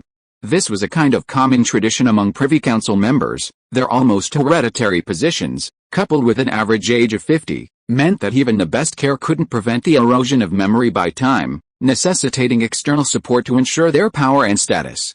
While savoring local specialties like potato and egg pancakes, grilled cod fillets, Clovis-style blood sausage, and dark beer, he reflected on the day's events. Baron X was quite satisfied with the tour arranged by Anson Bach. Initially, he had suspected it might be a deliberate tactic to keep him and the delegation away for private dealings, but as the tour progressed, this concern gradually dissipated. The specially arranged tour was indeed necessary for the future bank construction. Not only did it overturn their, excluding himself, of course, stereotypes about the colony and give them a preliminary understanding of the economic situation in Whale Harbor, but it also allowed them to recognize the local power structure, crucial for him as the first bank president. There was also the talkative chief of staff, a major who appeared to be an excellent officer loyal to the kingdom. In case the garrison commander-in-chief attempted to hinder or sideline him, he could be won over as an ally to divide the Storm Division's forces. Baron X knew all too well how attractive a refined nobleman like himself, born into a wealthy family, approachable, and with close ties to the royal family, was to officers of lower birth. They all felt they were underappreciated, and a little flattery would easily gain their loyalty and gratitude, willing to betray their colleagues for a vague future. I never expected that this Lord Anson Bach would be such a talent. To counter the local power, he went so far as to win over the two great families of Cecil and Roon, and firmly control the farms and military factories. He's as cautious as a politician in his 60s or 70s, chewing on a spiced cloves blood sausage. Baron X muttered to himself, Roon. Roon? I haven't heard much about this family, but it feels familiar, like I've heard of them somewhere before. Just as he frowned slightly, a soft knock on the door interrupted his thoughts. Knock knock knock, who is it? Baron X asked instinctively, simultaneously closing his notebook and shoving it under the desk mat. Commander-in-Chief of the colony garrison, Colonel Anson Bach, a remarkably calm voice rang out from outside the door. I've just learned of an urgent emergency and wish to report it to you immediately. Of course, if you're already asleep, waiting until tomorrow isn't out of the question. No, no, no. Your Excellency, I think it's better not to wait until tomorrow. Right here, right now. Slightly stunned and bewildered, Baron X quickly stood up and straightened his clothes. You, cough cough cough, please come in, the Baron said with a booming voice, having nearly choked on blood sausage.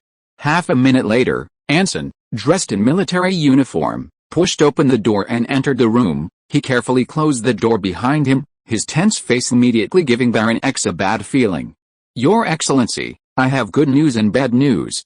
Sure enough, before being invited to sit down, the commander-in-chief said impatiently, the good news concerns the bank's investment. After our efforts, the Roland family behind the Northern Merchant Guild has decided to bypass the guild and unite with many northern nobles of the empire to directly invest in our bank. The initial investment alone is worth 800,000 taels of silver, 800,000. Baron X's heart skipped a beat, and he instinctively asked, then, what's the bad news? Bad news? Seeing his tense expression, Anson paused, deliberately adopting a very serious demeanor. The Roland family has certain improper ambitions regarding certain positions in the bank, especially mid to high-level positions. What? The excited words echoed in the council lounge. Cedric Roland, who had just been completely drunk at the banquet, was now wide awake, staring intently at the White Whale Harbor counselor and president of the Herald Foundation who had secretly come to inform him, you mean the Kingdom of Clovis is preparing to take over the bank, nationalize it, and has even sent a president? Absolutely true. Ian Clemens, the former leader of the Unfaithful Knights and current liberal leader of the colony, swore solemnly, in the name of the Ring of Order, I swear to you, a large delegation from the mainland has arrived, intending to directly transfer the bank to the royal family's name.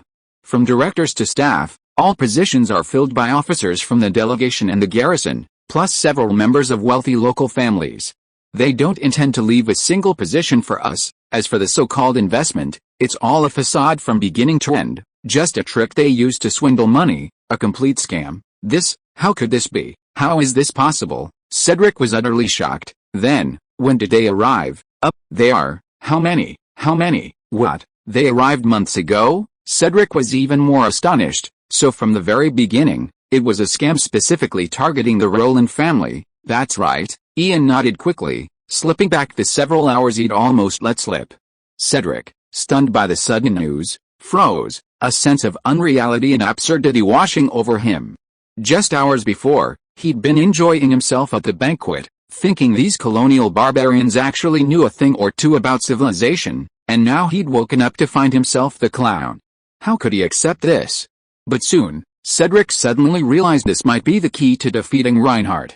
It was common knowledge that Reinhardt was in charge of the entire bank investment plan, while he, as the opposition, was responsible for oversight. If Reinhardt continued with the plan, he could simply call a halt at the crucial moment, or expose the Clovis's conspiracy, completely ruining the entire investment plan. Wouldn't that turn the tables and give him the upper hand? Even further, after exposing the Clovis's despicable nature, he could join forces with the local liberals, threatening to abandon investment to force concessions, thus replacing him as the leader of the mission. Although he held the colony in utter contempt, Cedric was well aware of the terrifying amount of capital the bank would control if successful, comparable to a shrunken version of a church bank. With it, even if he didn't inherit the family fortune, he would have a completely new kingdom of his own. Thinking of this, Cedric, who had been frozen in place, trembled with excitement. However, his alternating stillness and trembling left the Wild Hunt Knight standing behind Ian bewildered, looking around for the non-existent blanket. If that's the case, then why did you tell me such important information? Aren't you worried about being held accountable by the commander-in-chief and the local nobles? Cedric questioned seriously. Of course I'm not worried, because it was that commander-in-chief who entrusted me to leak this information to you. Ian Clement's expression was grave. Of course I'm worried. If you let him know who the lake was, I'm afraid the three of us, and the entire Herald Foundation, won't see the sun tomorrow. They wouldn't see it anyway. It's going to rain tomorrow. Derek scoffed dismissively. But in Cedric's eyes, this seemed like the other expressing disdain for his threat. So, you really aren't afraid of death? Of course we are. Ian immediately took over the conversation. But if this bank is successfully built and falls into the control of the mainland, the future of the colony will be unimaginable. So even if the final result is losing the Rowland family's investment, we must stop them, and to do that, your help will be the most important link. My help, but the true leader of the mission isn't. Cedric suddenly realized, that's right, with Reinhardt's intelligence, how could he not see such an obvious trap? There was only one answer. He was also part of the spoils-sharing group in this fraud, and might even be the mastermind. Yes, as the sixth in line to the family heir, even if the investment succeeded, how could he represent the family? It would inevitably be someone more noble and reliable, like himself, who would be in charge and control the overall situation. Thinking this, Cedric, now completely sober, unconsciously began to smile. A flawless plan to counter Reinhardt and seize control of the colonial bank began to brew in his mind.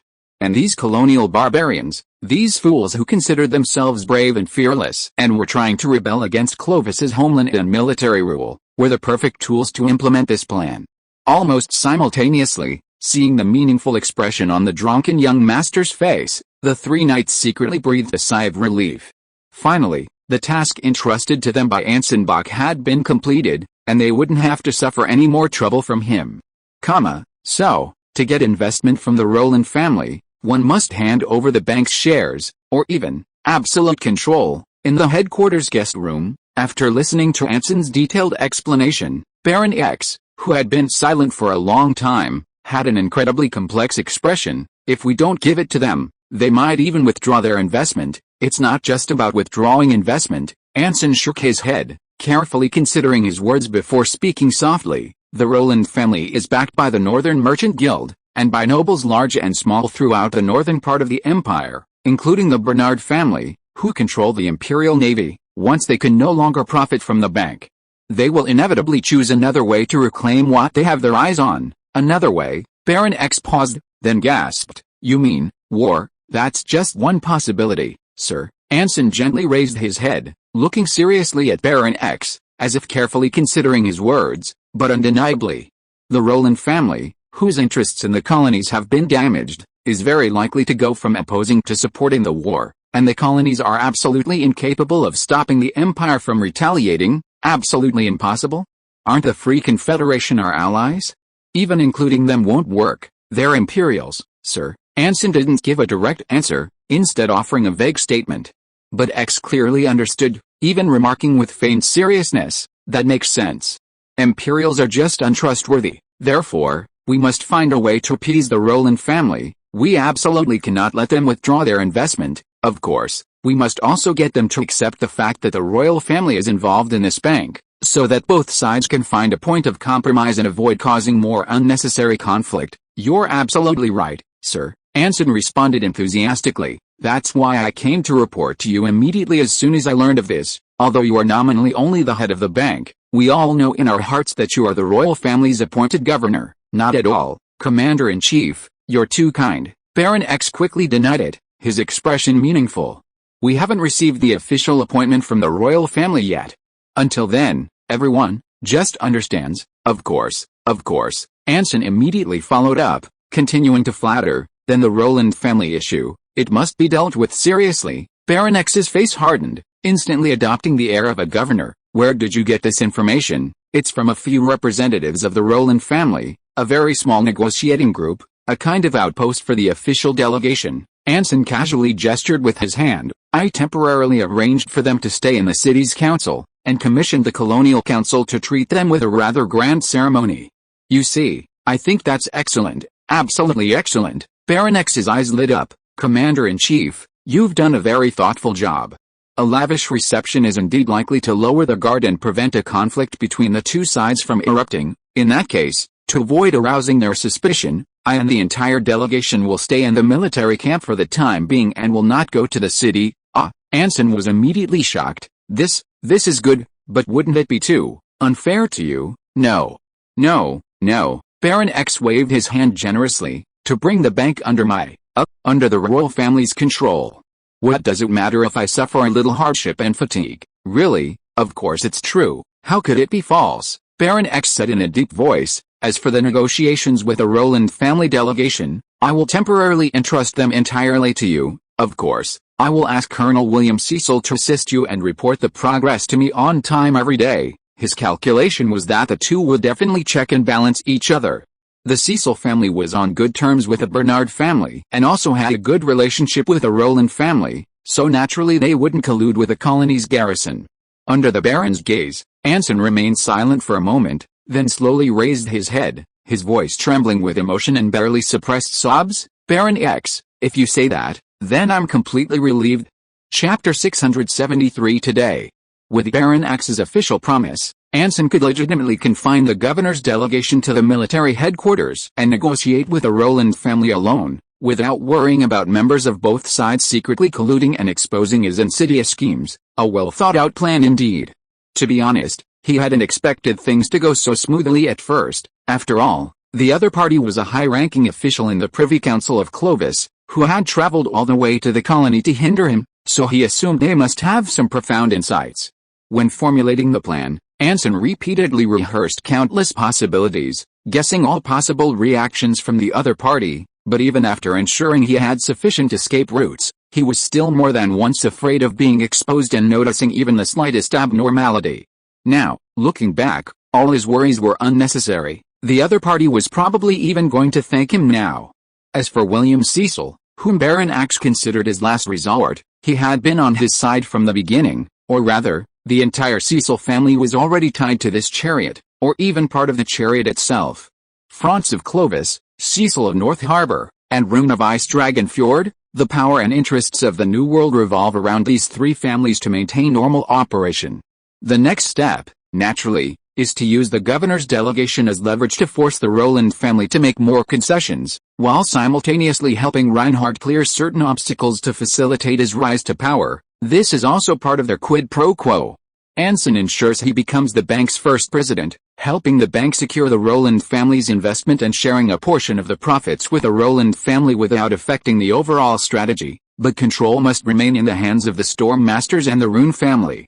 Conversely, it can also be understood that Anson uses Reinhardt to deceive the Roland family into giving up their business reputation and investment, while Reinhardt uses the Storm Masters and Clovis's local power to pressure the family and gain greater freedom. A win-win situation. As for the Roland family's situation, he has no worries whatsoever. It wasn't that he had much faith in Ian Clemens's friendship, but rather that Reinhardt had completely exposed his true nature. Even if the bait looked utterly fake, he wasn't worried about Clemens not taking the bait. What truly mattered was the mainland's attitude towards the colonies. The extent of the royal family's and the Privy Council's determination to preserve the colonies would determine the pressure he would face next year. Out of caution, Anson activated his supernatural ability before entering Baron X's room, revealing the notebook hidden under the placemat. Previously, he would never have dared to take such a risky gamble, especially given the high likelihood of gifted individuals among the mission members and guards. It would be tantamount to publicly exposing himself as a spellcaster, personally handing over irrefutable proof. However, after studying the Grand Book of Magic in detail, especially the chapters on dark magic, he had found a more reliable and safer method to cast spells without being detected by surrounding spellcasters, especially gifted individuals. The usual approach is to be secret, because magic is as natural to the caster as breathing. And the stronger the airflow and sound effects of breathing, the higher the probability of being detected. Conversely, as long as you hold your breath, there is no risk of being discovered. However, dark magicians have taken a different approach. They haven't abandoned breathing, but have found a way to conceal the effects of their breath, by spreading out the effects of their spells, reducing their own concentration, thus greatly reducing the probability of being detected. As long as the spell isn't too powerful or too conspicuous, those around them can only vaguely sense the traces of magic, but they can't tell who it is or where it is. This is the main reason why Alexei was tricked by the dark magicians at the ceremony. Furthermore, if the magic is pre-imprinted on an object, and the victim accidentally activates it, it can further confuse those around them and reduce the possibility of being exposed. Anson strongly suspected that his beloved mentor, Mace Hornard, was able to operate so discreetly under the noses of the Church and the Inquisition, all thanks to this caution and the protection of the Rune family, allowing him to remain undetected for years before finally revealing his weakness. Considering that few of his own magical spells could be considered discreet, Anson only dared to peek at Baron X's notes, daring not to take any further action. From the contents, it was clear that Baron X was essentially a tool thrown out by the royal family, while boasting in the notes that he was appointed by the royal family. In reality, those of higher status didn't want to come, and those of lower status couldn't command respect, making it difficult to legitimately seize control of the bank from him. The royal family and the Privy Council seemed to have some misconceptions about him, believing that the Storm Masters were merely a contributing factor to the successful rebellion in the imperial colonies, and hoping to strengthen their control over the colonies and their relationship with the Free Confederation. Establishing an honorary governor was the first step, the coal bank was the second, and the next step was to completely integrate the two major colonies of White Whale Harbor and Grey Snow Town, gradually replacing the local autonomous councils with local officials. This is good news for the Storm Division. In the long run, it will reduce the autonomy of the colonies, but the process will be quite lengthy. Before success, the homeland must first ensure that the colonies are not lost, which means it must provide itself with more reinforcements to resist the Empire's counterattack. In any case, neither Anson nor the Storm Division's officer corps intends to be stationed permanently in this icy wasteland. The term of office for a typical garrison legion is only 5 to 8 years, and even shorter if they have achieved military merit. Given the current situation in the Old World, as long as the situation in the colonies can be kept stable, Anson estimates that the Storm Division will be recalled to the homeland within 3 years at the earliest. An army that is stationed abroad for a long time and cannot be controlled is extremely prone to becoming warlords, a fact that the Austrian royal family and the Privy Council, whose nation is founded on military strength, are well aware of. By then, the trade system of Whale Harbor will be fully established.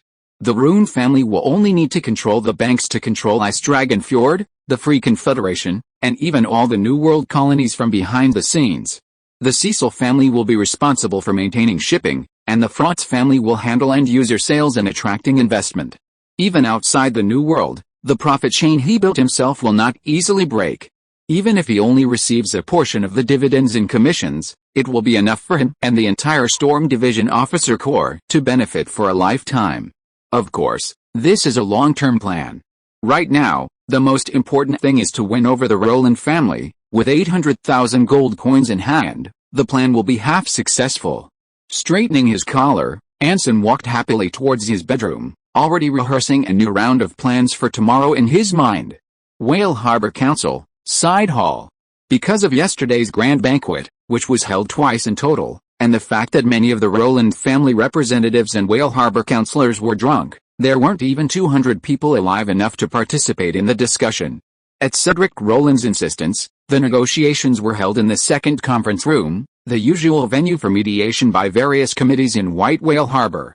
Due to the unexpected disappearance, death, of mediator Clay Musk, the assassination of Speaker Mays Wetzler, and the rising prestige of former Speaker Herald, this place had become the home ground for the Herald Foundation, conducting various projects and activities promoting colonial autonomy and the glorious history of White Whale Harbor. In other words, it was a place that would make Anson Bach and his cronies uncomfortable. Beneath the towering, ornate vaulted ceiling, Cedric, seated to Reinhardt's left, with dark circles under his eyes, observed the commander-in-chief's obviously unnatural face with a smug smirk. Of course, he hadn't forgotten his comrades. Following the gaze of the negotiators opposite, he spotted three familiar figures in the far right corner and offered them sincere smiles. Sensing his overtures, Ian Clemens and the other two former members of the Unfaithful Knights felt a mix of emotions, but could only nod slightly in response to his vow to fight alongside him in this friendship. Now that everyone's here, let's begin. Reinhardt, his face cold, coughed lightly.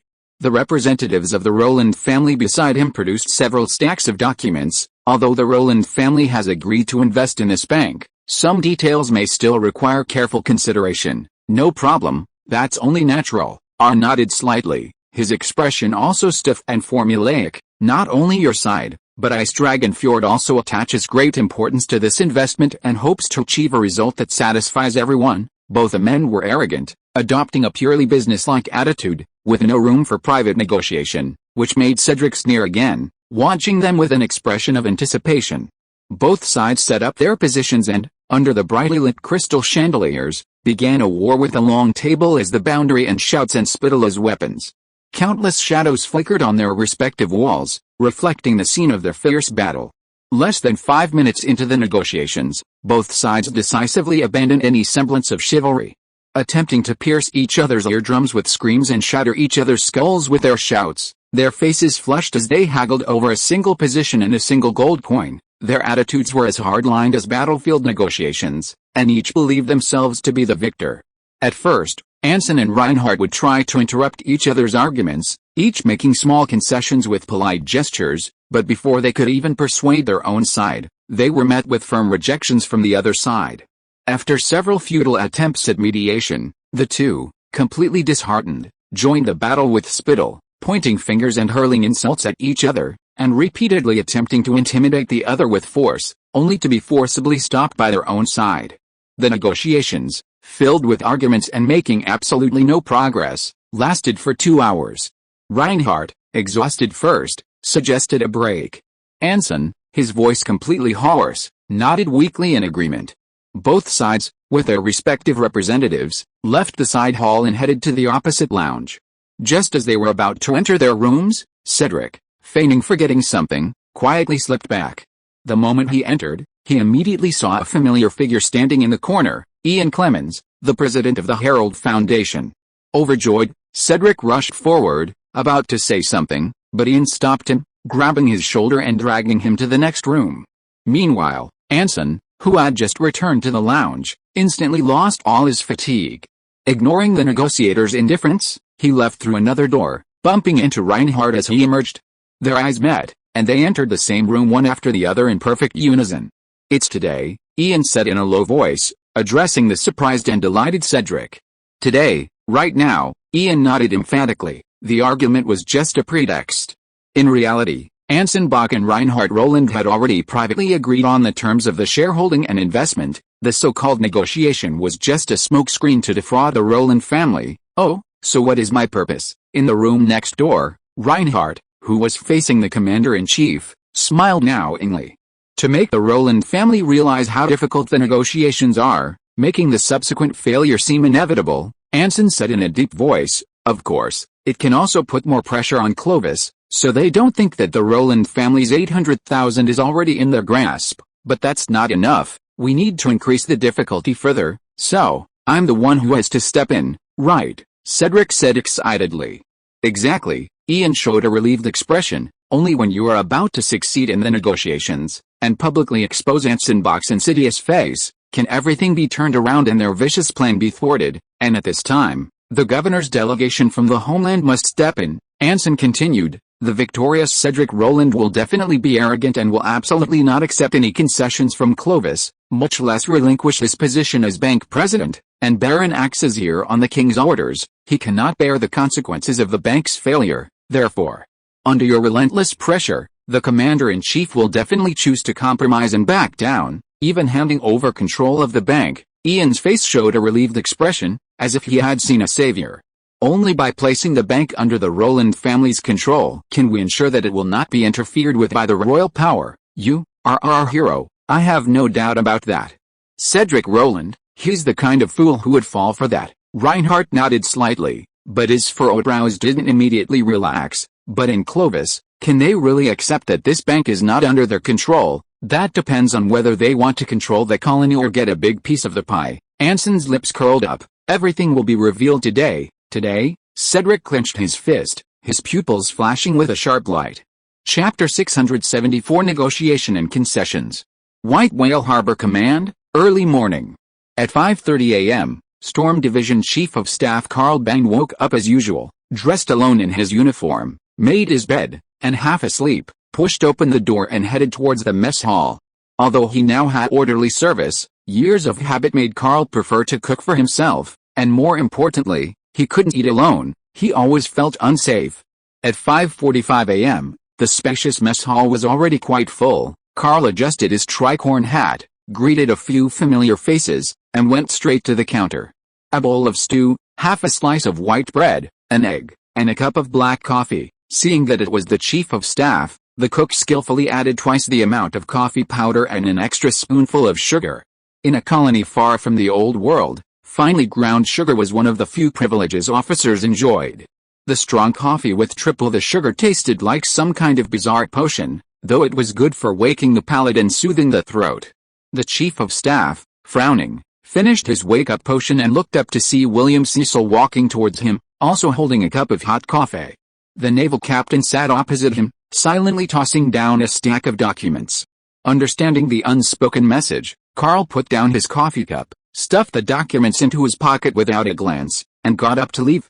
Arriving at the residence of the governor's delegation, the guards on duty didn't stop him. Carl, understanding the unspoken message, quickly approached with a forced smile, familiarly handing each of the guards a cigarette case, containing fine cigarettes and a few gold coins, and headed towards the stairs under their familial gazes.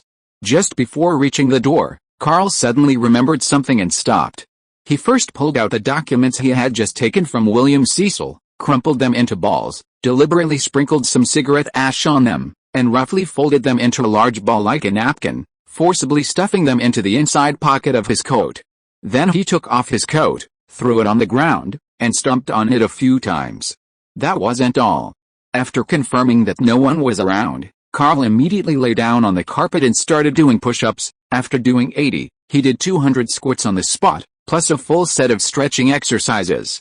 Half an hour later, the slightly out-of-breath chief of staff put on his sweat-soaked coat, deliberately increased his strides, and rushed straight to the door, then kicked it hard. Bang! The sound of the cannonball hitting the door woke Baron X from his sleep.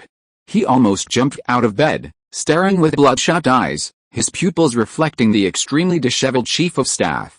No, no, no, no, no, no, no, no, no, no, Carl shouted breathlessly, collapsing to the ground in terror, crawling to Baron X's bedside. The Rowland family, what about them? They accused the Colonial Council of fraud in the terms and want to terminate the investment contract with us. What? Baron X stared in disbelief, as if struck by lightning.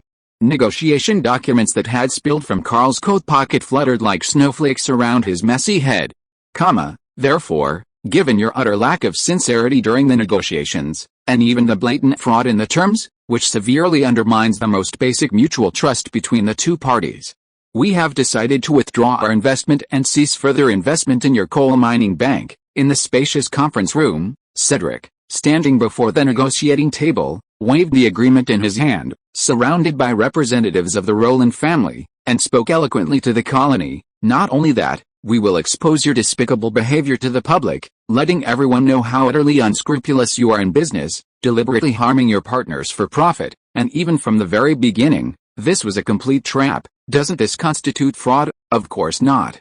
Because this is a scam, A scam attempting to swindle the Rowland family's business reputation and investment. Since it's a scam, it's certainly not fraud, because its nature is far more egregious than fraud. Fortunately, the Rowland family had the foresight to expose your insidious plan in time, otherwise, the consequences would have been unimaginable.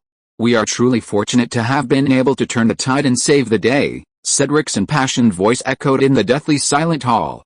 Directly opposite him, Baron Axe, who had just woken up, sat expressionlessly in his seat, his expression somewhat resembling that of a condemned prisoner listening to trial. His face and collar were covered in Cedric's saliva, though he himself was oblivious.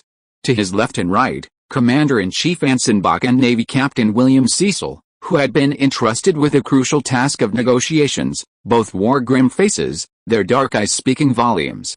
As for Reinhardt, the Rowland family's nominal negotiator, he had buried his head in his chest, his arms crossed under the table, his slightly trembling shoulders and occasional sobs seemed to reveal the depth of his grief. The other negotiators wore varying expressions, some were sorrowful, some angry, some confused, and some conflicted. Only Cedric remained spirited, impassioned, and eloquent.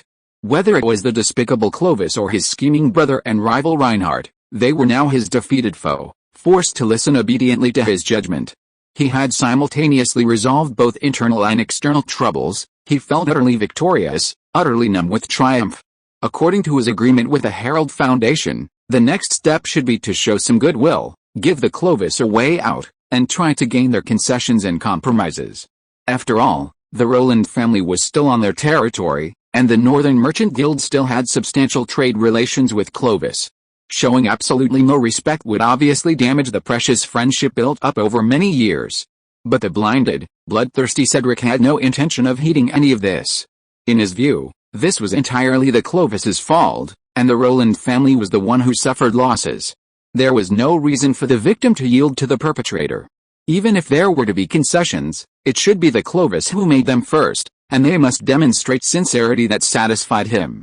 Is it really necessary to concede? Midway through the negotiations, Baron Axe, back in the lounge, looked at the garrison commander and naval captain before him, his voice filled with worry. The country is waiting for good news from us. The royal family and the Privy Council both hope, Baron, the negotiations have reached this point. There's not much room for maneuver left, Anson interrupted, raising his hand. Once they release the news that the Colonial Council lied, not only will the bank fail, but the merchants who came because of the Rowland family will withdraw their investments, and no one will want to do business with us anymore. That's right. Besides, they have other better options, William Cecil added.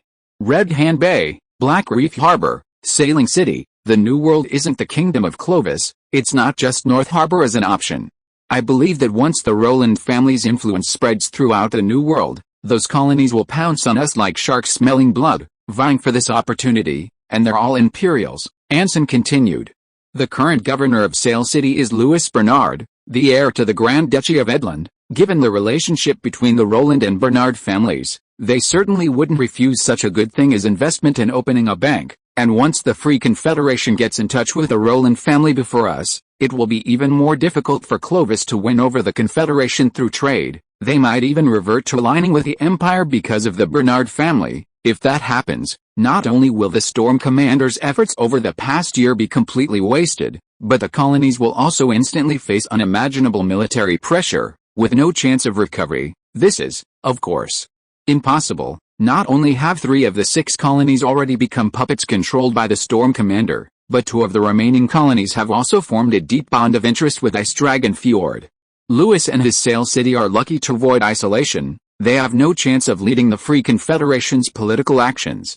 But the local Baron and Baron X were clearly unaware of this, their faces pale and lips trembling uncontrollably. How could it have turned out like this? Speaking of which, it's all my fault. Anson sighed deeply, his face filled with self-reproach. If I hadn't performed so well when I came to Reinhardt, trying to secure the investment that Governor Sophia Franz had painstakingly secured, leading the Rowland family to decide to increase their investment and formally become a shareholder in the bank, things wouldn't be like this now. No, Governor, how can this be your fault? It's clearly my fault, Colonel William Cecil interrupted resolutely, pressing his hand to his chest in anguish. If I had reminded you earlier that the royal family and the Privy Council were going to take control of the bank, allowing you to decline the Roland family's investment and resist the temptation of those 800,000 gold coins, things wouldn't have become this out of control. No, no, no. So if anyone should bear the blame, it should be me, as the commander-in-chief. No, no, it's clearly me, the one responsible for notifying them. Who should? Enough. Baron X abruptly looked up, rudely interrupting the two who were vying to take responsibility, and said angrily, "The most important thing now is not to punish someone for incompetence, but to resolve this thorny problem." Anson and William immediately fell silent, saying no more.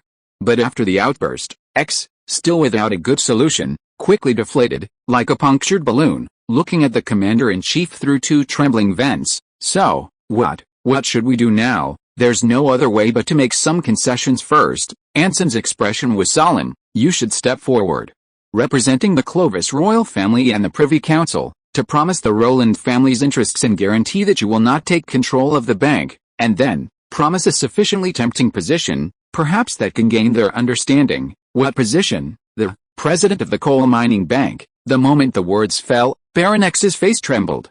"On this basis, strip the coal bank of some of its original functions, such as minting, customs, and military pay, and re-establish the revenue department, with you as its director. The interests of the homeland can still be preserved." Anson's gaze was intense. "Baron X, Colonial Revenue Director, what do you think?" The Baron hesitated, his expression flustered. He knew, of course, what his fate would be if this blatant act of deceiving his superior were discovered, but if the bank ultimately failed to be established, or even if he caused a sharp decline in the colony's revenue, the outcome wouldn't be much better than it was now. The path before him couldn't be clearer.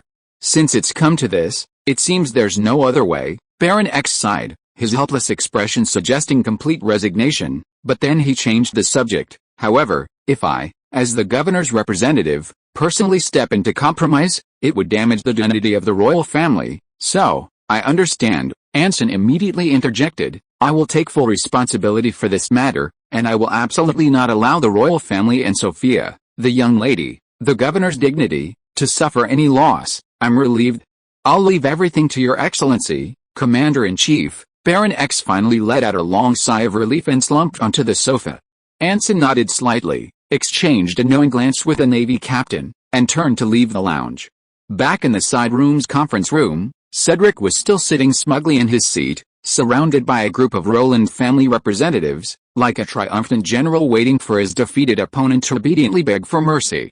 As for a certain rival who had already lost power, he had sent him back to the lounge to await his final judgment on this family traitor. With a somber expression, Anson slowly stepped forward, not pulling out a chair to sit down, but standing calmly behind the long table. He said, "Your Excellency Cedric, after careful consideration, we have decided to express our sincere apologies and are willing to make some concessions, such as regarding the selection of the bank's president. We feel." "No." Before Anson could finish, Cedric interrupted with a cold laugh. "I am very sorry, Commander-in-Chief Anson Bach, but it is all too late. Because of your despicable behavior and insincere attitude, the Roland family has officially decided to abandon its investment in this bank. You can give up. By the way, I have some good news for you. While we were negotiating, I had already dispatched several envoys to Red Hand Bay, Black Reef Harbor, and Sailing City to inquire about their investment intentions. We should receive a reply soon. As for you, please wait in White Whale Harbor and await the good news of the establishment of the new Continent Bank." Chapter 675 Colonial Attitude. The purest human happiness is inevitably built upon the suffering of others. Cedric Jinding had never considered such a philosophical thought, much less could he summarize it in his own words and style, but like all those who experience pure happiness, he had a profound understanding of it. He was incredibly happy now. Seeing the ugly faces of the Clovis as they turned away, Reinhardt's dejected figure, and all the Roland family representatives fawning over him like saviors, he was not only numb with joy but also ecstatic. The taste of power was so alluring, so delicious, at this moment. This was just the beginning. Even more tempting delicacies awaited him. Red Hand Bay, Black Reef Harbor, Sailing City, these colonies would soon flock to him, begging with the most sycophantic words and the most humble postures, like mortals begging for blessings from the ring of order. Even a slight slip of his finger could conjure up miracles of wealth in their dilapidated fishing ports and muddy cities, allowing the colonists, who toiled day and night in the biting cold of mines and the dung heaps of farmland, to enjoy the comforts of the civilized world. They would eat macarons made by court pastry chefs, drink crystal-clear spirits, wear luxurious woolen and silk robes, smoke fine southern tobacco from pipes made of sea stone and golden anmu wood, have kerosene lamps illuminating their opulent halls, and be adorned with the gold and silver. Even the carpets for keeping their feet warm would be imperial silk. All this would be easily achieved simply by bowing to him.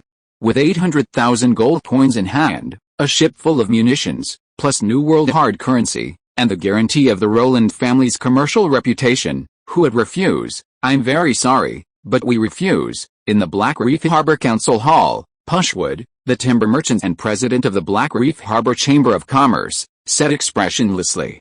What? The Rowland family representative froze, thinking he had misheard. Your Excellency Councillor Pushwood, what you just said was, Black Lagoon is pleased with your friendship, but we must decline this generous offer, Pushwood emphasized, repeating what he had just said. While we would very much like to welcome your investment, establishing a bank or similar institution, including but not limited to lending houses, credit unions, or even pawn shops, is absolutely out of the question. Why? The Rowland representative was utterly bewildered. Pushwood was quite polite, saying casually, what do you mean, the bank, and of course, the Rowland family's investment? The representative frowned. With the Rowland family's business reputation as a guarantee, plus an investment of 800,000 gold coins, even if we have that number, it's enough to rebuild Black Reef Harbor. That's right. In fact, 200,000 gold coins in cash flow, plus manpower and resources, is already sufficient, Pushwood explained. To be honest, the council is currently lacking cash, unable to hire manpower or buy enough beast slaves, which is why the city's reconstruction work has been delayed. Is it because our investment terms aren't favorable enough? No. Your terms are the most generous and least demanding we've ever encountered. Or, does Black Reef Harbor think it doesn't need a bank? On the contrary, we really need one. Reclamation, the port, mining, and the newest steel mill all require large sums of money for operations. If we could have a bank that lends in large amounts at low interest rates, it would be ideal. Or does your side also intend to establish its own bank? Ha ha ha. Representative, you're joking. We colonists ourselves are short of funds. The things we can use as collateral are all of low value locally. Hard currencies like salt are almost entirely imported. How could we possibly open a bank ourselves? Then why won't you agree? Representative Rowland was almost in tears. He had never encountered a situation where someone was practically offering money and no one wanted it. Normally, these poor folks would be the ones rushing to him, begging for loans and offering whatever conditions they wanted. How could it be the complete opposite, with him practically shoving the money away while the other party kept refusing? Because it's not in Black Lagoon's interest, and it's not in our current position. Pushwood shook his head, his face full of deep regret. In the past, we might have been overjoyed, but now Black Lagoon is part of the Free Confederation. Anything that might affect other colonies must be approved by the Confederation's Supreme Council. Where's the Supreme Council held? The representative asked impatiently. Uncertain, but we hope the next meeting will be held in Black Lagoon. The only certainty is the time, when, hard to say, probably next spring. Pushwood, his expression unchanged, adjusted his gold bow tie and sized up the Rowland representative, who was clearly suppressing his anger. If I'm not mistaken, your companions are doing the same thing in Redan Bay, Sailing City, or other colonies. Please heed my advice, advise them to stop. The Rowland family's actions will not earn the respect of any colony in the Free Confederation. We welcome your investment and will not refuse to trade with you, but no dignified colony will accept actions that clearly violate commercial integrity. How exactly have we violated commercial integrity? The representative stood up angrily, shouting hysterically. You know perfectly well, Pushwood said coldly. The trade contract between the Rowland family and White Whale Harbor has already spread throughout the entire Free Confederation. Everyone is eagerly anticipating its impact on the development of all the colonies. Now the Rowland family has suddenly jumped out, engaging in this kind of clandestine activity behind everyone's back. Do they really think we are all shameless scoundrels like you? Currently, the Black Lagoon Merchant Guild is practically supported by the store masters, economically relying on transfer payments previously insured by the store masters. Outside the city, the Rune family owns real estate and a nearly completed steel mill. There's also a Storm Master military base outside the city, with a sign announcing the upcoming establishment of the new Continent Company. Under these circumstances, if Black Lagoon truly dared to betray them, even without the Storm Master's intervention, Grey Dove Castle and Red Hand Bay, who would have long been eager to replace them, would have risen up in attack. Pushwood, the president of the Black Lagoon Merchant Guild, himself was a representative of the Rune family, and he would never betray his roots for the sake of Black Lagoon's interests. Of course, if the Roland family could also rally a fleet and a legion of thousands in the New World, the situation might be very different, but they cannot at present. So Black Reef Harbor remains a loyal ally of White Whale Harbor. Seeing the still bewildered representative Roland, Pushwood covered his face and chuckled, calmly standing up and staring at the other's face. "Your Excellency, I understand. In the eyes of that ancient, powerful family behind you, we colonists are probably no different from uncivilized savages, far removed from the civilized world, insatiably greedy for material things, easily bribed with a mere glimpse of gold or silver, but I must warn you, even savages have dignity. For the sake of that dignity, we can temporarily restrain our greed and, like civilized people, proudly refuse charity. Now, you and your family have brought generous terms, but the price is for us to break our promises and abandon our allies who stood shoulder to shoulder in the flames of war. Black Lagoon cannot accept such an outcome. Not only me, but I believe all the savages in the entire Free Confederation who still retain dignity cannot accept it. Black Lagoon accepts this humiliation." Pushwood snorted coldly. "As for you, please return to where you came from. This remote and desolate land of savages does not welcome uncivilized people who lack manners. I will not see you off." With that, Pushwood, his face ashen, turned and left, leaving Roland, the representative, stunned, angry, and utterly bewildered, standing there, unsure of what to do. Did he really say that? In White Whale Harbor, Cedric looked at his representative, his face extremely grim. "Yes, but it's not just him. Everyone in Black Lagoon, including the speaker, has the same attitude," the representative said tremblingly. "These people are like they were possessed. No matter how high the conditions are, they ignore us, even showing disgust, yes, as if we're not there to sponsor them, but to harm them." The representative tried to recall his painful experience. At first, when they found out we were from the Roland family, they were happy, but after just one day, everyone's attitude changed completely, including several counselors who had previously shown goodwill towards us. They even returned the gifts they sent. Cedric gasped, his eyes showing a hint of disbelief. Not only Black Lagoon, but also Long Lake Town, Red Hand Bay, even in Sailing City, all the representatives he sent were treated coldly without exception. At first, everything was fine, but as soon as the topic of banks came up, these colonial barbarians seemed to transform completely, eager to drive them out of the city immediately, as if the banks weren't bringing real gold and silver or hard currency, but rather a plague that could kill them all. "Something's wrong, something must be wrong." Cedric abruptly looked up at Reinhardt, who was isolated in the corner of the room, and found that the dejection of the past few days was completely gone from Reinhardt's face, replaced only by the familiar, utterly despised indifference and arrogance. Cedric froze in shock, then seemed to realize something, their eyes meeting as he roared, You knew all along, knew it would turn out like this." Facing his brother's questioning, Reinhardt looked at him calmly, toying with a glass of wine he had just warmed. "Of course I knew, I not only knew it would end this way, but I even knew what would happen next." Reinhardt interrupted directly. "Because of someone's unilateral actions, the Roland family not only lost Ice Dragon Fjord, a major client, but also suffered a rift in their relationship with the Free Confederation, the former imperial colony. Now they see accepting the Roland family's investment as a betrayal of their allies and aiding and abetting evil.